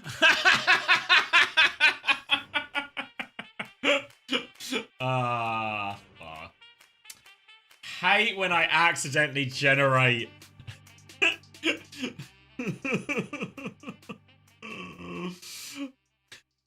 Start your climb to OWCS. Hate when I accidentally generate child porn of my players. Rise to the top in divisions. Hate when that happens. Learn more at fce.gg/s4.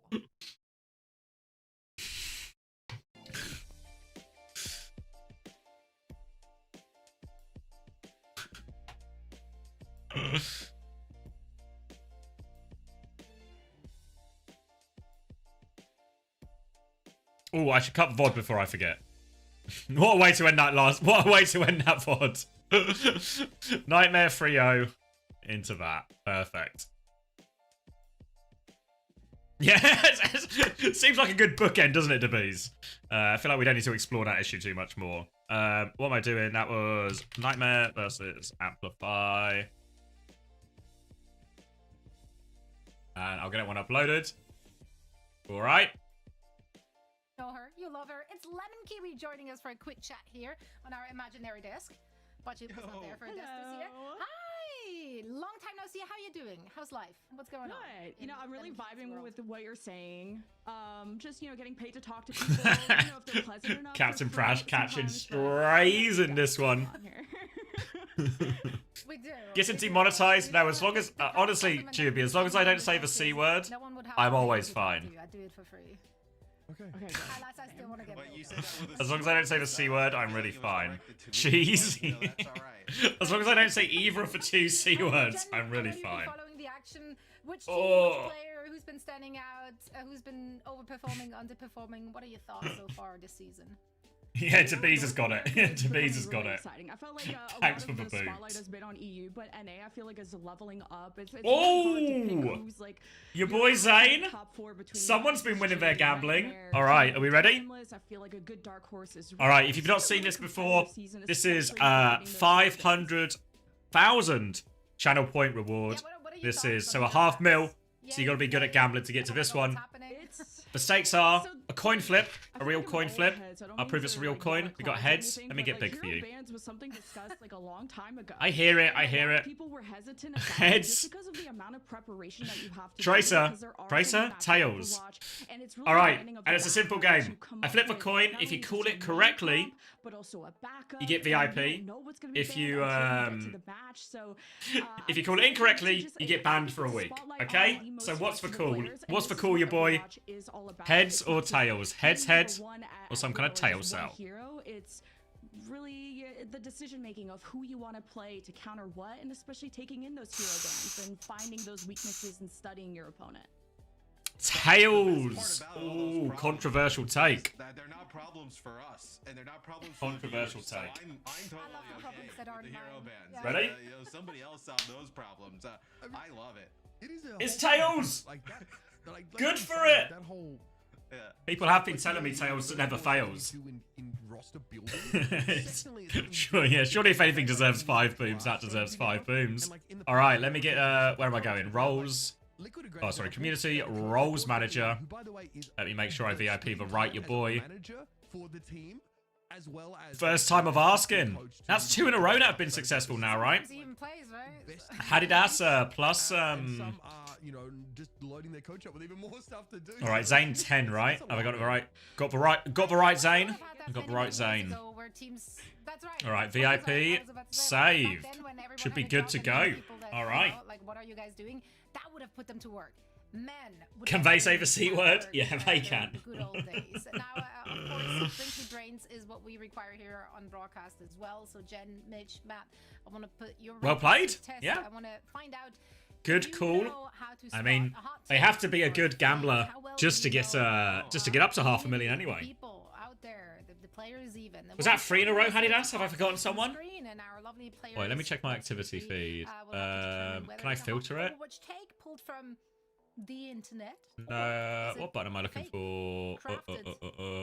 By our production Quick actions, activity feed. No. Filter, there we go. Filter.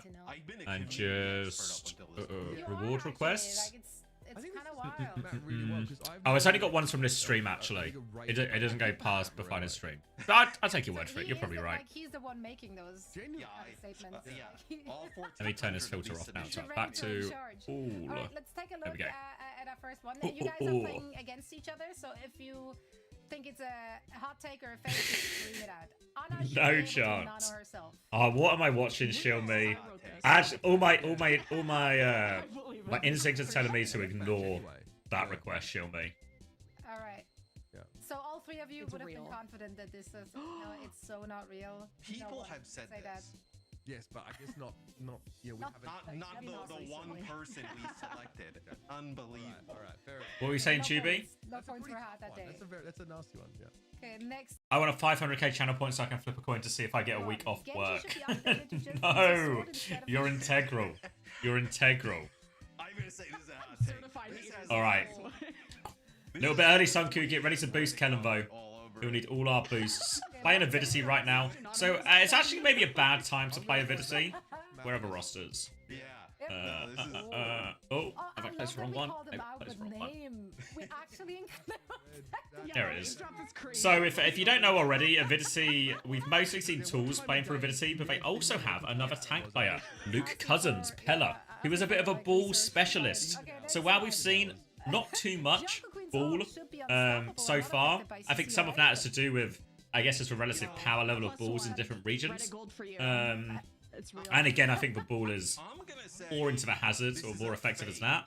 Pella will be on ball for a lot of this. I believe they are in map 1 as well. So expect a lot of ball where they can. Oh, there he is. Max boosting Kellen. He's doing his job. As a take, like this, that is the most annoying thing. You're trying to rampage. You're trying to do anything and you just get purpose slept. That's like the whole reason she's out of the meta. She's so CC prone. I think it's fake as well. That's also true. Honestly, I don't know if anyone in their right mind is asking for that. That would be bar. Is Strider on the team? Not in top 8 OWCS. Shake hand emoji. Lemon key. Yeah, we just became best friends. So I don't know how I mean, probably Infected's the best ball in NA, right? As a fellow tank player, so Is Pella up there in reality? I don't really have a read on anyone else's ball. Kellen's is okay, isn't it? Especially if we boost him enough. No. Nah. You trying to slow Kellen? Kellen can't be slowed. He can only be For anyone boosted. to get feedback on this is that's fake. It's a production. I want for Brick sure. to be able to shield bash into the tracer and still kill them. These are tough. Yeah, Strider's really good at the ball, This is but such a rage bait if you're not in, like, you're not in. like, it's Riker can ball. teeters on the line of Yeah, I feel like in reality, I don't know. I don't know what to expect from Pella. I've actually never seen him play before. So, I'm just told, good at the ball, right? So, I'm gonna say it's a hot presume we'll get some kind of visual eye test opportunity here in this next one. Huzzah.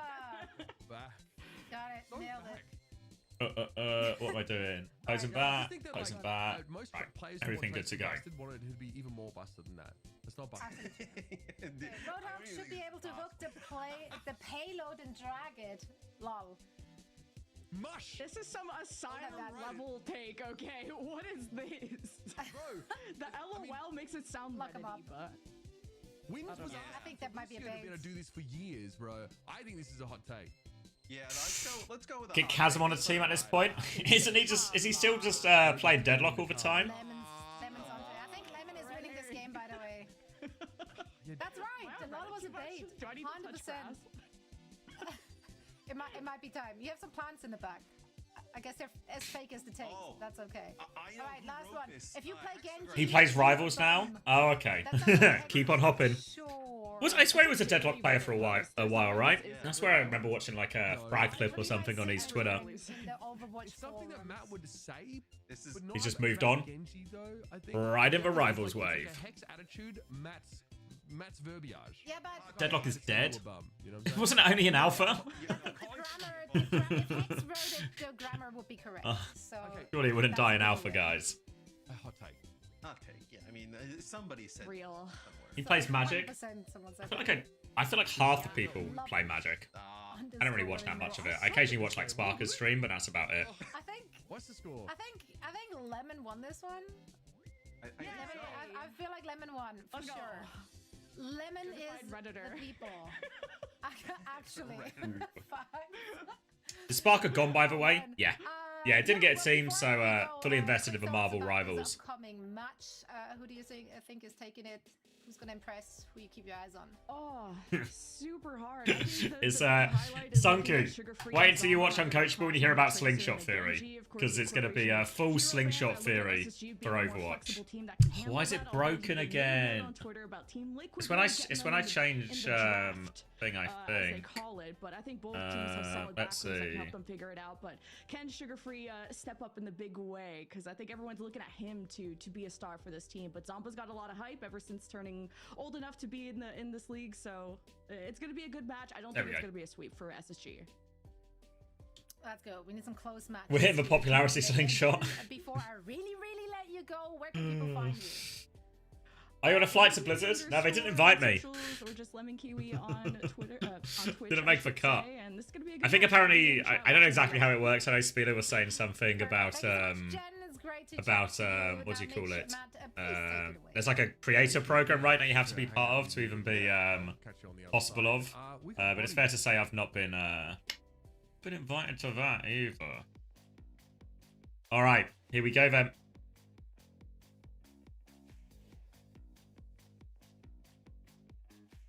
Sunku, you can go watch it right now. What we need to do, subscribe on Patreon. Or just buy it one off. $5 purchase. $5 purchase. All right. SSG versus Avidity.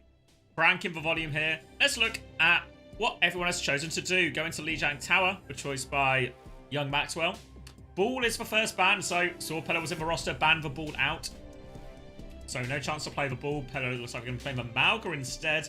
If these comps stick, then actually Pella might get a bit of a kind of win the rollout here in terms of a hero that matches quite nicely into the Ramatra here. Kiriko banned in response from Avidity.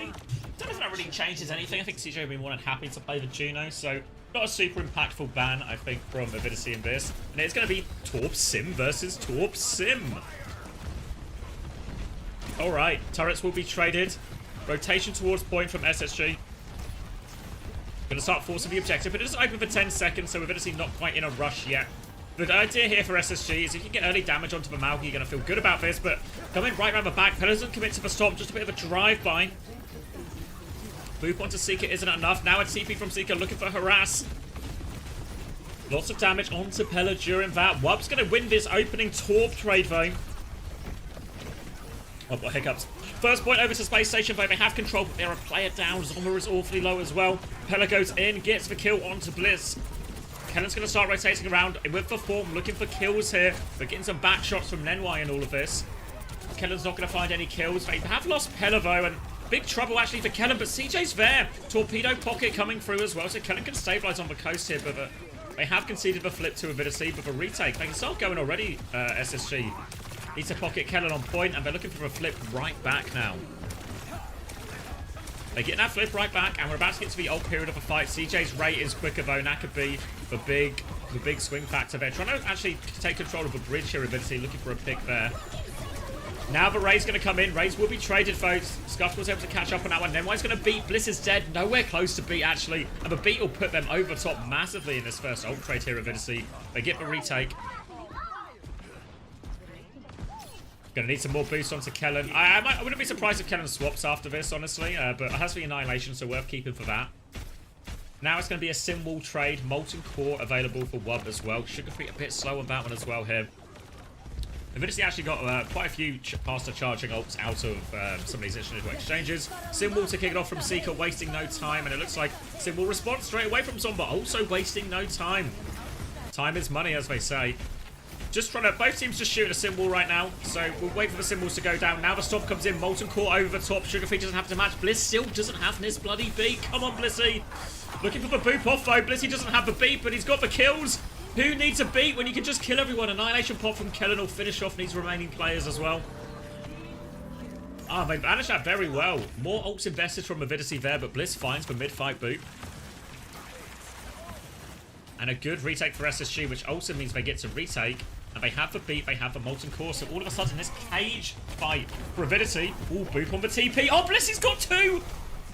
The Bliss boop of the day. Pella's going to get him the well as well. Free for Blissy on that one. If he didn't have beat already, he would have had another one by now. Bliss was 100% ready for that TP. And we're going to get the same ult situation in this next fight as a result. And the beat can buy you a bit of time in the cage, but the real key here for SSG is going to be the Molten Core. The Molten Core will absolutely shred that cage and probably even kill the Malga in it as well. So Pella might even have to run up cage and cancel the cage out of this. CJ's getting close to a Ray as well. There is the cage. Sugarfree's going to get in the cage, put it all around the edge, and that cage is going to get absolutely deleted. Bliss has found another kill in all of this. They get absolutely deleted on the point. Sugarfree turbocharged there as well. Watches Pella go off the edge, and Bliss, he might just be the boopiest. Now a desperate touch situation. CJ has a Ray for point as well. Wubba's gone Farah. Nenwai is making their way coast as quickly as possible, trying to get this touch. TP onto point right now. Doom as well. But the Ray is on point from CJ. So much damage onto this Doomfist. Ray match now from Scuff, but Sugarfree's already found two. It's just over. Just over for Avidity. Taken down. Simwall for good measure. And after some back and forth, once we got into more of these, I guess, more complicated ult trades, SSG had a lot of the answers. Blissy obviously good for it with all the boots too. Making up for that slow beat charge. And alright, pretty reasonable start. Really is an SSG on top situation.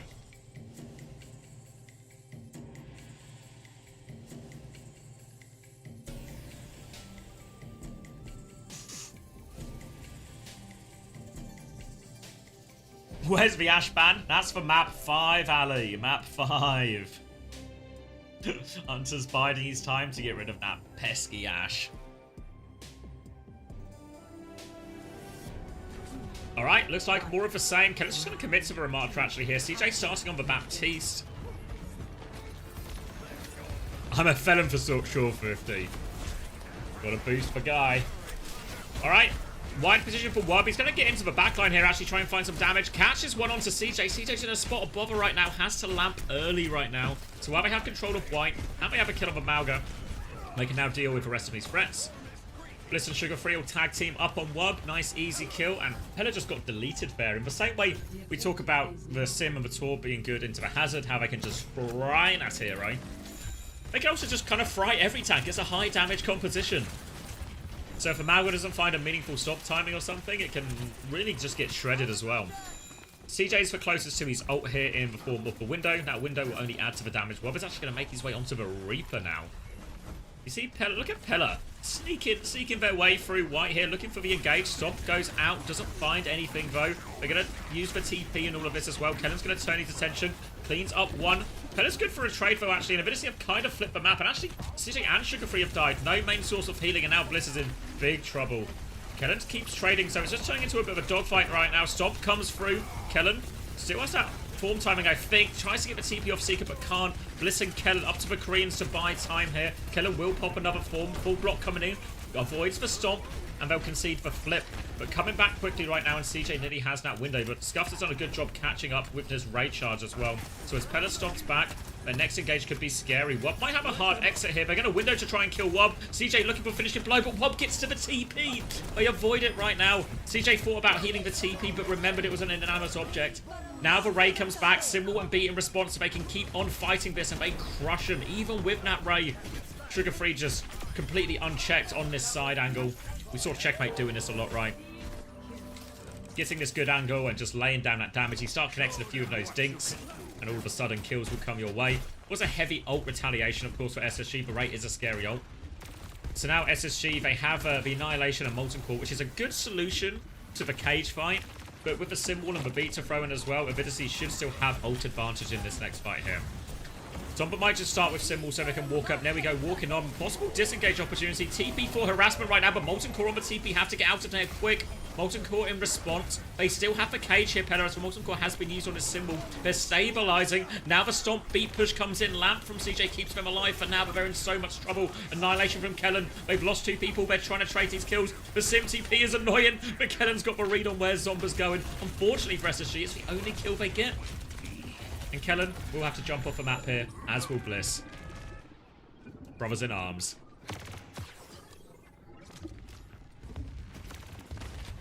Avidity also, Ray, Cage, Blossom now. No great answers for SSG. And that's a really difficult alt hole to get themselves out of there.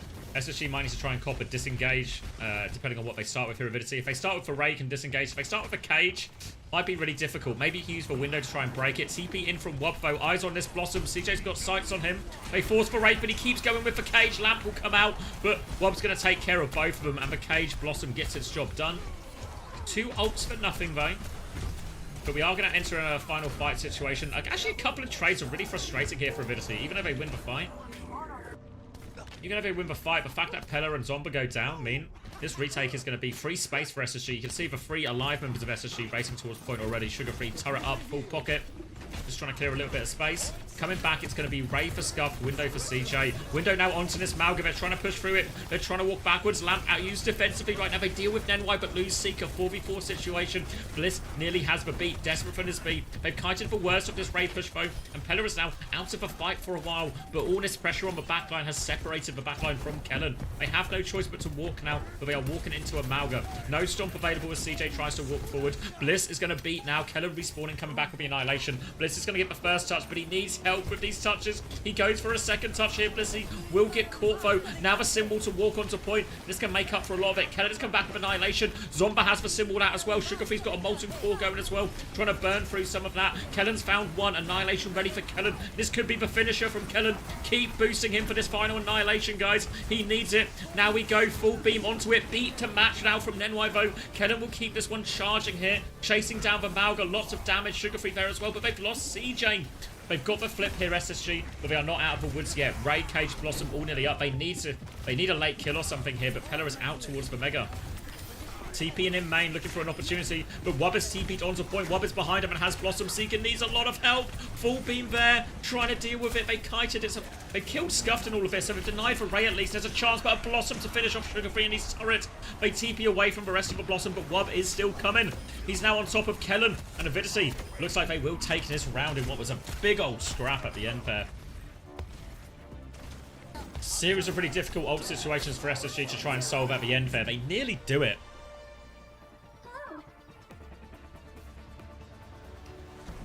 But not enough. Not enough.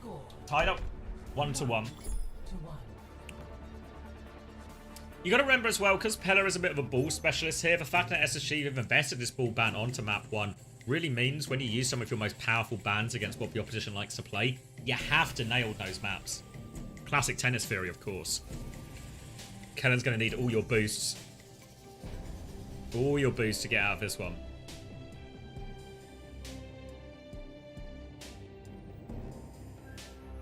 Looks like we might see more of the same from Avidity, but Kellen will be matching the Malga in this one. I do think it's a reasonable swap. Talked about it a bit before, that Malga does have a nice matchup into Ram. Now Kellen will go head-to-head with Pella. TP's to point for both. It's going to be chaotic first fight. Look out for these stomps. Seeker's going to get caught immediately, but Kellen's good for one as well. 4v4 situation. Pella has the HP advantage on Kellen, though. Big trouble right now. Zomba just trying to throw in right clicks. And they have to disengage after losing that HP trade early. SSG will concede first flip as a result of this. I mean, Kellen's looking at it, but their spawns are actually there already. Back really quick with that TP. Won't be able to touch before the flip goes through, though. Walking up. CJ slightly quicker on the Ray here. Seeker is going on to the Sojourn in all of this as well. We've seen some people leaning into the Sojourn, especially EMEA, a lot more. Nothing on the first rail for Seeker. We'll be able to charge a lot off this Malga as well. Kellen is walking in. Has to be careful right now. Has got the HP advantage, but is low himself, so he will back up. Sugar Free pushes to finish the kill. Will die for it, but it's a good trade for SSG. Now speedring on. Full pocket onto Kellen as he goes through. Looking for the stop. Boops him into the air. Seeker will take him out. And they'll get a late kill. We'll get this Lucio kill, and they'll get a point flip as well. CJ has the Ray ready to go as well. Scuff still 18%. Could be a key difference maker here. Worth noting that once we get to the big ult trades here, the symbol should in theory outvalue the overclock quite a lot. Seeker's going to have to try and essentially trade up his ult for one of the more valuable ones with Avidity if they can. But his Ray is ready to go for CJ, but I think they think Scuffed has it as well because they're not committing to the fight here, so they won't push for anything off that advantage. And as we get into this support ult trade right now, even though SSG have both support ults and a slightly quicker cage, these DPS ults could be a real difference maker here. Symbol and Molten Core so good in this. Pella's going to stop towards the backup point right now. Ray will come out onto them, trying to one-shot Pella. They do one-shot Pella. Gone too deep. Now the Molten Core and the beats come through. Seeker's got the overclock in this. Trying to find a way to thread the needle, and Sugar Free's done well despite all of those ults. 4 ults invested there for Avidity. And this is a huge swing fight in the course of the game. They had to use cage. But now, SSG, they're left in a situation where Pella has cage, but Sugar Free has Molten Core. So now, this is a pretty reasonable one. Molten Core in the cage, burn through it. Pella staging from this Mega side again, and this will do the same thing as last time. Force SSG to concede back to point. Pella went really deep with a charge last time, got punished for it. Has the cage now, so can probably actually commit as deep again as long as they can find a good catch target here. Sugar Free will try and burn through it though, and Kellen's actually already on half HP, so Pella's going to push that advantage, catches Lucio. Bliss is stuck in that one. Molten Core to try and get him out. Blissy dies quickly though. They delete the cage, and Pella is awfully low thanks to all that. Wobbers pushed for a kill though. Pella's punished. Zomba now on the Sojourn themselves. Oh, battle! Zomba's going to interrupt that Juno battle on the coast. And Avidity will win the scrap. Kellen's going to have to back out towards the Mega. Can't back out towards the Mega. Zomba coming online here. Seeker's going to try and take the jewel, but Nenwai there to help out. CJ, slightly quicker Ray again, but every time CJ's had a slight Ray advantage, but they've always managed to get enough time, basically, Avidity to match the Ray in the end. Turret taken down as Seeker's going to try and charge up this rail. Disruptor shot onto the Malga. Trying to clear him out of this corner. CJ 10% off this Ray right now. getting a rail ready to go. Speed ring in. They're making their move as quickly as they can right now. CJ has this ray. They're waiting for a response. Nesva stomp back in. It's not in time to save Kellen, though. He gets one shot. Can the ray gap do enough? Scuff now has ray back as well. Zomba with the overclock slides in. The ray did come back out from Scuff, but Sugarfree's still finding trades. They've all skirted to the edges right now. Zomba's going to try and chase into this one. Has to be careful. CJ's in big trouble. They do give a chase.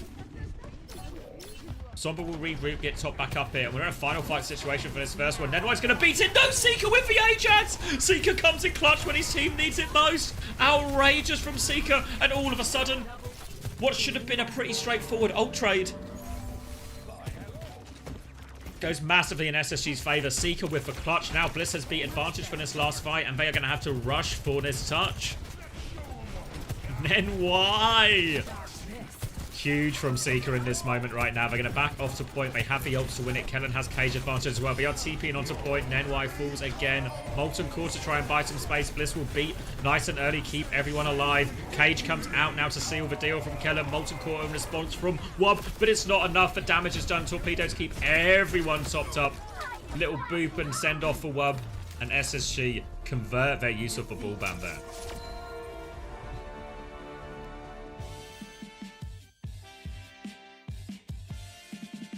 Ooh. Too close for comfort? Yeah. Yeah, it was close, wasn't it? And you got to bear in mind, that was the ball ban map as well. So now expect Pella to be playing a lot of ball. They've already shown. Ooh, thank you, Offish. Torb is disgustingly broken. He's really good. He's really good. Seems like it took everyone in the world a while to realise, but once they realised, they've got it. Yeah, we can Sunku. I don't know if we got a good view of it, to be honest. Maybe they caught something in the highlights. Because this is actually, you know, game-winning play. Where is this all happening? Seeker is here right now. Where's Nenwai? Let's break. Just beating in main.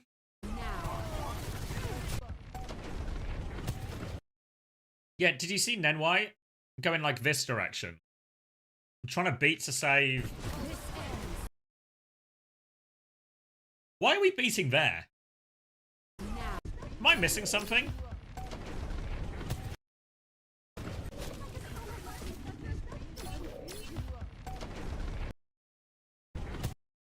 Like, Nenwai's here, going to drop a beat on point. Obviously, I guess it's everyone's just going to go over the wall, right? Like, Zomba and Scuff can just get over the wall. Are they just trying to... It's just really trying to save Wub, essentially.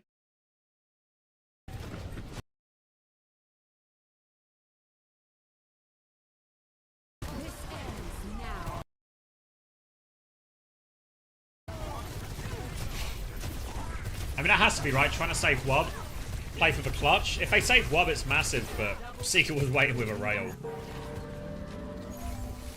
Watching Chris coaching dive with my girlfriend's parents right now because they are overwhelmed by the match in real time. Yeah, there's a lot going on. A lot going on, Arthur. Chrissy will break it down, though. He's good at that.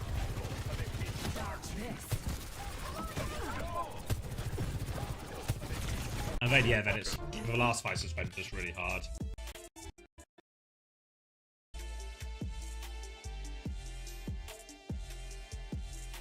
You can see the body on the ground right in front of point. Yeah, my concern is more that just like, where's everyone else on it? Oh, wait, here we go. Oof. Yeah, like, because look at this. Like, because if, let's say Seeker misses, who gets beat? That's like, that's the, like, if Seeker misses, who gets beat?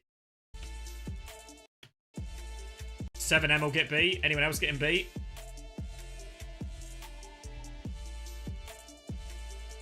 Wub? I don't think... I mean, that's the idea, right? But Wub is actually off for, like... I don't know if I can get an angle for it. Because Wub is actually... You know this door here? Wub has actually been, like, pushed by Kellen's Stomp to the outside of point as well. So I think actually... I mean, obviously there's no way for Nenwai to really know the specifics of that at the moment. But, like, yeah. Yeah, so in theory it would have saved Wub, but I mean, is it really worth saving? Like, is it really worth a two-person beat? in that situation, rather than letting Wub die on point, and if you want to clutch, just beat push back in with your 3 players or something. I don't know.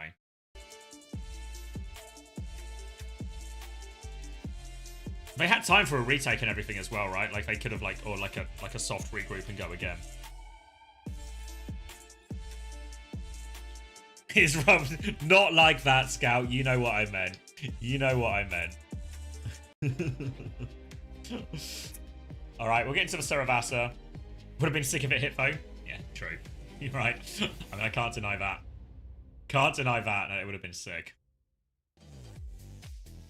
All right, let me look at the channel. Can I give you a preview on the bans? Let's see. Avidity have gone to Saravasa, which we can see here as well. No subs on either side. So they have banned Cassidy. Hunter is going to ban Auga. Interesting here. So obviously, now the ball ban is burnt. Pella is free to play ball for the rest of the series.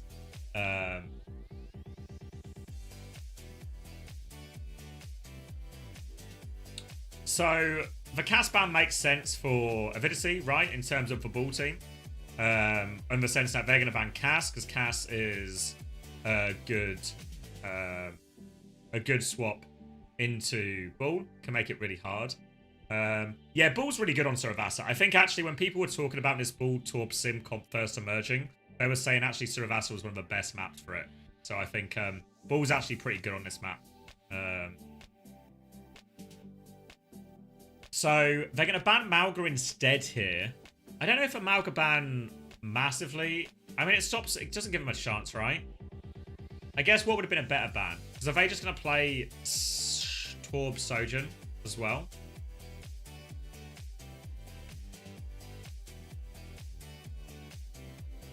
Is there anything that would make basically, like, what would be the alternative ban, right? Because I feel like the Malga sort of takes a hero away from Pella, right? But probably not one they're going to play anyway. Could ban Lucio. I guess the question is, does the Lucio ban... Because the problem with a lot of these comps is they're quite similar, right? So, they also want... both teams want a lot of the same heroes, right? Malgamira was scarily close, yes, you don't want to risk them swapping onto it, right? Maybe they're planning to play Ramatra into the ball, potentially. Or a Sigma or something. And they just don't want that Malga option there. If ball doesn't work, yeah, that's a good point, Sunku. If the ball doesn't work, then maybe they're in a good situation. Wait, I've got a message. Okay. What are you then?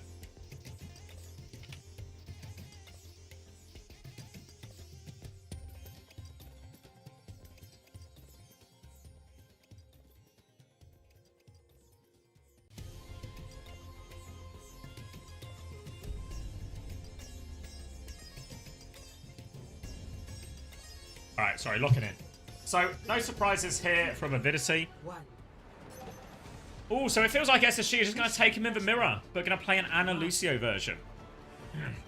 No, there's one more game after this, Jamie. It's Rad versus Team Liquid afterwards.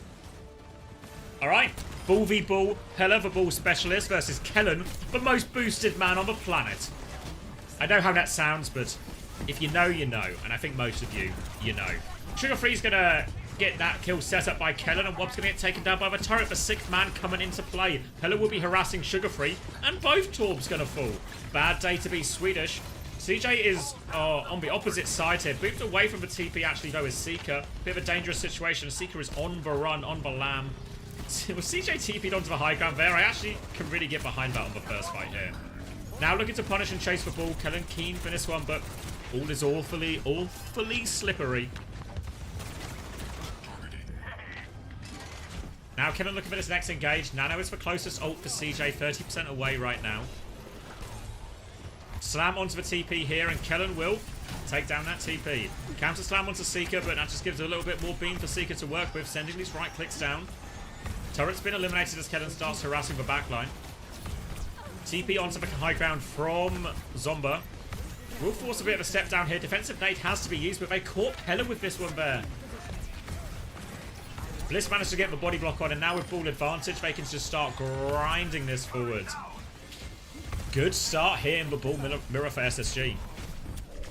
Oh wait. Okay, it was a bad trade for Sugar Free, but I guess they got Wub at the end, so Wub and Sugar Free just seem to have really synced their deaths in this one, living the same life. Sim Wall in a 4v4 situation now from Zomba. Seeker doesn't have a wall to match. Kitsune rush from Scuffed as well. Double ult use.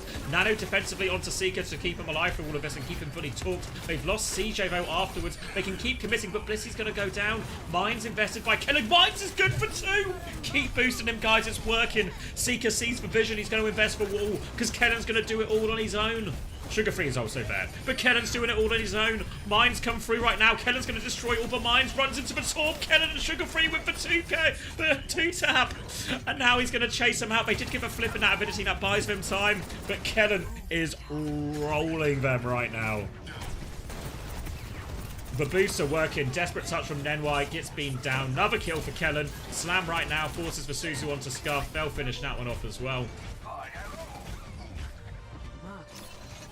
And Avidity, this is bad news, right? The scary thing about Avidity, even though they're expected to be one of the lower teams in this North American region, the scary thing was always going to be, oh, they got a ball specialist and ball becomes a little bit meta.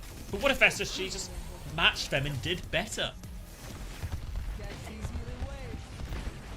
B available for both Lucio's, Molten Core available for both Torbs. Pretty reasonable situation, but Kellen is racing ahead with another Mines. Used it earlier and did a load of damage as well. Taxiing CJ to the back of a point right now, giving him, probably put him in that little room where he can be safe and tucked away. Sugar Free will drop this Molten Core right now. Beat back from Bliss now, slightly later. Boop onto CJ. Oh, just about stays on the map. Support push onto CJ. He gets pushed again. This time he won't stay on the map. They have lost Scuffed on the way in, so very even trade. Kellen has Mines on point, but too low to use them right now. Does kill Zomba in the back, and Sugar Free tries to fake him out with it, but Avidity will win that one.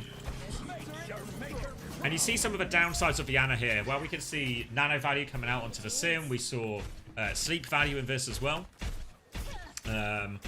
We are also seeing some of the vulnerabilities of the Ana in terms of can just get ran down by this comp in some situations.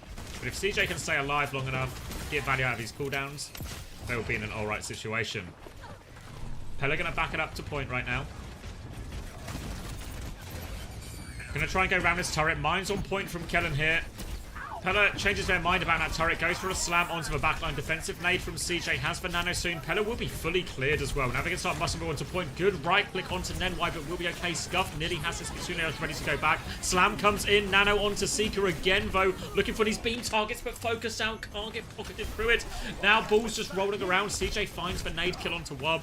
Sugar Free can go back in a second. Overload and looking for it, trying to find a kill. Symbol comes out right now. Bliss is going to boop it. Bliss takes down Zomba. Squashes him right there. TP is going to get used. Suzu's going to get used. Sugar Free's looking for the kill. Turret is up right now. Kellen is body blocking and Sugar Free is using him as a human shield. Turret 2. And SSG secure the retake, but 96% conceded.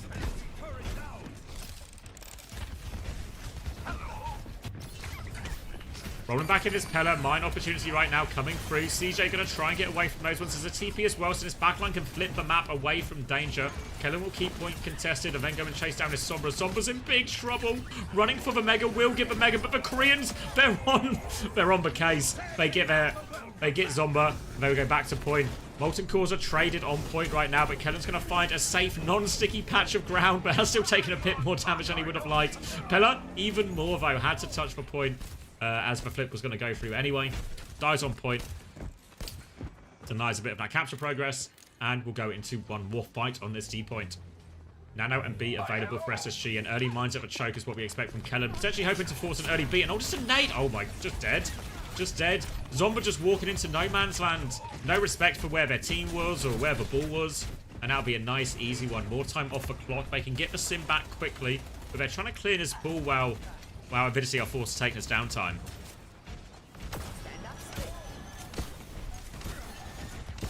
CJ on point, nano in hand. All of the nanos have gone onto Seeker so far. Roll through right now. TP to flip away from that engage. Good use of the TP here from SSG. You see it. TP away from the engage. B push is going to go wide. Kellen will now drop the Mines on point, and they have separated a couple of players here. Can they find the kills? Nenwai's going to run back in, but Blissy's good for it. Blissy is on one today. will eventually go down for his aggression, but he's just following Kellen on a lot of these dives. So there's some really interesting things coming out from SSG here, where we're seeing Avidity are going to do some kind of aggressive push, but Ball's going to come in, but Kiri, Velucio are going to commit. So what Seeker is doing is he's saving his TP to TP flip, essentially. TP CJ away from danger, and because they're using the TP to get CJ away from danger, that's freeing up Blissey just to play fast and loose, get involved in the dives with Kellen, and he's finding a lot of value, finishing a lot of this damage Kellen is setting up for him right now. Now as we move on to E point here, Seeker has the sim wall ready to go. Zombra's gone on to Tracer to try and increase the threat of this dive, take CJ out of the game. Seeker's going to get caught playing around with that TP right now, so no chance for sim wall. Kitsune rush on the coast side right now. Sugarfree's going to peek it. Zomba having a hard time. We saw Soon struggle on Tracer right now, but Mines on top of this backline is going to make it hard, and Kellen's going to exit into those ones. They get a ball-for-ball trade fight. First point to Avidity as she's going to walk in. Boop into the miner. We'll ensure Nenway will get that kill, but CJ and Bliss still doing it. CJ and Bliss doing it all themselves. SSG backline on top. They're going to take care of this turret. Oh, need to be careful. Blissy's caught one there. Peeks for the healing, and Space Station get the flip. And thanks to Seeker going down earlier, they actually have the sim wall ready to go again. Keeping their eyes on this Tracer. Now with the Tracer in play, Bliss might be forced to play a little bit more defensively in some of these situations. Try and keep Zomba contained as best he can. Slam coming in, TP onto the high ground. Seeker has gone out of there right now. Pella is aware of these TP games though and trying to find timings around that. Save his cooldowns when he thinks they can't TP, just like now, but the sleep is good from CJ. Molten Core comes out, a little bit of burn damage, but Pella has more than enough HP, and this time CJ is caught. Bliss is dancing around, Molten Core's traded on point as well. Kellen's nearly has another Mines right now, ready to go if he wants to commit it. Zomba's caught Bliss for Pulse Bomb as well onto Kellen. Will be going round coast here. Should be able to preserve his life, but the rest of SSG have fallen, and it'll be a retake situation. Mine's advantage here for Kellen. Bliss and Nenway pretty even on beat. Should all be in play. Seeker's actually going to go over onto the Sojourn now. Remember, Cass was banned by Avidity, because otherwise I think that would be the choice that Seeker would go. With an Ana, Cass, a Torb, you can sleep and flashbang and really kill that ball in a lot of situations. So this is why Avidity banned Cass right at the start. Mine's going to come in from Kellen right now. Didn't see what we got out of that. Beat hasn't actually been forced out of Nenway. They're walking forward though, but Pella is behind, ready for the engage. Looking for a beat opportunity. Bliss has the beat to match. CJ has a defensively nade. He really needs the beat. Bliss is going to go for the beat, but two players die before it. Now the late beat is a trouble. Bliss is committed into the dive right now, but they can't find any kills. They've lost everyone on the way, and they lose this trade massively right now. Bliss was trying to save that beat for Avidity's own beat engage, but they took so much damage walking in there. CJ had to nade. Now Kellen has to really consider the touch right now. Has the Mega to play with. Sugarfree has gone Tracer, so I think Sugarfree's got the touch. Wait, no, Kellen's going to get it now. Slam onto point. Not quite shields yet. Gets the shields now. Hopefully someone can take over point. It's a nano Sugarfree on point, but there are mines there. Sugarfree's good for one. Avoids that slam. Pella's still rolling around. Sugarfree and Kellen can get another touch. Kellen is super low on point, but he can just about get the touch. Sugarfree's still playing around, but good kunais from Scuff will force out recall early. Limited impact now for Sugarfree without his recall. Trying to play for CJ's life, but they have to concede for flip. CJ will get his one. But Avidity get themselves on the board. What's up?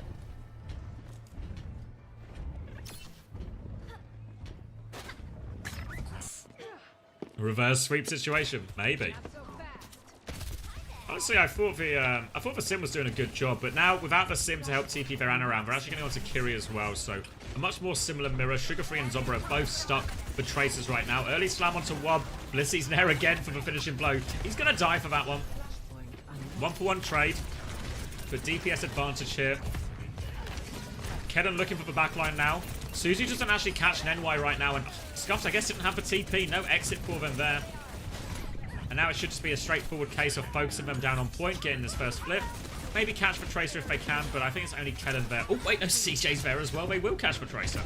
All right, everything going great for SSG right now. Remember, I only need this point. They do lose Seeker right now. Does Scuff have TP? No, Scuff TP to that situation, so pretty hard to have it again in time. All right, looking good, in control, 30%, a few late kills as well. Wob will go over to mirror the Sojourn now, so we end up on a sort of Tracer Sojourn mirror in all of this.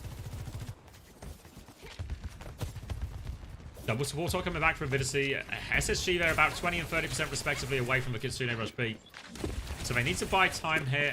Kellen's Mines can do just that. They have point capture time to play with as well. They're going to try and rotate away. Bliss is in trouble, though. Bliss is in so much trouble. Caught by the slam. Wide pulse bomb from Zomba, though. Kitsune Rush to force for point. Kellen doesn't really get the Mines where he wants them in that situations. They've lost Seeker as well, and I think just cut their losses right now. They got the Kitsune Rush out at least, so SSG can come back with ult advantage. Not really what they were looking for at all there. Catch Bliss on the rotation. And then the Mines. I don't know if he got booped or something, but they certainly weren't where Kellen would have wanted them. Retake now. Chance to put this Kitsune Rush on point. Bliss is still 20% behind NY, so for now it's essentially just a 1v1 support up situation here. Kitsune Rush onto point right now, looking for this Lucio pressure onto NY. Pella will drop the Mines on this Kitsune Rush to try and limit its impact. Sugar Free has Zomba in his sights. Chasing that down, Recall has been forced, looking to bully them. Zomba's going to play in the Mines to try and play their life. B comes through from NY. CJ dies before Bliss gets it. Seeker's going to die as well. Bliss finds a trade. Bliss has the beat. They're low on time right now if they want to play for the clutch. Bliss is going to go for it. Bliss need 3-person beat, but they need kills right now. Hunt onto the backline. NY trying to get there, but Sugar Free's good with the pulse bomb. Now they turn their attention to NY. Sugar Free looking for more, but boop is just about enough, and oh, that sets up a kill for Wub. Kellen still trying to buy time on point. Slam will come through, but takes so much damage. Suzu right now. Wub, Seeker trading overclocks. Can they find the damage? Jumping onto his Pella. Pella's taken so much, but it wastes a lot of Seeker's time. Chase now. Wub will get, Zomba will get taken down. Good shot by Seeker, crucial one. Oh, but the trades back and forth. Chaotic fight. Kellen is 62 HP behind. Running for the Mega. Sugar Free will take over, stalling the point, keeping it in SSG's favor. They're ticking up. It's a final fight situation. SSG one fight away. Mines on point. Oh, Pella is just caught right there. Boop away from Bliss as well. Nenwai will die. And that should just be it. One final touch. Recall burnt now from Zomba. Has a pulse bomb. Kitsune Rush from Scuffed. It's desperation time, but Zomba dies to the Mines going for it. And SSG, they will win the ball mirror on Saravasa. There we go. Final hack coming through. Chase onto Pella. Trying to save KD. Will save KD. Nenwai, no interest in saving KD. Right back in there. Whew. And that's massive for SSG, right? Winning on that mirror. Winning on the ball mirror means it's a real problem for... oh, yeah, good shout, Dylan. We can see stats. It means it's a real problem for Avidity in terms of what matchup do you even go now, right? Wait, let me do it through Wikipedia. Maybe that'll be easier.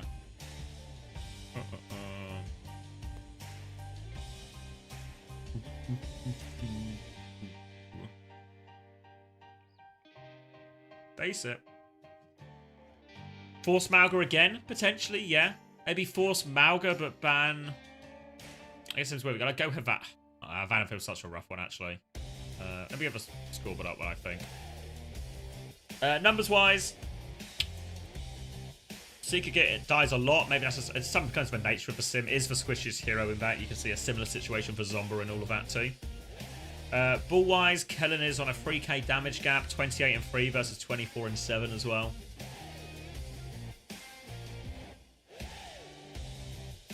Bliss on 26 limbs in there as well.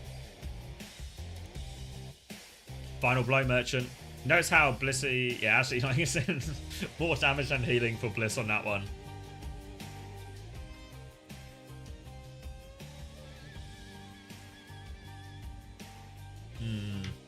Let's see, do they have the screen up yet? No, we have the screen up yet. Let's get up on Wikipedia. Tap it.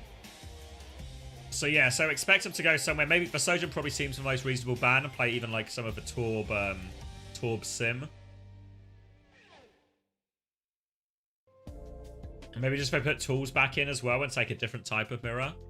The problem with a lot of the other comps that we've seen play today, like the Sigma and stuff like that, really opens the door for Kellen to go Winston or something. Maybe if they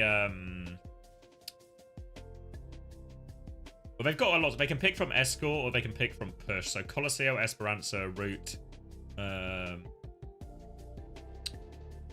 Dorado, and Havana. They won't get a Diva mirror. Like, I think like as much as we saw loads of Diva mirrors before, I don't think Diva is meta. into like that level of a degree. It's just a it's just that both those teams have like strong diva players. So maybe you could sub Tools in and just go to Havana or something. Look to try and force a Sigma matchup or something. It was a map. Now, obviously, remember that was the map that SSG dropped, right? To Amplify. Was that true? No. Did they drop it to someone? Maybe it's Team Liquid. Yeah, lost Havana to Team Liquid. Really struggled on that.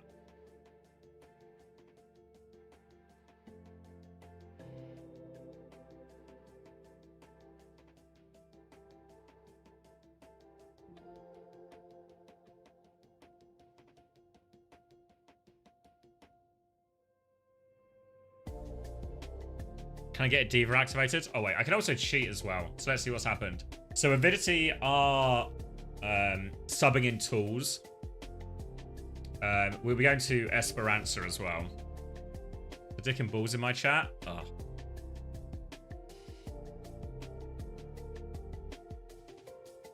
Cheers. Yeah, so going to Esperanza. Tools is in. They have banned Anna as well here. That's Avidity banning Anna, and then a Torb ban in response. Okay. So Tools in, maybe potentially Diva. Maybe they're going to do like some of the Diva Sim Torb that we've seen some of. Maybe try and counter the ball since they can't win the ball mirror a little bit more. Something that we've seen a bunch of teams try, especially over the last sort of like 24 hours or so. Torb ban. I mean, it takes it away. So I guess what comp do we expect them to play here on Esperanza? It's all about read, I think, because this first fight's going to be super important. Do you expect Tools to come in and just play Diva? If he does that, does Kellen just roll out Remarkable or something? Or even Hazard? If they ban the Torb, do you think they can just get away with playing Hazard? Yeah, I think we just have a, same page for Ninja. Then they just play the Hazard, because that looked pretty fine for SSG last week, right?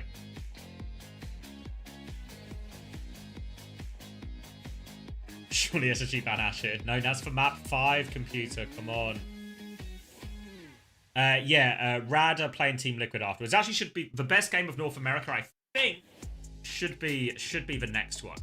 Or at least the best game of North America for the weekend. But it depends how much the shift towards like ball and stuff has maybe scuppered Rad's chances.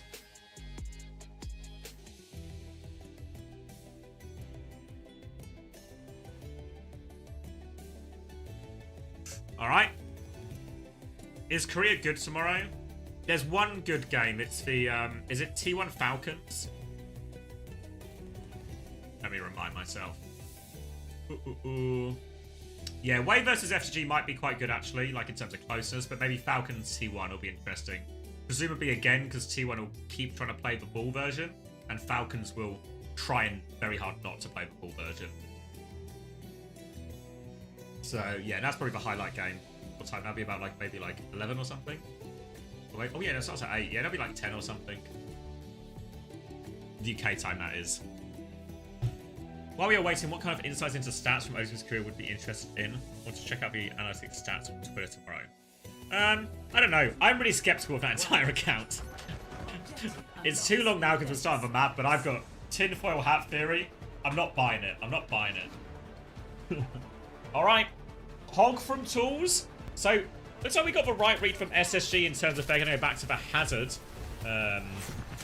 Now they're not expecting the ball. So a classic throwback here from SSG. Hog, so far this weekend, the only two heroes we hadn't seen were Hog and Junkrat. And we've got ourselves a bloody Hog. So, you wanted hero diversity from hero bans? Well, here you go. Seeker gonna get taken down immediately, which is a problem. Hook is there, and maybe Hog was the meta all along. Did we see Weaver? Yeah, Chirong was playing Weaver earlier today. Multiple times. Multiple times. Couldn't actually stop him playing Weaver. Alright, so now we've seen the Hog here. I guess, okay, they banned the Ana as well. One of the, like, go-to swaps into a Hog to try and punish that Hog a little bit more. So, I guess I can see the vision. That's not what I was expecting out of the Ana ban. I just figured they wanted to make sure SSG didn't run any more Ana Lucio in these situations. Alright, Bliss has rolled Zomba. Bliss continues his fragging prowess on Lucio today. I'm just going to try and ignore the Hog at first, find other kills, slash onto the Sojin, come back in. Pressure onto him now. Wall comes out. Suzu to keep him going, and Sugarfree will clean up all those kills. And now, after they kill the backline, they can turn and deal with that Hog. When they're playing so aggressively onto this backline SSG, what they're doing is they're really putting a lot of pressure on Tools to find value quickly.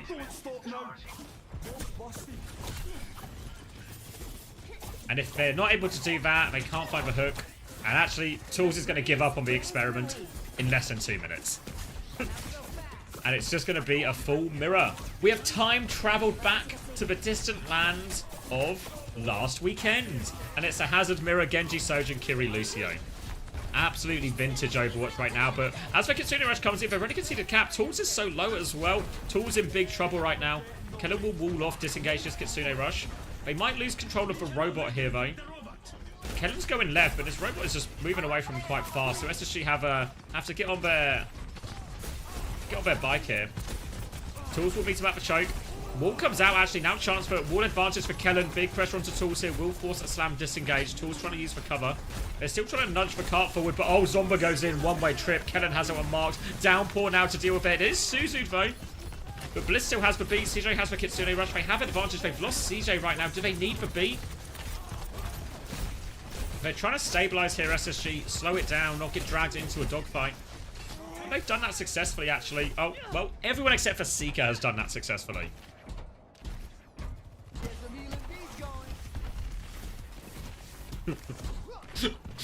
What is this, 2025? It literally is. Alright, Wob charging up this rail on the high ground. Retake now for SSG. Both support ops in hand. Avidity have no direct answer to this. Only the overclock. They'll start with that overclock. Beat push in response. Sugarfree. Beat blade over the top. Suzu has been burnt. Sugarfree is on the hunt. Sugarfree gets his man. Wob will fall. And Sugarfree lives to tell the tale. Lives to tell the tale. Now can set up with Kellen for this next dive. They've got a huge HP advantage on that Hazard. Kellen's going to chase down one. Sugarfree will chase down the other. And they get the cleanup there, maintain their lead, and now a chance to put some serious meters on the board for SSG. They only use the beat for that, so they have Kitsune Rush for this next one. Scuffed will have it to mirror. Maybe the guess here is SSG will actually start with Overclock, try and force an earlier Kitsune Rush out of Scuffed, and then Bliss will get a little bit of a later Kitsune Rush. Just have to try and keep that Suzu for Tools' downpour if they can. Seeker's actually popped this super early. This one's not going to force a Kitsune Rush at all. Alright, so swing and a miss right now. Kitsune Rush comes down first from CJ. Downpour onto that now as well. It catches. Oh, wait, everyone is caught up. They're lined up perfectly for Scuffed, but only converts one of the kills. CJ and Sugarfree find their own value right now. Kellen diving onto the backline. Scuffed able to Suzu to keep them up, and they should be able to win this trade. Sugarfree's pushing for the kills, though. TP away leaves Sugarfree a little bit stranded behind enemy lines. Seeker's trying to peek back at Wob. Find a bit in his space. And Avidity have got enough trades to stabilize. CJ's also made the Juno swap during all of this as well. Kellen's coming out. Trying to stall the payload right now. Sugarfree hit the other side. Wall will make Sugarfree's life a little bit awkward. Kellen's diving underneath though. Blade comes out from Zomba. What are we looking for? Big boot back from Bliss. Only one slice though. Deflect from Sugarfree in all of this. And Seeker is... Where is Seeker? Downpour now comes out. No deflects available. Oh, just not quite off cooldown in time. And Kellen, can he clean up these kills? Not. Gets Wob. One's better than nothing. They stabilize around Kellen now. I think what everyone went backwards. Seeker went forwards versus that Blade, and that's why he ended up so stranded. Now, trying to help with the side fighters' tools. Nenwai has the beat ready to go. No response from SSG just yet. Need Blissey to get his own beat. 20% away still. And CJ's going to get caught. And just in the mess here. SSG have lost one of their key components of their comp. Meanwhile, Wop is going to get Suzu, and Avidity are going to group around this Mega, clean up Sugarfree and walk forward. But, oh, Seeker, it's actually a very annoying trade here. And this means SSG can be happy to actually contest this high ground a little bit. No main source of healing. Mean Avidity can only push for cart until they see the enemy.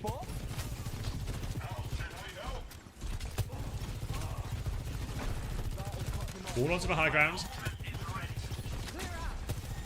Disruptor shot to try and clear a little bit more space. And then White has the beat ready to go. SSG could just start with Blade, maybe try and force one of the support ults. But actually, Sugarfree's just going to go for it. Oh my god, Suzu to protect the Ajax right there. Scary one for Nenwai, but full trust in Scuffed. But Sugarfree's just stayed there, kept on swinging, and it doesn't matter. Just cut through all that damage, cut through both support ults, and this is a disaster fight here for Avidity. In push, you're already behind. You're already behind, and when you lose a fight like this, if that's both support ults lose, and now you're staring down the barrel of Seeker to start with an overclock, CJ with a Ray to keep going. Scuffed is going to swap and... Scuffed is going to swap over to the Juno as well. Overclock from Seeker, jumping in. Tools is just taking 1 billion damage. Not looking for anything fancy here. Oh, little flick to kill Wub. Sugarfree will doing that one. Tools is low HP underneath. Are they going to push and get these kills? They're kind of separated. They're happy just to take the meters right now. Rail on the way out, looking for that Lucio. Sugarfree and Seeker are good for it again. And Avidity are scrambling to stabilize here. Sugarfree's going to dash in. Might be a one-way trip, but no kits for dash. Reset. Well played. 3 seconds away from deflect, but full pocket is there and Seeker is there as well. SSG flowing forward right now. Contained up a choke. Threatening a full cap right now. Wop has overclocked to get out of spawn, but CJ's dropped a ray on point. There is the downpour. Oh, set up even more kills. Deflect onto that overclock. Counter downpour's decent from Tools, but too little too late. Door will shut on Wub, and that'll be a 3-0 for SSG. Yeah, GG's.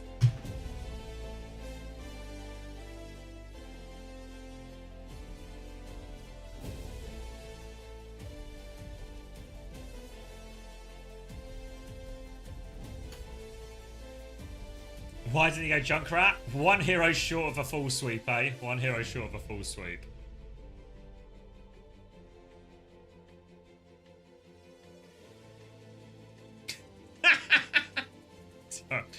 So I'm looking at the SSG channel, right? They're arranging the interview. A little spoiler alert, little behind the scenes for you. Arranging the interview, right? And Kellen's gonna do the interview. He just needs to change out of his NRG jersey.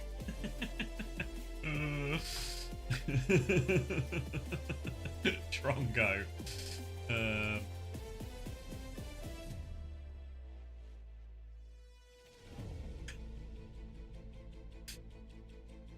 It's alright, it's alright. Obviously, Kellen wasn't able to go when they did the big content day in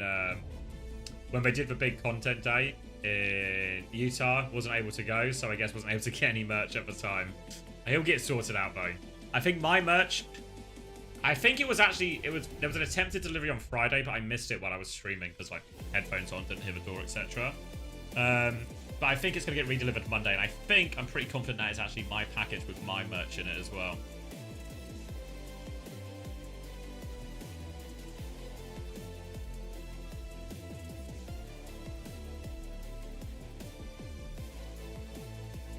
Rip it up on stream. Dramatic. Alright, so I think we should be getting Kellen in.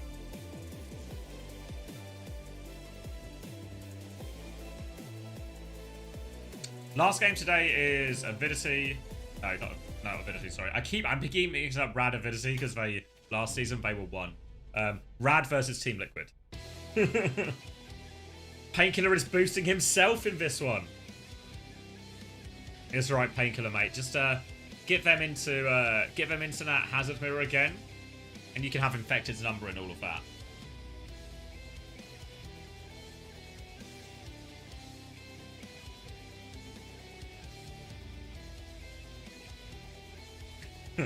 Boost sap already on Painkiller.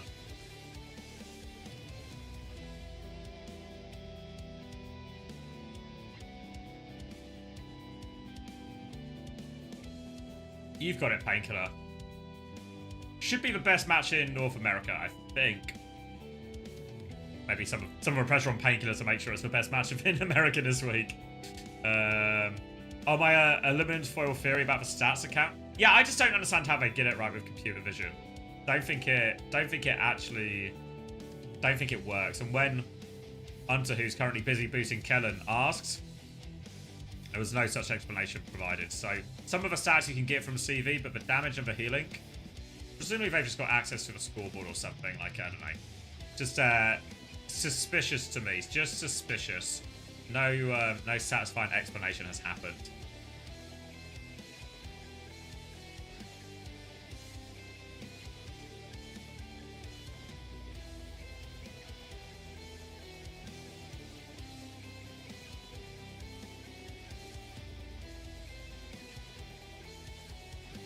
A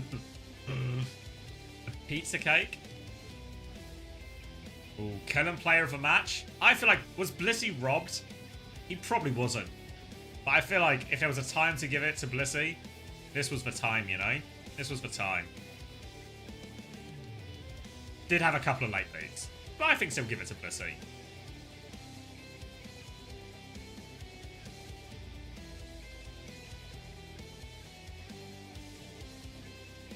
I mean, yeah. I mean, it's actually a classic situation when you just 3-0 roll. When you just 3-0, it's anyone probably could have it, you know.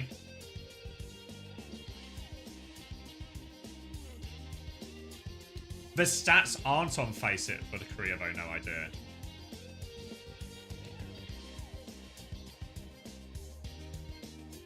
Welcome to the show, Kellen. Ooh, congratulations the big man. on the victory. That was a lot of fun to watch. Hi, how are you doing? Thank you. Hello, hello. Love the kitchen in the background. What Looks a very nice neat. house he has. I'm about that. Let's talk about this match we just got to watch, Kellen. We see you guys flexing to a lot of different compositions. Is there anything that you prefer? Like, we know you can play every tank hero. Is there a specific style or a specific hero that you like the best? I like Winston overboard. I like play main tank play. Yep. Kellen, we've seen you in NA for a couple of years now. It's awesome to have you back again. What was it that Keep made boosting, you guys. decide you wanted to join Space Station and stay in NA? I like mix roster, so I want to stay NA. Mm-hmm. And Yeah, I mean, working English is so good. Oh, that's awesome. You know, you were great here today. Kellen, what do you think makes like Torb and Sim really strong that we see from a lot of teams now? Oh, I heard in Korea rank player start Turbo Sim, and so many teams start Turbo Sim, and now meta maybe. Yeah. They are so strong. How do you feel? Yeah, I mean, it looks strong for some teams, and others are still trying to figure it out. It's very interesting to see the meta and how it's been evolving in just 2 weeks. Now, looking ahead for your upcoming matches, how do you feel you and your team are stacking up against your opponents coming up? I think your next one should be Avidity, and then you have Rad still on the horizon, and of course, Kellen rich? Yeah, Answer, are you listening right now? Season 2. Do you feel confident? How do you feel about against Kellen having a way nicer apartment than Yeah, I'm confident, and if we working hard, we can easily win. Mm-hmm. Right on. I mean, it's been very dominant from you guys today. We hope to see more of that. Kellen, thank you so much for taking the time to chat with us, and good luck in the next game. Thank you. Guys, can we get some Thank you, donated Kellen. subs to Unser right now? Give some subs to Unser so he can have an apartment like Kellen one day. You did good, Kellen. You did good. Really hard interview in English. You did good.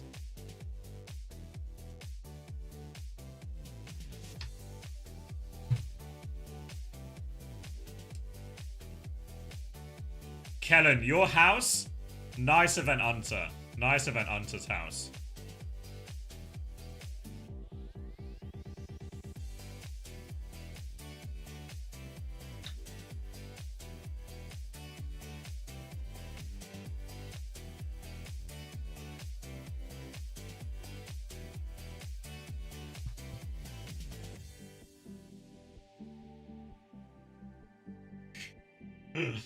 All right. A classic SSG on top situation then. That's going to send them, first place. Will they stay in first place? Actually, no matter what happens, they're going to stay in first place, aren't they? 3-1.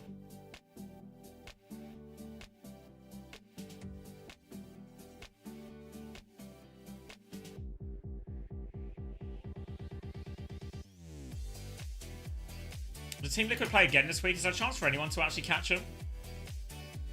Amplify will get a win eventually. Yeah, I mean, tough, right? Amplify played, because they played, where am I going? This one? Because this was the key one for them. Like, Shikigami and Amplify probably both down the bottom, but Amplify lost that one. Yeah. Rad could go if they win both games. Yeah, and this one's going to be hard, though, right? As much as we saw, like, a bit of that ball comp right there, those are the stats for round 3 for what they're worth. Even though it finished pretty one-sided.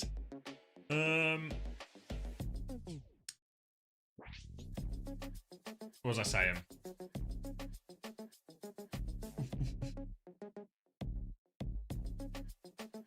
Yeah, even at, like, you think of all the ball we've seen, I feel like Infex has probably got the best ball in North America, right? Maybe Kellen closest. So I think actually this is Meta is definitely leaning the way. Leaning the way of Team Liquid massively for that swap. Alright. Do I have time? I should have time, right? We're gonna do a little break. Yeah, I got time. Alright, I'm gonna grab a drink then. And we can go for it.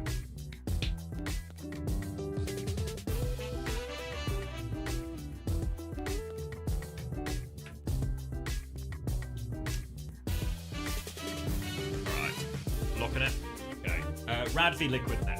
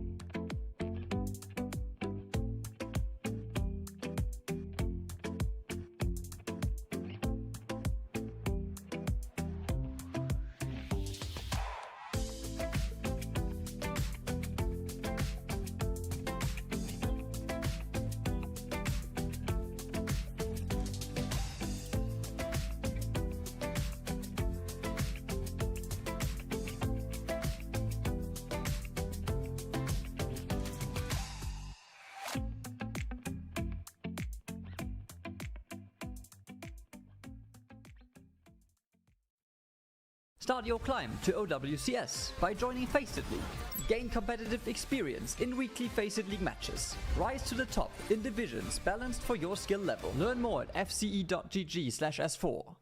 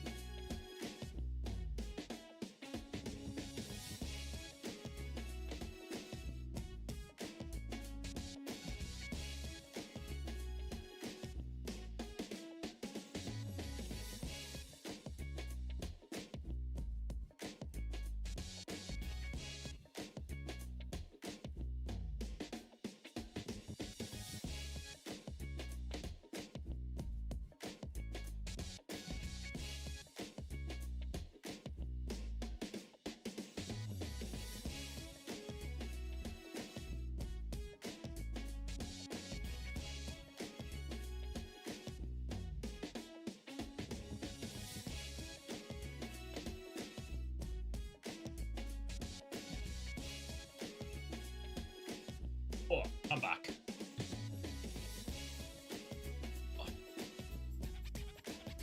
All right. Oh. Let me cut the VOD before I forget. Cut.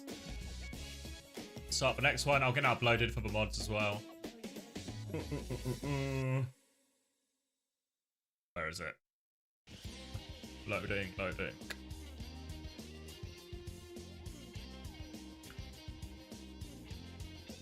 SSG versus... My mind is blank. Ability. Mind like a colander. Uploading now, mods. Alright. I'm back. Ooh. Oh. Lost all my quality.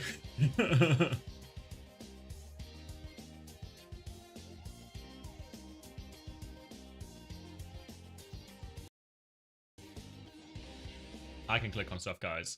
There we go. Come on. I can get 1080p.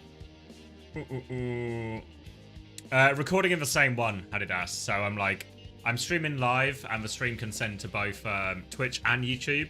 So the live stream on YouTube is on my main channel, and then I'm recording locally for the VODs. So what I do is I just stop recording for each match, and try and give a little bit of leeway so the VOD's not like suspiciously short. So, you know, when the game's over, but it's hard with these 3-0s because they're over so quickly. And then I just upload that to the VOD's channel on YouTube, and the mods very kindly sort it all out, thumbnail and stuff.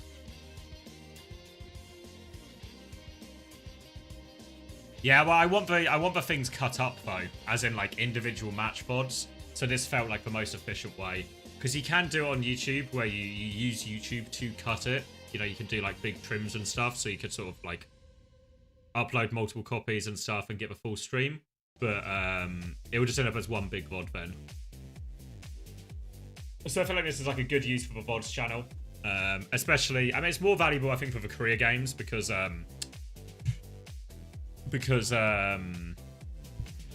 we're like me and Hunter end up being the only English coverage.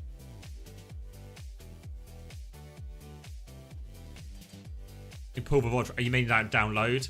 Yeah, but then I still need to cut it up manually. The problem is, like, when I use Vegas Pro for like when I make videos and stuff.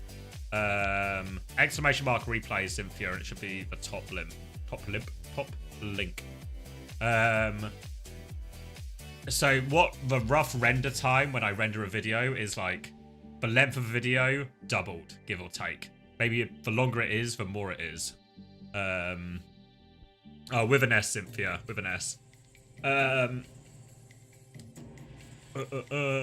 So what that would mean is, while my internet is good enough to stream to both things and upload at the same time, my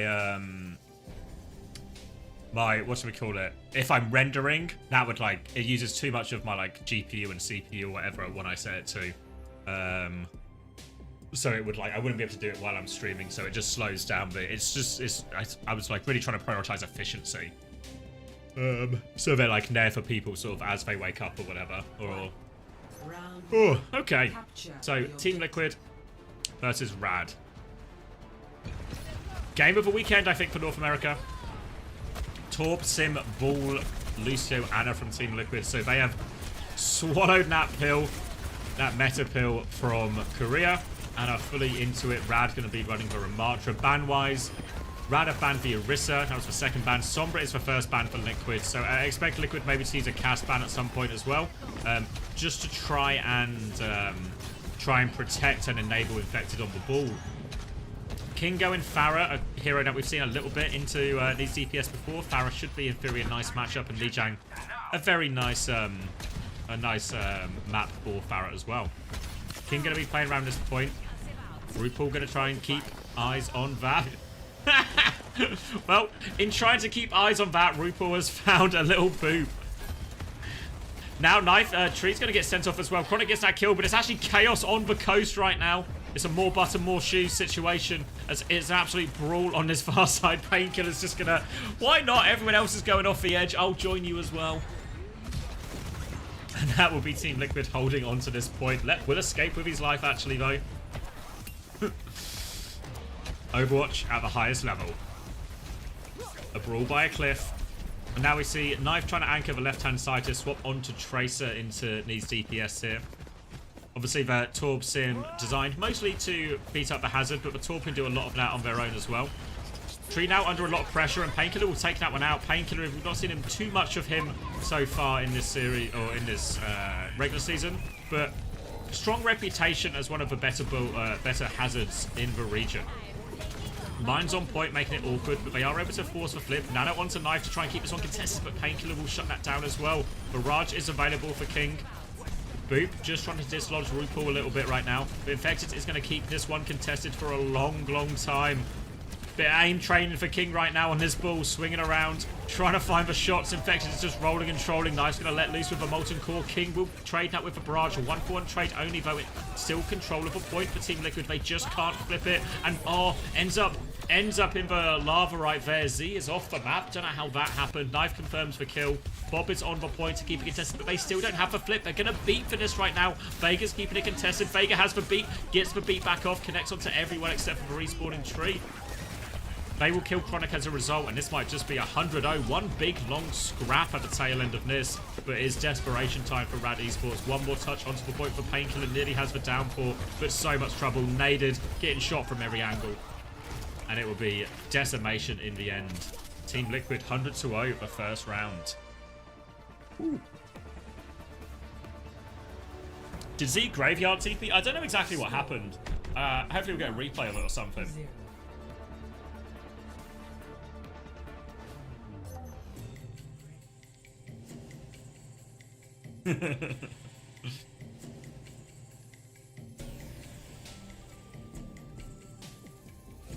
Shouldn't Rad have just banned Bull with second ban? I think it would have been a reasonable ban, but I think there's also I think the idea of saving it for later is also true.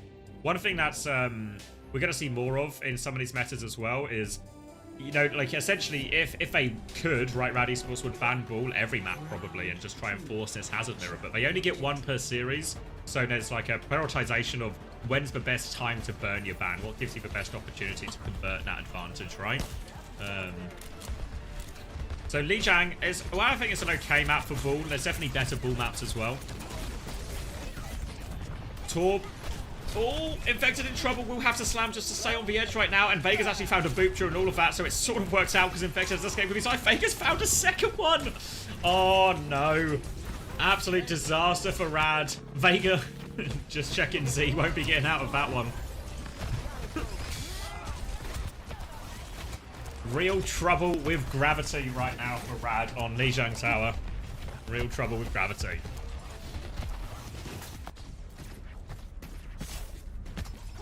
Retake will come through. Vega's going to get a healthy beat advantage thanks to all those boot kills. Chronic onto the Sojin, King onto the Genji. Well, still on the Genji, rather. So a pretty cookie cutter what we saw last. And Vega, they're just going to get the kill here. 1-for-1 trade. They're going to keep walking forward here. Boop in from Infected, trying to dislodge this backline. Forces the TP out of Z, but Z actually takes Tree down just before that. Now looking for this Tracer kill. Knife is low on HP. Can't really combine with Infected too much on this. Has to play for Nat Mega. Top back up. Passive healing going to take care of Knife now. And then Rad are going to use the opportunity to give a flip off that early pick.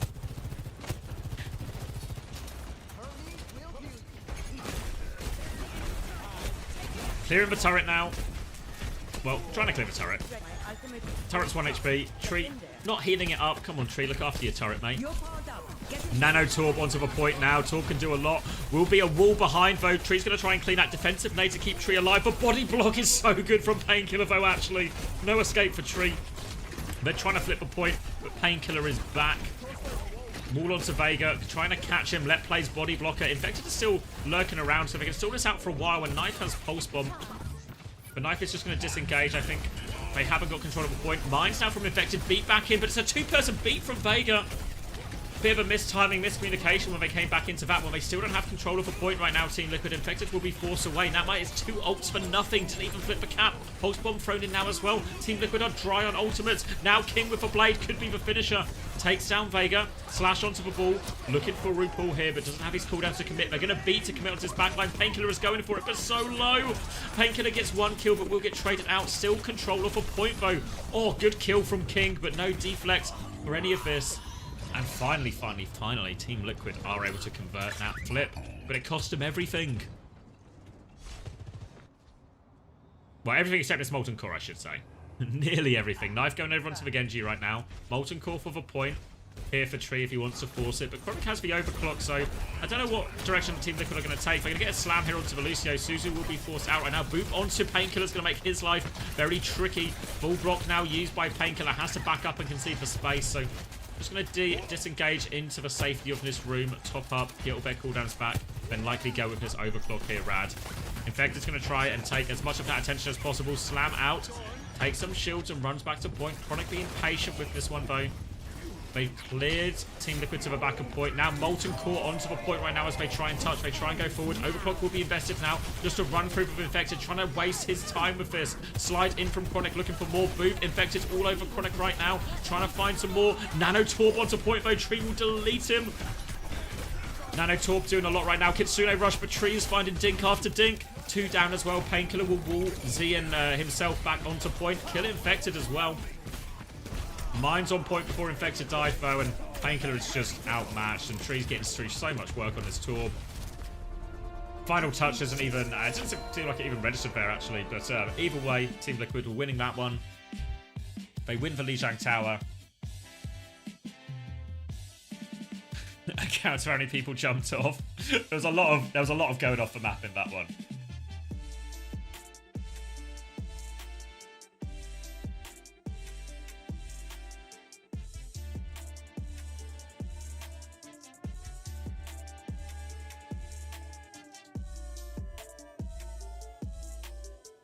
Is Torb really that broken right now? I think, yeah. I think the reality is probably Torb's been broken for a while.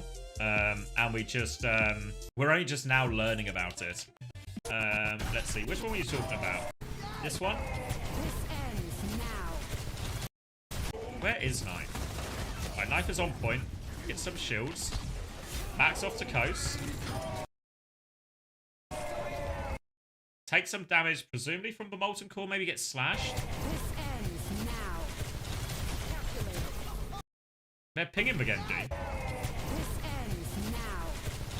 I can't really see. It looks like he kind of just walks off now. He's like in this bit.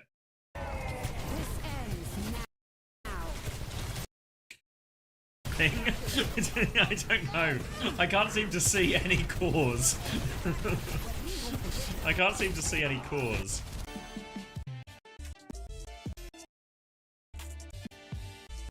Do you get any replays? I don't know if any of the observers were able to catch that. Alright, back up to live. I think similar to the Farah. Yeah, I think you really good chance you're right, Nipple. Just a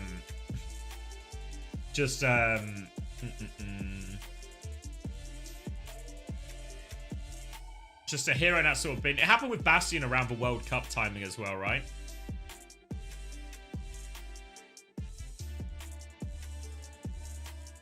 Yeah, 2 seconds, Floro. Start it up right now. Map 2. So this is maybe where I'd expect to see Rad potentially burn their ban. Oh, did they buff Bastion that time? Maybe that was it. I swear Bastion was even being played in Overwatch League before the World Cup, though. When we're going, NA.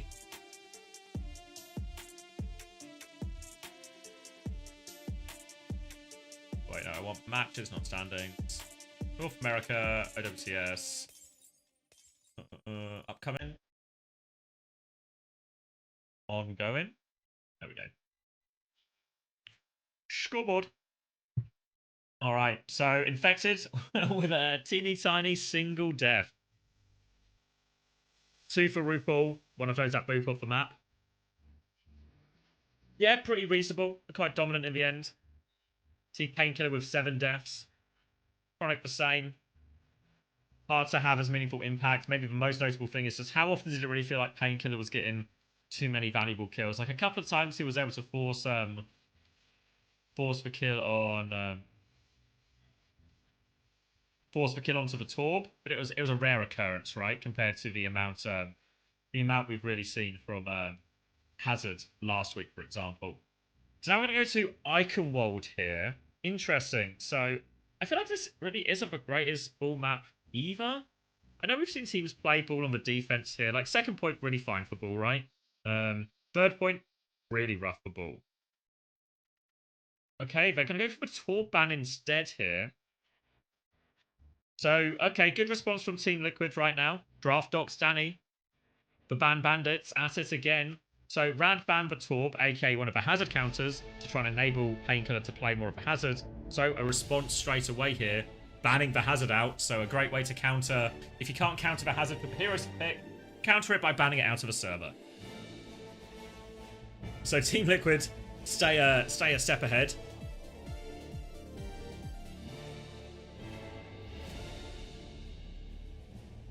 And looks like Infected will be starting here. So one of the nice things about the ball on defense, at least, like obviously second point is just good space for it.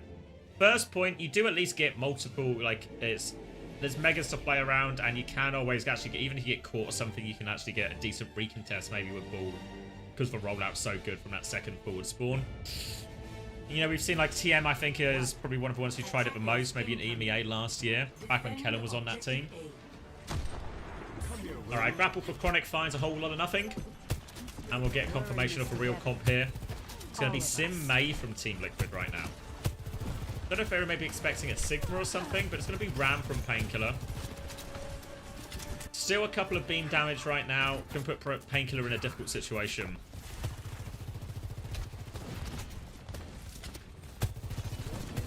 And get some water.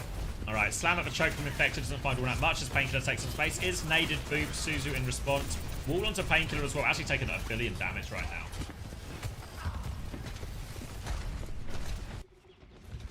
Will reset. Infected will try and set up. Beams catch King a little bit on the way out there.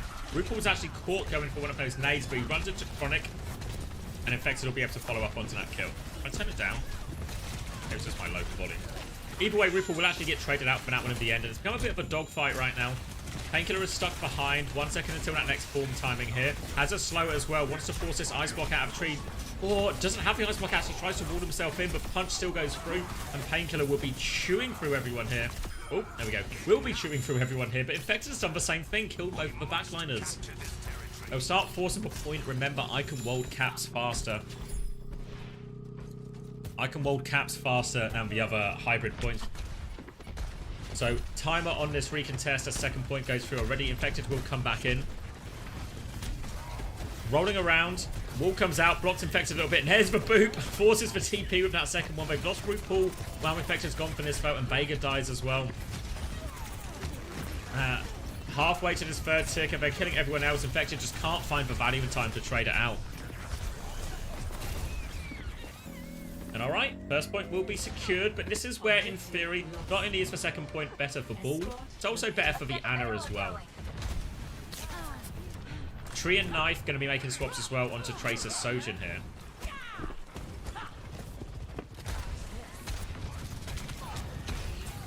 We'll give a car up to the gate, wait for the gates to unlock, and then team Ben Rad Esports will maybe take a little bit of space.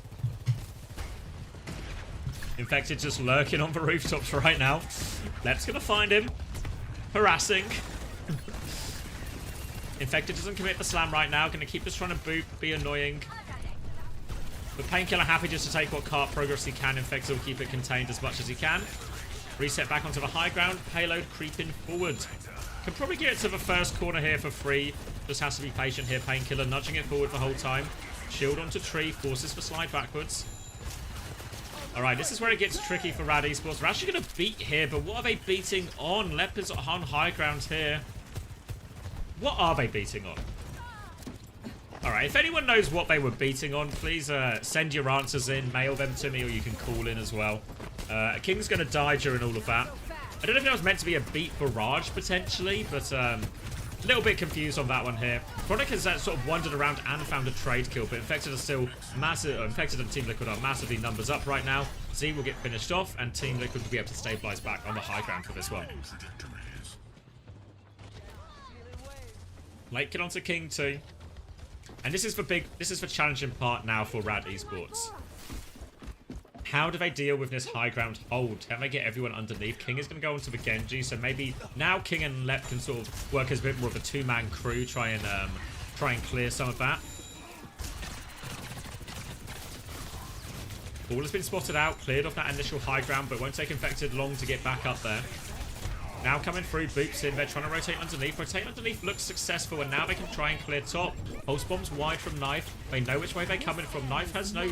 Ooh! Knife has no recall, and Vega's going to get caught as well, so no chance to beat back right now. Mines on the point from Infected. They've disengaged. They've given them the slip here, Team Liquid. They flipped the map a little bit. They're going to nano overclock potentially. Tree's not poppy overclock yet, but still has that full rail. Loads of damage onto Painkiller. Annihilation pop just to try and live. Who's going to come back and help with this Genji? But lots of trouble right now because Painkiller hasn't given up the chase. Still chasing. We'll finish that kill onto Tree. They kill Infected on point, and they've cracked the most difficult part of it, Rad Esports. Now, this is important for Rad Esports. This snowball is so important. So important they nail in this fight right now. They've got the Kitsune Rush to do it. Kitsune Rush on point. Need to deal with the overclock. Need to deal with the beat.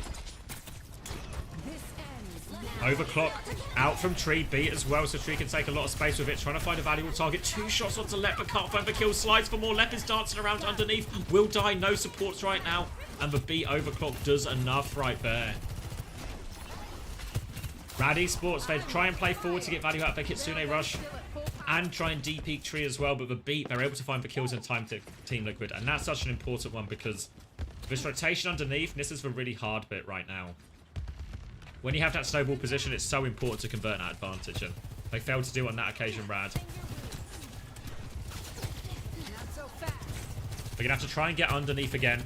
60 seconds. They have Blade, but real high chance Infector's going to try and find a mines opportunity as they do this rotate. You see, trying to bait out the slam first. Now they're going to go in. They've actually forced it. Knife is with Infected here. TP forward from Z. Need to help her out of that one. Now, the nade is massive from RuPaul, and Infected will get a kill off the back of that.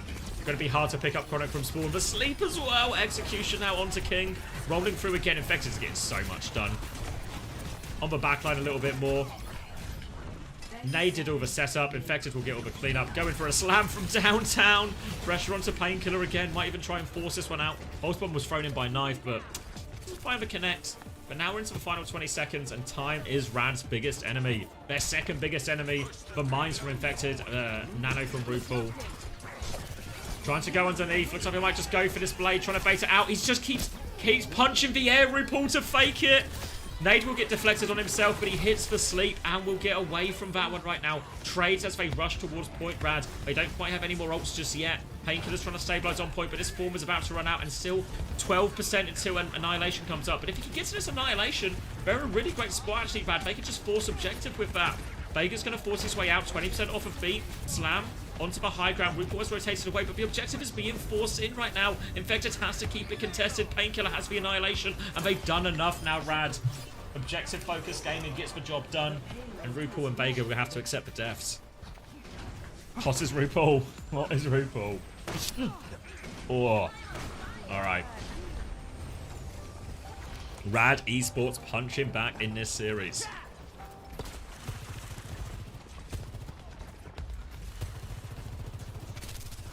This is where the ball feels really rough, so Infector's going to make the swap onto Malga. Nice little matchup into Remarkable here. Chance to get behind, give that Ram some back shots. Make their life really hard. Can only block one direction, remember the Ram. Beat push comes down out from Vega in response to his Kitsune Rush and Overclock. Kitsune Rush back now, trying to walk forward. They will shred through Infected right now. Tree has the Overclock. Are they just going to accept it, save it for the retake? I think the answer is yes. Annihilation was popped right there. Trade onto Chronic is about as good as a trade as you can ask for in that situation. 40 seconds left on the clock. King will set up above them, and Rad, they might just try and finish it right here, right now. Lep nearly has beat. Tree has an overclock to retake. Are they just going to try and force this overclock and DP? Disengage. Infected's taking so much damage. Tree just kind of needs to pop it. Oh, he catches Lep. Lep had beat. The perfect kill from Tree. Oh, he can't find any shots onto it, but he's done enough damage. Tree has done his job. What an important kill onto Lep. No chance to use this beat. Chronic looking for the late kill right now. Chronic will be killed late, and this touch is nigh impossible. Painkiller is going to go Doom, but I don't think there's any amount of speed I can get them in back here. King's going to go for a beat blade to touch. He needs to give a touch. He does give a touch. That's 2 ults just for the touch right now, though. And RuPaul has Kitsune rushed on point. King will be playing his life of a mega, of a mini rather, but they've given themselves a chance on top of Tree right now. Can they find the kill? Suzu has been invested. Knife kept marking that, though, and they will get it. Blade now should be the finisher from Knife, just killing everyone on point. And they were able to get the touch in the end.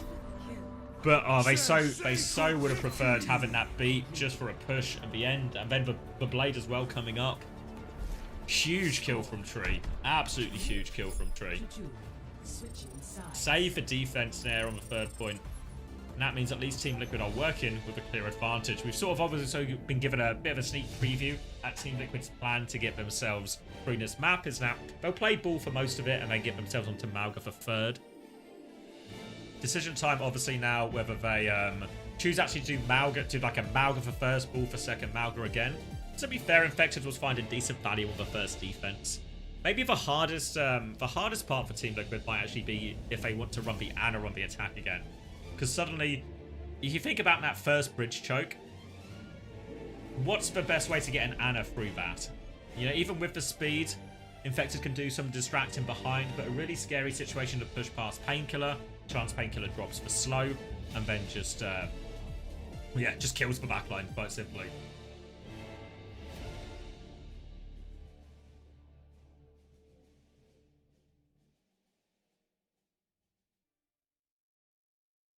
Did we lose volume? Or have I just gone deaf in real life? There we go. Alright. Tree gonna go for the grapple shot, which will get nothing. I feel like I've not seen a grapple shot work in years. But, you know, you never know. But sometimes you do know. Get 7% ult charge off it. Little Mercy cameo for the damage boost. You've got death. Thanks, chat.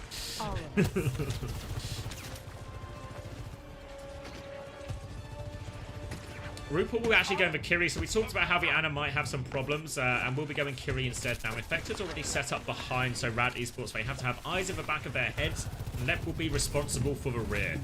Trying to keep their track of this ball. Infected just doing a little bit of a roll through right now, and Knife's just walked in and killed Z, so Painkiller's side of the front. Alright, nice little 180 kill from Chronic, but it doesn't make any difference because Rad Esports just seem to fall over. Alright. Alright, thought 1st point might actually be quite tricky for the ball comp, tricky for the backline to get into a meaningful position, particularly Tree maybe as well. But no problem whatsoever. Team Liquid with about a faster cap as you can ask for. 5.5 minutes to crack on with 2nd, and this is where Rad Esports are going to have a particularly difficult situation, because if Painkiller wants to contest for payload, he has to drop to the floor. If he drops to the floor, that just allows Infected to set up behind, and Suzu is used. Chronic's going to get himself in the corner, just trying to hide from the scary ball. Does survive though at least, so for now they've stabilised, and now will drop at the choke. Tree, oh, good for it again. Z dies immediately, 2 quick deaths.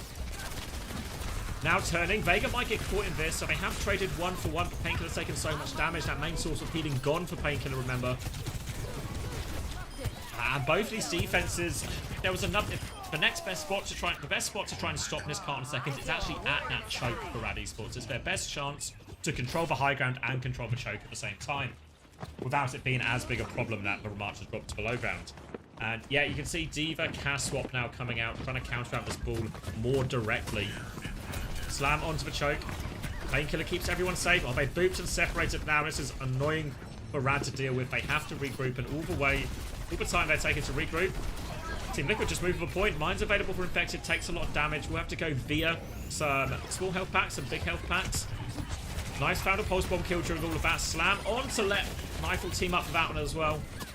Slowly but surely getting topped up. Infected's going to take the Mega to speed that process up. They got 1 kill in all of this Rad, but it's really not enough. Painkiller's trying to stall out point for as long as possible. Help pocket King here as well. Z needs a lot of help too. King will get finished off. Z is in a real emergency situation right now. Painkiller will die on point. And again, looking good for Team Liquid. Oh, don't buffer now. Don't buff for now. It's Kitsune Rush, it's B, it's Mines, all to invest on point. Tree can just sit on the high ground with this overclock as well. And Rad Esports have to retake for these difficult chokes. And Chronic has to be careful not to die late here, but he is 100% dying late here. Z will at least be dying on point. Okay, one more retake. They'll have both support ults for it, Rad. But they need to get kills with these support ults. As long as Vega's beat catches everyone, this is a really tough situation for Rad. Got to find a way through right now. A way through the mines. They're trying to bait out both sides at the same time. Mines on point right now. Beat catches everyone but Z right now. Kitsune should be invested on point. Vega, Ajax, poop on the map. That's exactly what they needed. But left gap for Lucio gap. Tree still got the overclock. It's not over yet for Team Liquid. They're trying to find it, but Infected has fallen. The point pressure is gone. But Tree, what if he just kills everyone? Knife on the back line here right now. Chronic has killed one more on point, and King has killed RuPaul. It's Tree versus the world. Infected is back. Chronic is still low here, remember. Might have to drop behind him just to live. Oh, doesn't get a chance to use it off. Painkiller back of the Malga. That will stabilize it. Unbelievable from left. Absolutely unbelievable. Tree is still getting more kills, so we'll be rushing back to point still here, Rad, but with the Malga on it now, they have that anchor. And that was all the ults invested for Team Liquid. Unbelievable. Absolutely unbelievable.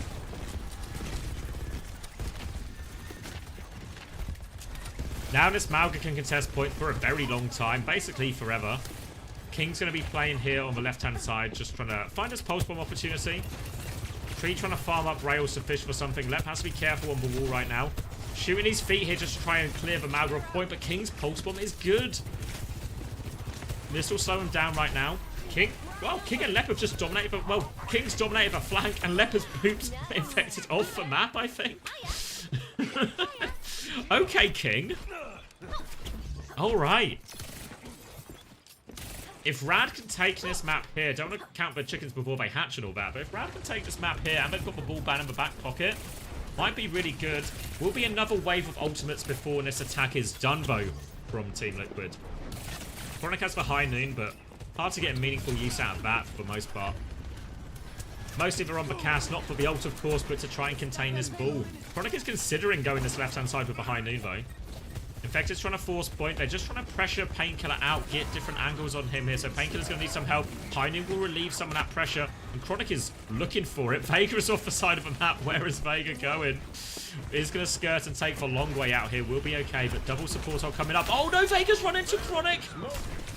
Oh, it took all the time there to go the long way round. Pulse Bomb is going to get Suzu'd from Knife as well. And now Chronic will take over onto point. Infected is super low. Overclock invested from Tree. Looking for a Kitsune Rush trade on point. Lep has died to the Mines though, so no beat this time, and Painkiller goes down. Oh, the slam is good. Sets it up beautifully for Tree.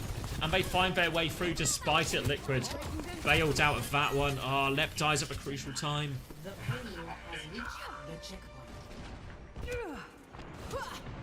Now on to third point. 2 minutes on the clock for Team Liquid, and Infected will be making the swap onto Malga, same he did on the defense for the third point. Knife will be going Reaper as well.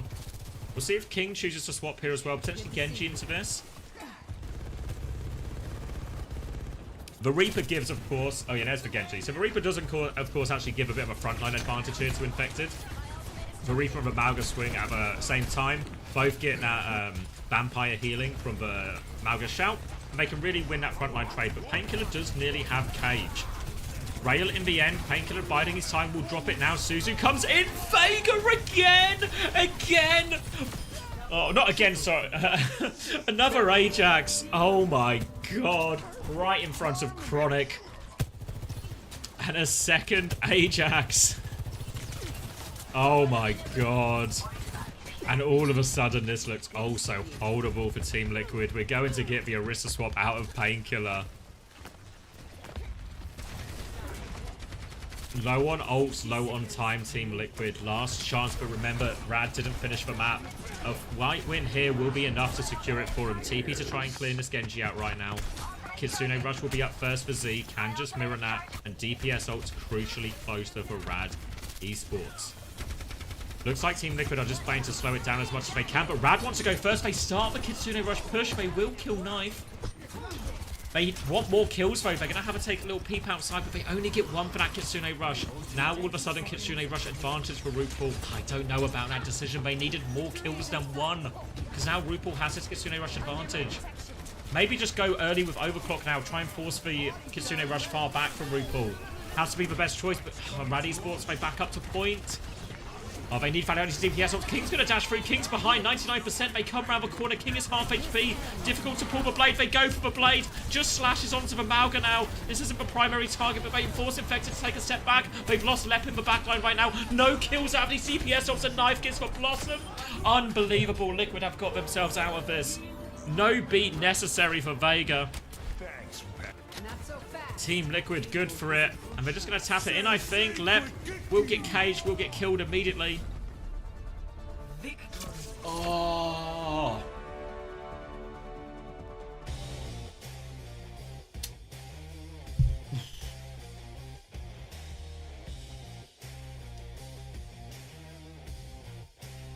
Yeah, back-to-back Ajaxes for Vega. But it wasn't enough for Rad. Can we just...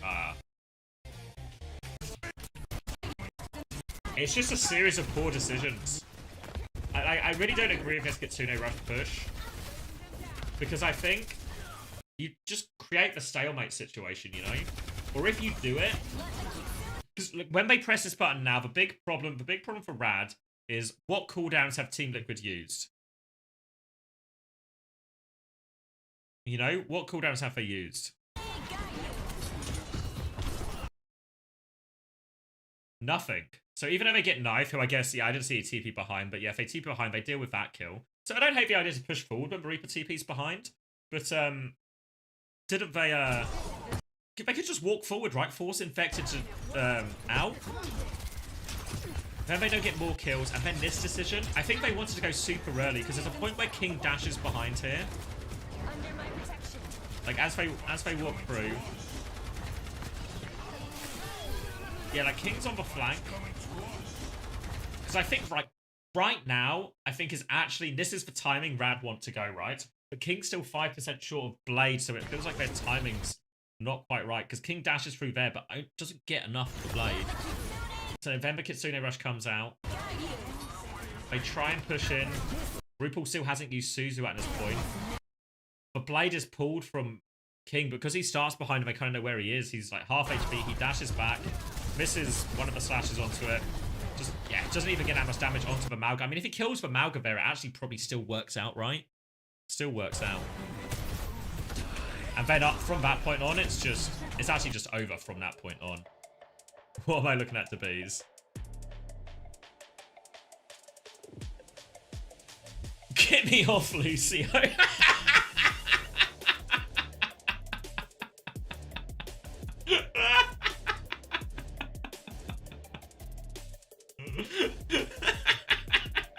I mean, you know, there's gotta be, we have to pay a level of respect here to the self-awareness, you know?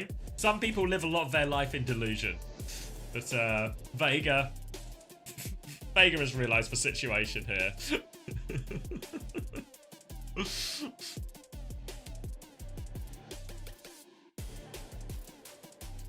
Alright, should we take a look? Let's take a look at the scoreboard. Oh. Oh dear. Oh yeah, really high deaths on a lot of Rad here. It was a really close fought map. Knife for 39 and 11 on that one. Yeah, I saw Nemai's comment was it was the if you're not HSing, you're not trying.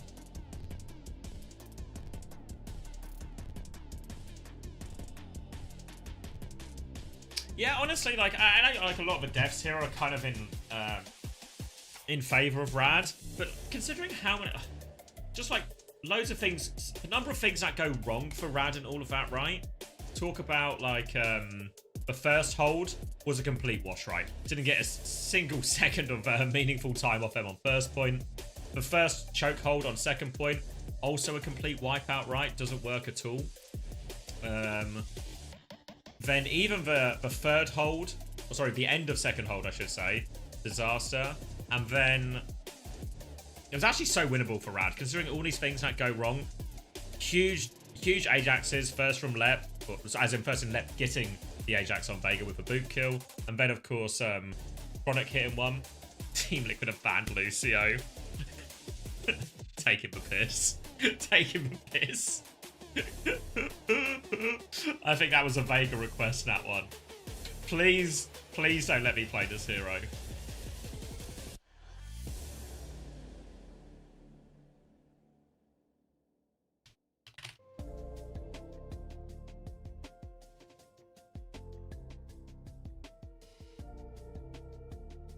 Why no ball ban? I mean, it's a great question, right? So, hold on, let me rewind a second. What was it they banned in the end? Tracer? Yeah, I mean, this is final map territory. I mean, it does feel egregious not to get a ball ban in at any point.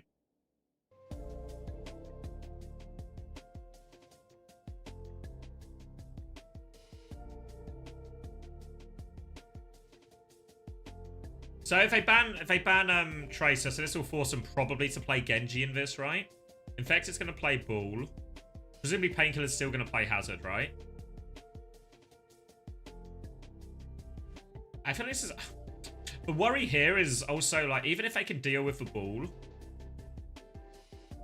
there's going to be, like, and this is one of the big advantages they have in lots of these situations. Like, the Ana Brig gap, in theory, should be quite big, right? You think Peace Genji diffs Knife? I mean, Knife has been struggling, particularly on ping. I presume that might feel a little bit different once they get him over to the team house. But,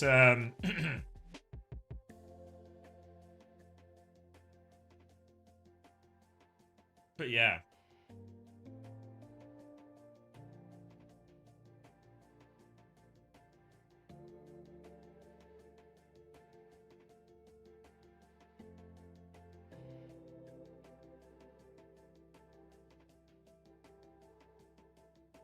Oh yeah, Debiza's got you, but yeah.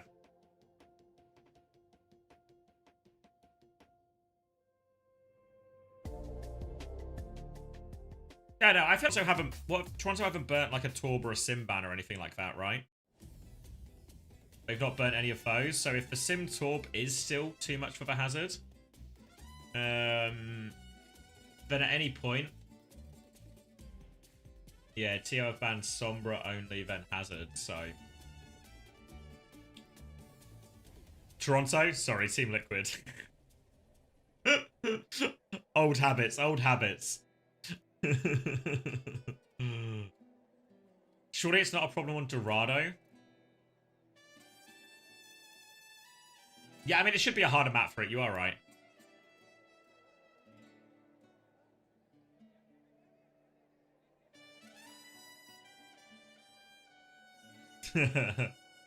How do we get the code for the last Esperanza game of Liquid versus Brad?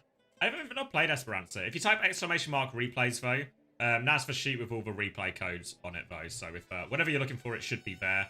I don't know how quickly they update it, but at some point that sheet will be updated with codes from today as well. 2, 1. Attackers incoming. All right, let's see it then. So Ana Zen Ball will be the Hazard Ana Brig here.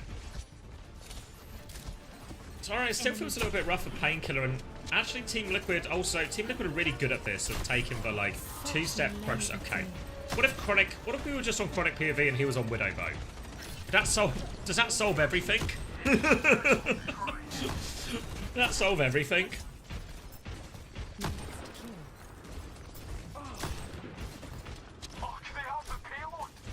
Alright, so a nice free first one. So I'm a little bit worried here in theory.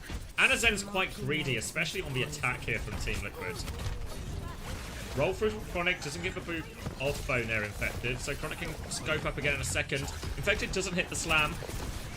Still trying to harass this Widow, but it's actually... There's not enough pressure, apparently. Chronic is still taking people's heads off. And while Infected is trying to put that pressure out, Peace will clean him up, and Chronic will claim a third. Maybe it's fine in reality. Maybe all the doubt was... it's actually fine. Just let Chronic play Widow. 3 minute off the clock. Infected a little bit boozy on some of these ones.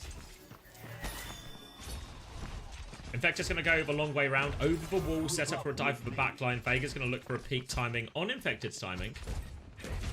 Knife can maybe look for something as well, looking for a dash up right now, but just caught trying to force for point. Infected on this Widow, getting marked as best as possible by Lep, trying to keep it contained. Walls will be invested by Chronic, already has it. Grapple shot's gonna miss. Dash back onto the high ground here from Painkiller. Infected's taking loads of damage. Chronic goes for another peek. Eyes on RuPaul. Nano now onto Peace. Disengages. They actually managed to kite this out reasonably well, but they can't kite bullets. They can't kite bullets to the dome. Now Infected's going to try and trade onto Peace right now. Oh, crazy pocket. Rally is going to get invested as well from Lep. He's got himself made into a bit of a pickle, but he goes through. Knife there. Just managed to get the kill onto Lep. Now the blade onto the high ground. Chronic's going to have to hit a crazy shot to get out of this one. Won't be able to, and Knife will get the cleanup there. But Nanoblade eventually does its job. But this was, of course, just to break the first hold here for Rad Esports. Peace will die on point 2. This is a significant amount of time bank conceded right now for Team Liquid. We're going to set up close. Infected will have mines. We will have Molten Core. Put a lot of objective pressure out right now. But Peace can go. Use the blade. Vega will answer with Transcendence. Lots of point pressure during all of this right now. But if Painkiller can find a decent downpour in the midst here, they could really turn some kills. And there's also... It's always the Chronic factor we have to factor in right now. Peek onto Vega, but Vega gets himself round the corner in time. Chronic going to go for another one. Nothing to shoot at right now. Chronic is going super deep for this flank right now. Pieces backed up. Eyes on RuPaul. But oh, the mind's on point. The Transcendence on point. They've just pushed forward and killed everyone else. Get the value before Chronic gets too much of a chance to really influence this. And they get through first point after a bit of a struggle. Move on to second now, and it's going to be another good point for Widow right here. Similar mini game for Infected. How much pressure can you put on this Widow? How many opportunities can you deny? While not having it cost your life? Infected looking for the Widow right now. Blade in actually here to mainly find a turret. Peace can't go deeper with this. Don't know about this Blade call here. They weren't really pushed up with it, and that... Yeah, easy one for Liquid. Don't even get a look at that Blade. It's just all on point. Wasted ult there. Turret on the high ground here, expecting it. Downpour around the corner. Tree will drop off the high ground, but it doesn't save him. Expect him to have that. But oh, the Discord for damage, for sleep. For Torb. Just so much damage output there, even though Painkiller hits him. Rad Esports again trying to turn the corner there, but don't really have a follow-up with either of their ults. And Chronic will fall in the back. It's going to be hammers out for Tree. Doesn't get his hammer kill. Raging at Vega right now about that one being taken away from him. Team Liquid pressing the advantage. Another Nano Blade to finish this one. Going to need a little bit of magic from Chronic. Walls popped. Will help him clear this. Again, see the ball is above him. But Infected is close to another mines, which will be absolutely brutal at this choke. Nano Blade comes in. Dink onto him initially. But Knife will kill Lep right now. And Knife's killed both of the backline and there. Chronic was far enough back, but can't get the angle. Nano are down to Peace in all of this. Just confirm one kill. But it's simply not enough. And Team Liquid have made up most of the time they lost on first, on second. Chronic will be making the swap over onto the cast right now. Obviously not as good a point for Widow, and the cast, as we've talked about before, good into the ball. But Team Liquid seems to have built up a head of steam right now. They're going to have Mines and Molten Core, which in the battle for this high ground should be very effective ults on this narrow platform. Infected's looking for it right now. Slam in. Booped away though. Mine's not invested. Infected's going to get back up there again. Booped round. Just harassing him. Not committing right now because that payload is still rolling forward this entire time. Another slam comes in. Rally push comes out. Vega will respond with Transcendence. Wall to try and disengage. Have to go out, but Molten Core, they're all so low.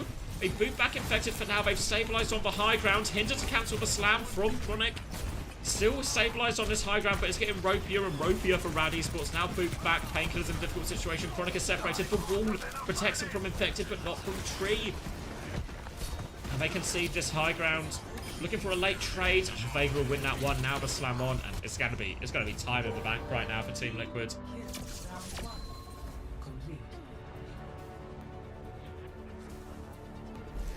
Score 0-3.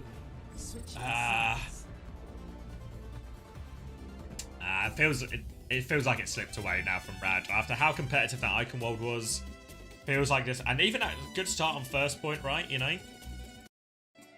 Ooh, little bit of a time skip. It feels like it slipped away from him now. Hold on, I'm just gonna chuck my heating on for like half an hour or something. Getting chilly here late at night. Come on, boost. Unironically, the button on my heating is boost. So, boost my heating right now.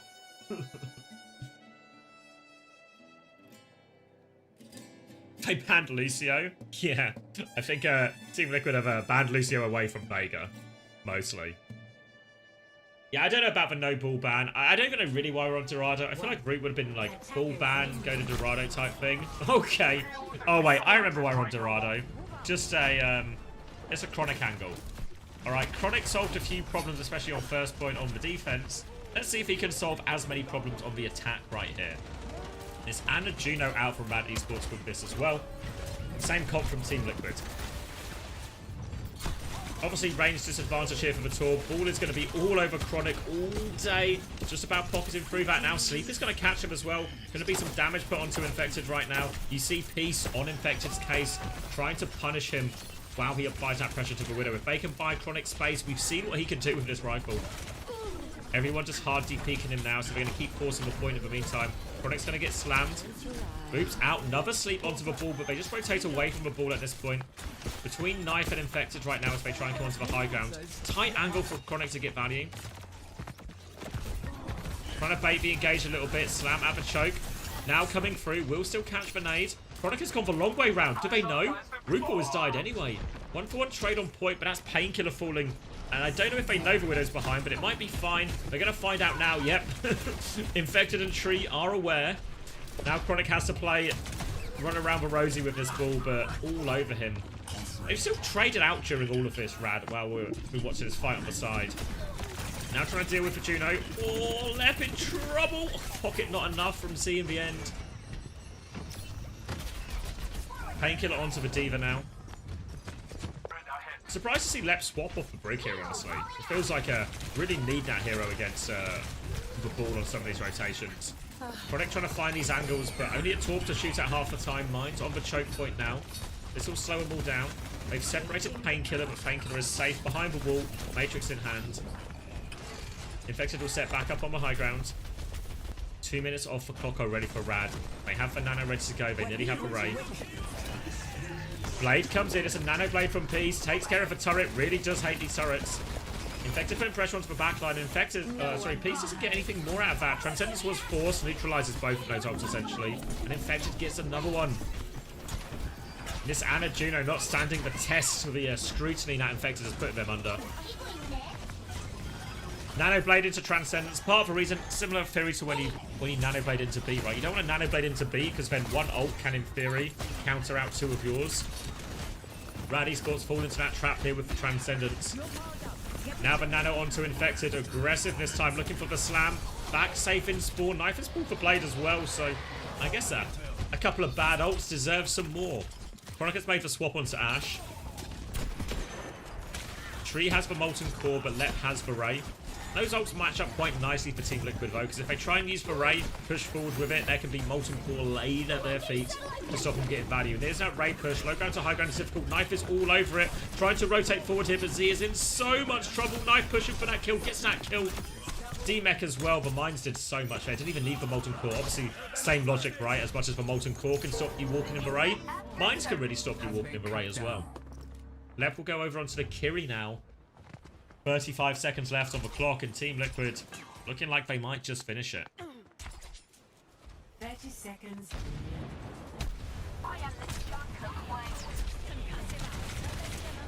Para swap from Peace. Tree has the Molten Core for point here, and Painkiller's already half HP. Clutch is going to be really hard for Painkiller here with the Molten Core on point. Ripple's going to have another Nano. Z will also have another Nano.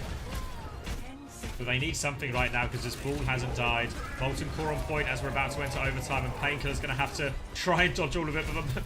It's a perfect Molten Core, really. It's on everything. Chronic is going to die. They are all over Lep. Lep will die. Hammer kill for Tree finally. One final slam onto point. Painkiller gets his one. The damage is done. 49 meters is the final distance. And now complete. A pretty big sweep. Iconwald was the chance, right? Questions around the draft a little bit here. Why we didn't see the ball ban at any point. Was Dorado really the best pick? All of this, alternate options. Missed opportunities.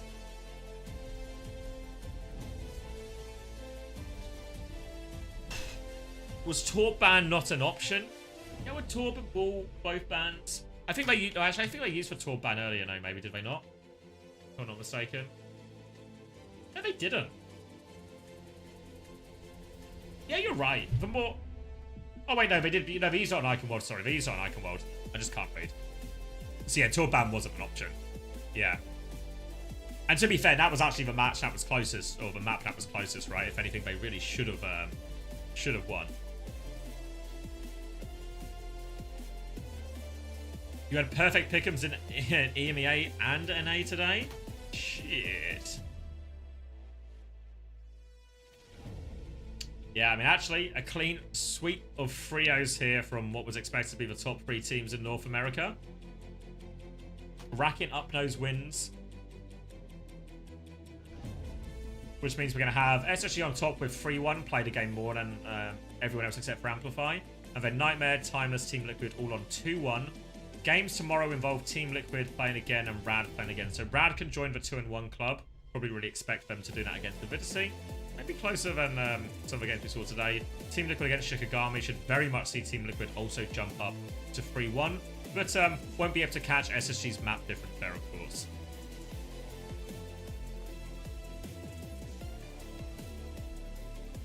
What was the EMEA result? Remind me again. It was 3-1. Yeah, 3-1 and 3-0. Yeah, pretty reasonable.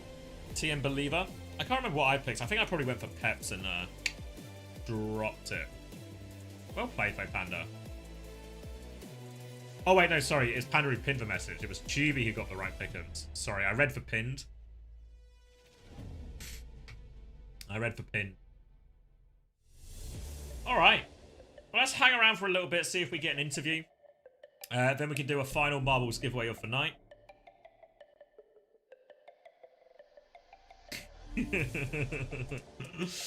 You're right, Carrot Cave. Maybe we need to conduct an internal investigation into all of this, huh? Some kind of internal investigation. Thoughts on that? Don't really watch Valorant Sunku. I watch it I used to watch it a bit, but don't have a lot of time to watch, I guess, non-Overwatch stuff. Maybe that's because I spend, like, copious amounts of time a week watching Overwatch. Hard to squeeze in other esports. And football, and NFL. Maybe there was more time in the day, huh? Might get enough sleep before Korea? Yeah, it was actually an outrageously fast day, right? Outrageously fast. When's the next podcast episode? It's out on Patreon right now, so if you can't wait, you need to watch it right now. You can either go sign up to support our Patreon, or you can buy this episode in particular as a one-off purchase. Otherwise, it will be coming out tomorrow on YouTube and Spotify after the Korea OWCS.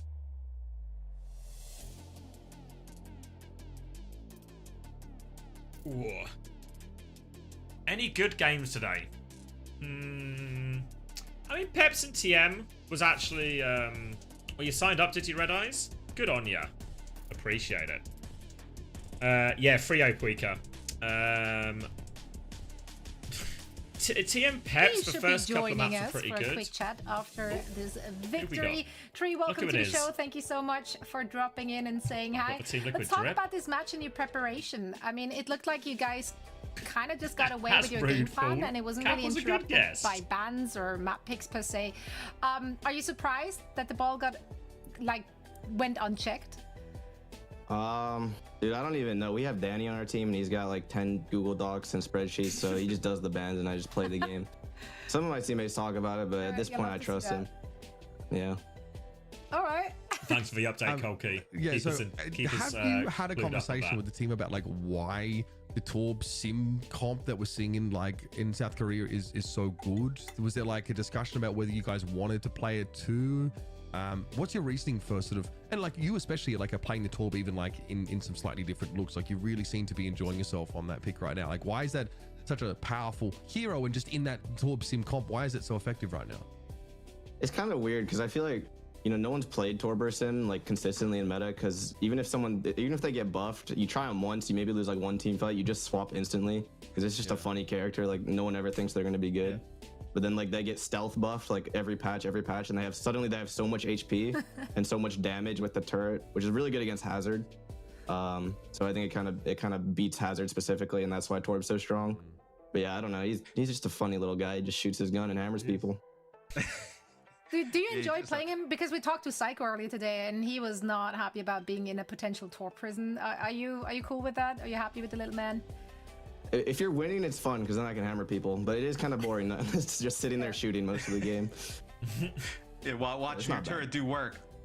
I gotta ask Tree, when Infected is causing so much chaos for the other team, how easy is it for you guys to be able to play your game? Just kind of taking over in other roles. It's pretty easy. I'm just like the shoot guy. You know, I just sit there, hold left click, and then maybe right click a couple times, and then they die. While Infected either just like, no, I have spider spot, I'm slamming, or he just dies and says, oh, my bad. But pretty easy for me. Of course he calls it like that. Well, we love to hear that. You know, it's just another day in the office for you, Tree. Getting the dub here in our second week, and that's it for our interview. Thank you so much for joining us, and of course, best of luck in your next match. All right, thank you for having me. Of course, always a pleasure. All right, nice quick one from Tree. You know,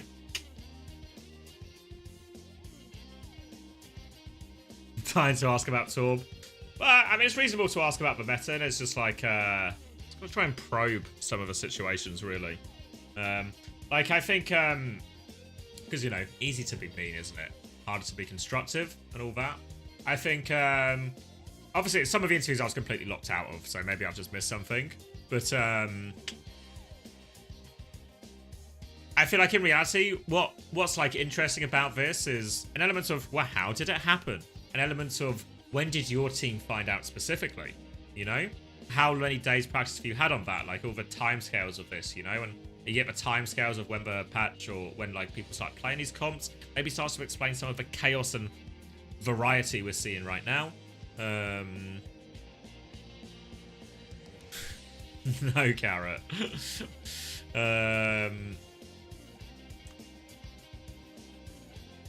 Yeah.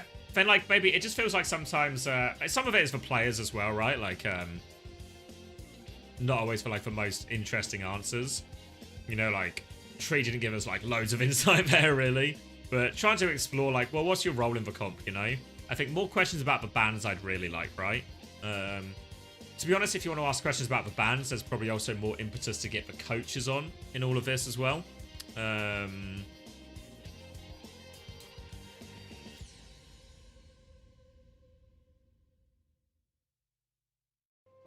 Yeah, like so there's like there's problems on both sides, but I think it's like yeah. I mean, it's kind of like it's also hard when it's just a 3-0, right? I think there's like a interview Danny and ask about the nitty-gritty. Yeah. Ask about the Lucio ban, right? Easy joke there. Hey, saw Vega's tweet about the Lucio. Saw those bloody Ajaxes as well. Did you take Lucio away from the guy before he could ruin any more of your pushes? You know, there's like there's something there, right?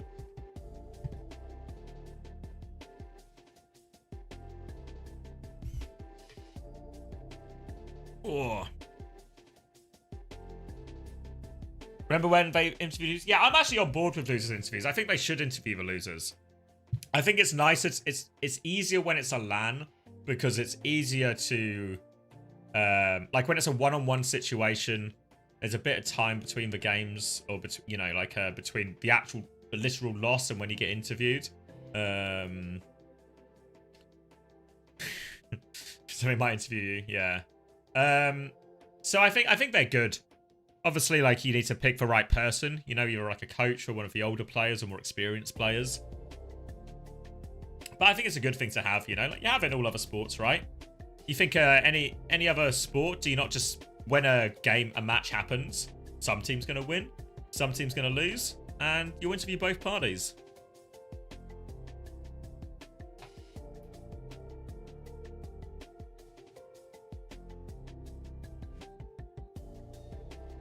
Yeah, I mean, because also, one of the nicest things about... We talk about this on Uncoachable, actually. I don't know who's seen it and who hasn't. But we talk about it a bit on Uncoachable, just sort of like a... you know, like, actually, what were some of the best interviews last year was, like, maybe Chris and Goomba, right? When they got them both on at the same time or talking to them after. When they had, like, even Kasaurus and Gator on, right? Stuff like that.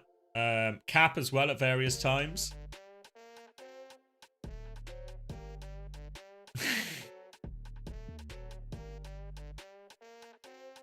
Somehow I've gotten worse. Which region, Juby, or is this overall?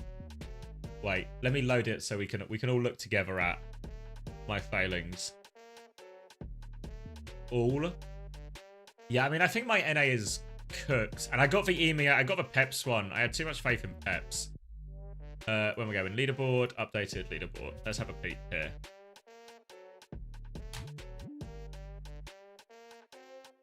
All right, should we start with? Should we start with Korea? I've gone 50-50, guys. I promise. All right, so if you don't know, this is for Pickham's leaderboard right now. Never trust for French. Unfortunately, you're completely correct. Joby in the top 10. Good on you, Joby. Musket and Piranha still battling out of the top. No perfect days here. Who got? Ooh. Big Arms Jacob with a perfect day in Korea. Blue Slime 2. I'm 63rd there. Yeah, yesterday was bad. Oh yeah, yesterday I gambled on the thing is, this one was bad, right? This is Korea day 1, because you know what I gambled on? I gambled on FTG 3-2. And how unbelievably close was I to getting that FTG 3-2 right? How unbelievably close was I? That would have been such a huge swing result as well if I'd got that one right. Or, well, if FTG had got it right for me, you know? Ahead of Juby, though.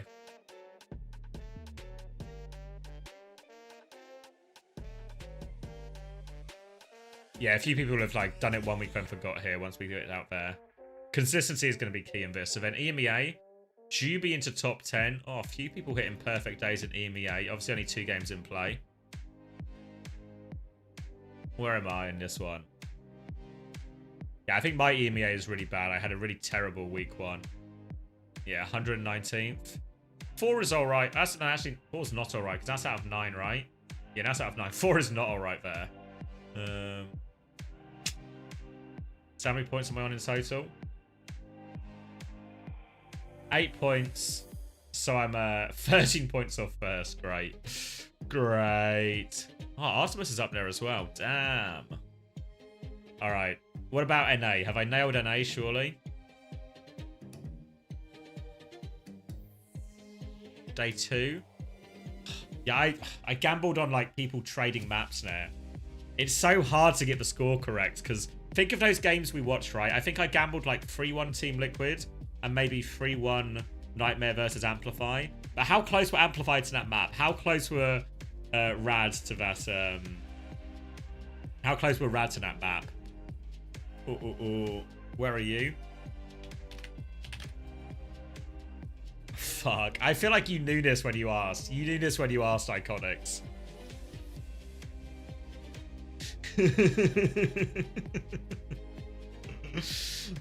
Juby Hawk sick fear as well. Shit. Fovi number 1 still. All right, let's check the overall then. Who's top? Musket top overall. Piranhas, Joby, Arthur. Course comment still. All right, I'm gonna be quite low here, aren't I? What's that buzzer sound?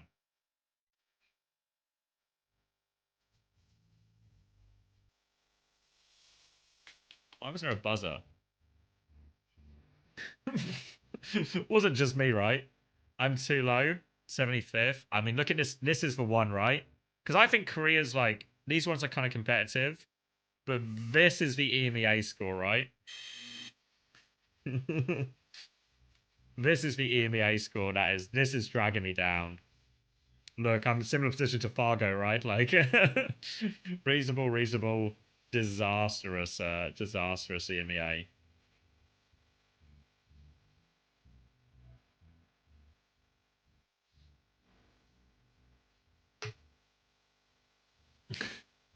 Go on, mate. 50th? It's really not awful at all. 67 points? That's really not a mile. You know, like a good week or something, and I think you actually overtake, right? I think it's really hard to be consistent in pickups.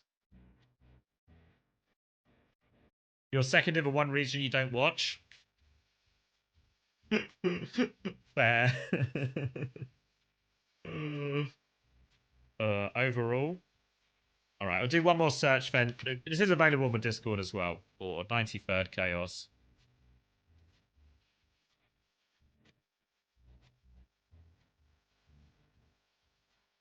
This is number 1 overall. Musket is actually... Musket can see the future. Yeah, Musket actually good for it. All right, should we do a quick marbles and then we can wrap? Let's minimize that. This is our schedule for tomorrow. Genji Alcancia looks like it will be good. Avidity Rad, maybe good. Maybe coping a little bit there. All right, where am I going? Marbles. Turn us down a touch. All right, we'll do one more giveaway, one more spin of a wheel, and then we'll go from there. Then get it tidied up. We'll get the VODs sorted and published and everything like that. Do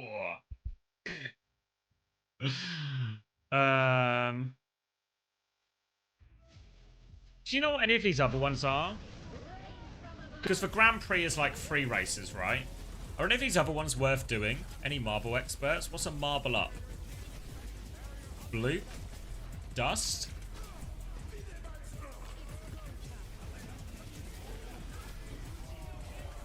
Do we want to be adventurous? Do we want to try something new? Tilted? Can we try tilted? Okay.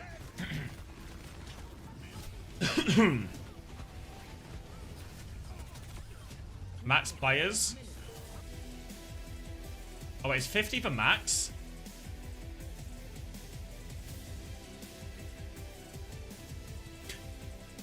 All right. Should we just do it, but you have to be really quick? Or should we look at one of the other ones? What's marble up? Tilted as shit. Wait, so what's this loading?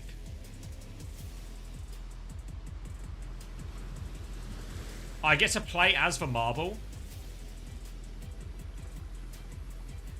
Is this for story mode?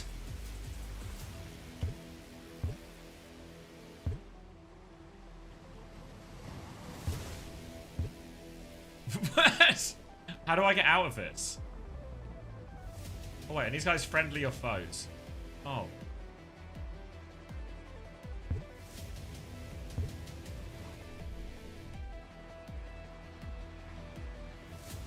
Wait, let's rage quit. Alright. What about blue? Use mines.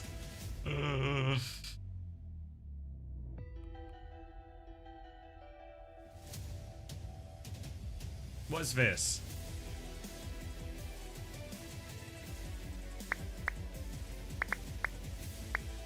Why does it start with Mapino?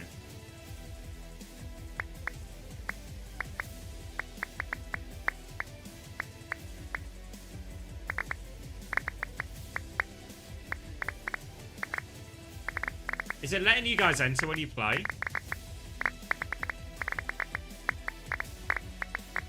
Alright, Teddy at the top of the leaderboards right now. That's a pretty hard score to beat. More people entering the blue.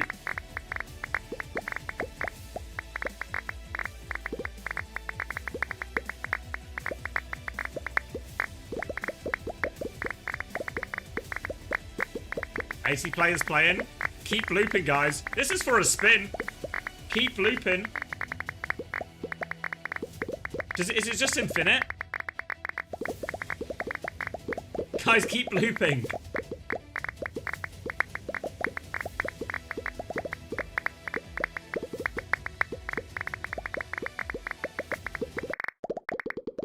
Keep looping.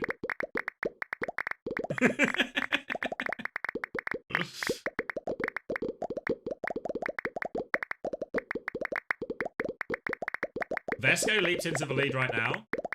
Vesco with actually a massive lead. It's a huge Vesco gap right now. When does it end?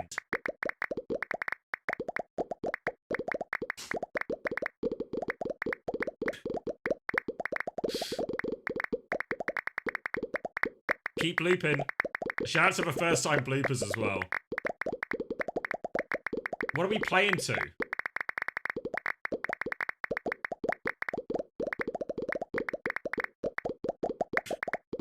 I don't know what we're playing to. I've got a close game button behind my camera. I have no idea what's going on. Just keep blooping. Should I just... Oh. Do you think when I do the overnight streams and I go and take a nap, should I just leave a bloop on all night and you guys can just bloop all night?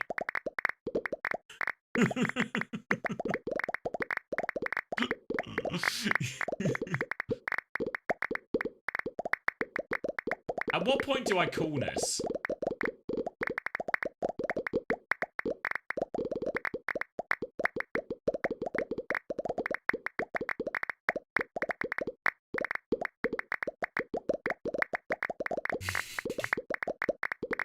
Call it when I'm winning. Alright, should we set a number?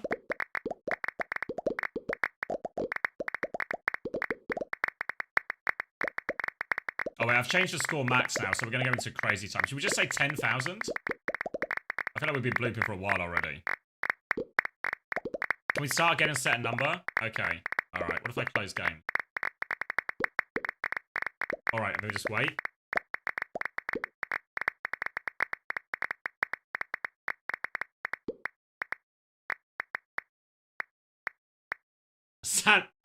Sam's actually playing forever in his car.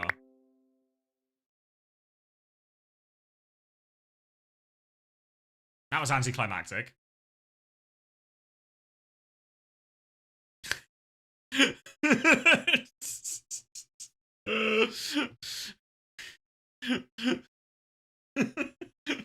The problem is, it's so,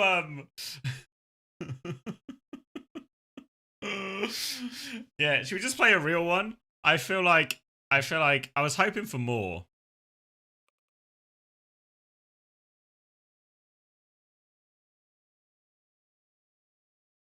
What about Dust?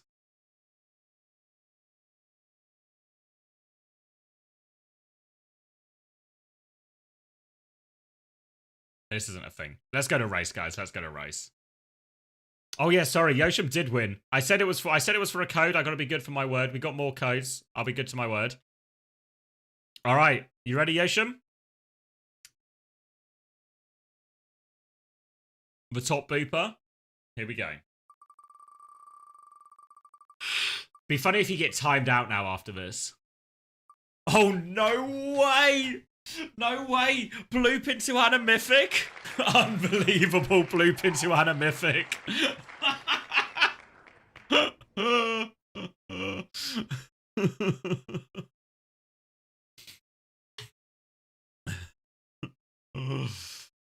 Alright. We are now down to a 1 in 5 chance. Ryan Mythic, 2 starter packs, and 2 timeouts. Shuffle the timeouts. Okay, we can shuffle the timeouts. Oh wait, there's a shuffle button here. There we go. That seems pretty reasonably fairly shuffled. Yeah, game's over for today, Mask. Just going to do a few marbles to wrap up. And then we'll go from there. All right. Just do a race. How many have we... So we've only got 5 codes left. So then we'll have 4 for tomorrow. And that seems about right. Okay. Let's get a race going. Do we have any requests? Or should I just pick a community race and we can go from there? 3 codes, 2 timeouts. You know, 60% chance of winning.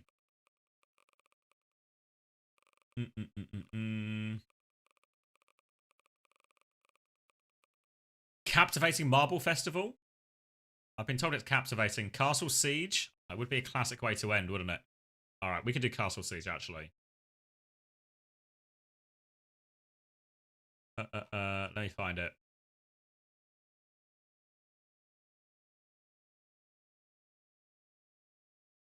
Oh, the screen is still on the wheel? Okay. Yeah. Castle Siege. Play.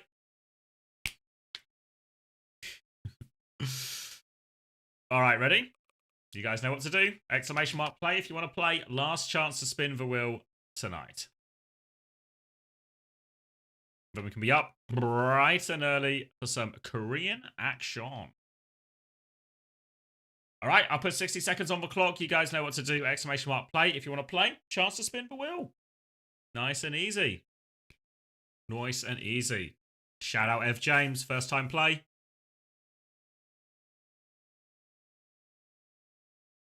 To be honest, if you're going to cop a timeout, now is the best time to cop the timeout, because it's the end of the stream anyway. So you get to serve your time while the stream's not really online anyway. We're going to get, is it T1 Falcons tomorrow in Korea? So that's the second game of the day, so probably about, maybe around 10 a.m. UK time. That's the one to keep your eye out for, or go check the VOD if you don't get a chance to watch it live. All right, 20 seconds on the clock, exclamation mark play, if you want to play.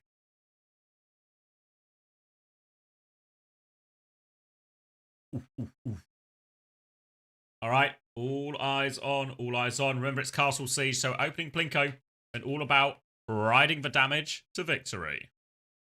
Guys, you can't bloop in this one. You can't bloop in this one. Oh, did you get in? I think you were too slow, Quad City. All right. All about riding the explosions. It's just a long straight line, but these cannons are going to separate everyone. Oh, the cannon's done so much damage. Oh my god, it's a massacre. It's a massacre. That's like 35 kills off rip. Goonmaster into the lead, though. Goonmaster taking a very strong lead, actually. Can they keep this momentum up? Oh, nope. Backwards momentum now. Serious backwards momentum. Going the wrong way. Kev Cloud, though. Head of steam. Going to avoid the barrels. Biff is going to go straight into the barrels right now. Kev. Oh, booped backwards as well. Still anyone's race. Everything to play for. Biff has basically all but stopped. Kev Cloud still going backwards. Biff is just getting pushed around here. An absolute cannon fodder right now. Oh, rise. Bit of a speed boost for Shriam. Stopped by the barrels. Barrels are getting distributed. Shriam's going to actually catch some of those barrels and get some forward momentum back all of a sudden. But oh, here we go. Unbound Barrow. And look at Shriam. Speed boost, but both stopped by that one. Unbound will sneak into the lead right now. Still plenty of distance to go right now. Unbound will be catapulted forward. There's more barrels to avoid. More cannon shots. Unbound dodges all of these ones. Steady progress right now. Oh, a little bit enough for a speed boost. Wait, is it too much speed, though? Oh, it's too much speed. Unbound off the edge. Misses the opportunity. And now, Barrow here. Bit steadier pace. The pace looks good for the finish here right now. Just needs to not gain too much space. Oh, actually backwards. Oh, catches the barrel. Chance for an overtake here if anyone can pick up some momentum. Oh, just Barrow just clearing the barrels for everyone here. And Barrow was absolutely ground to a hole. Oh my god, what happened there? Lost Barrow for a second. Still crawling forward, but the pack is closing. Shriam now with a speed boost. The barrel stops both of them. Shriam keeps going forward. Just needs to avoid the barrels.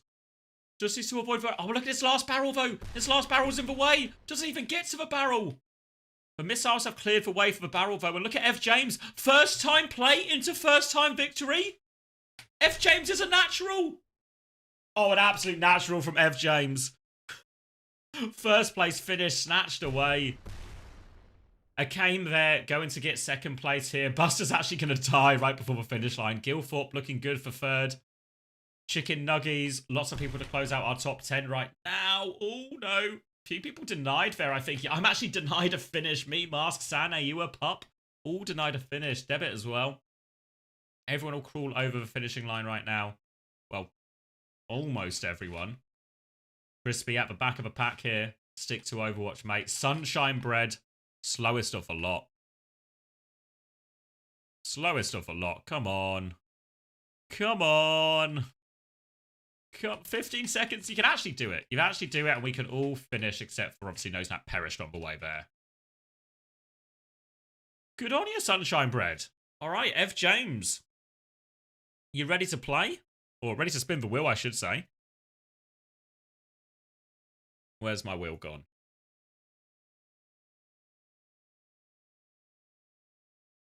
Looking for some sign of life here, F. James.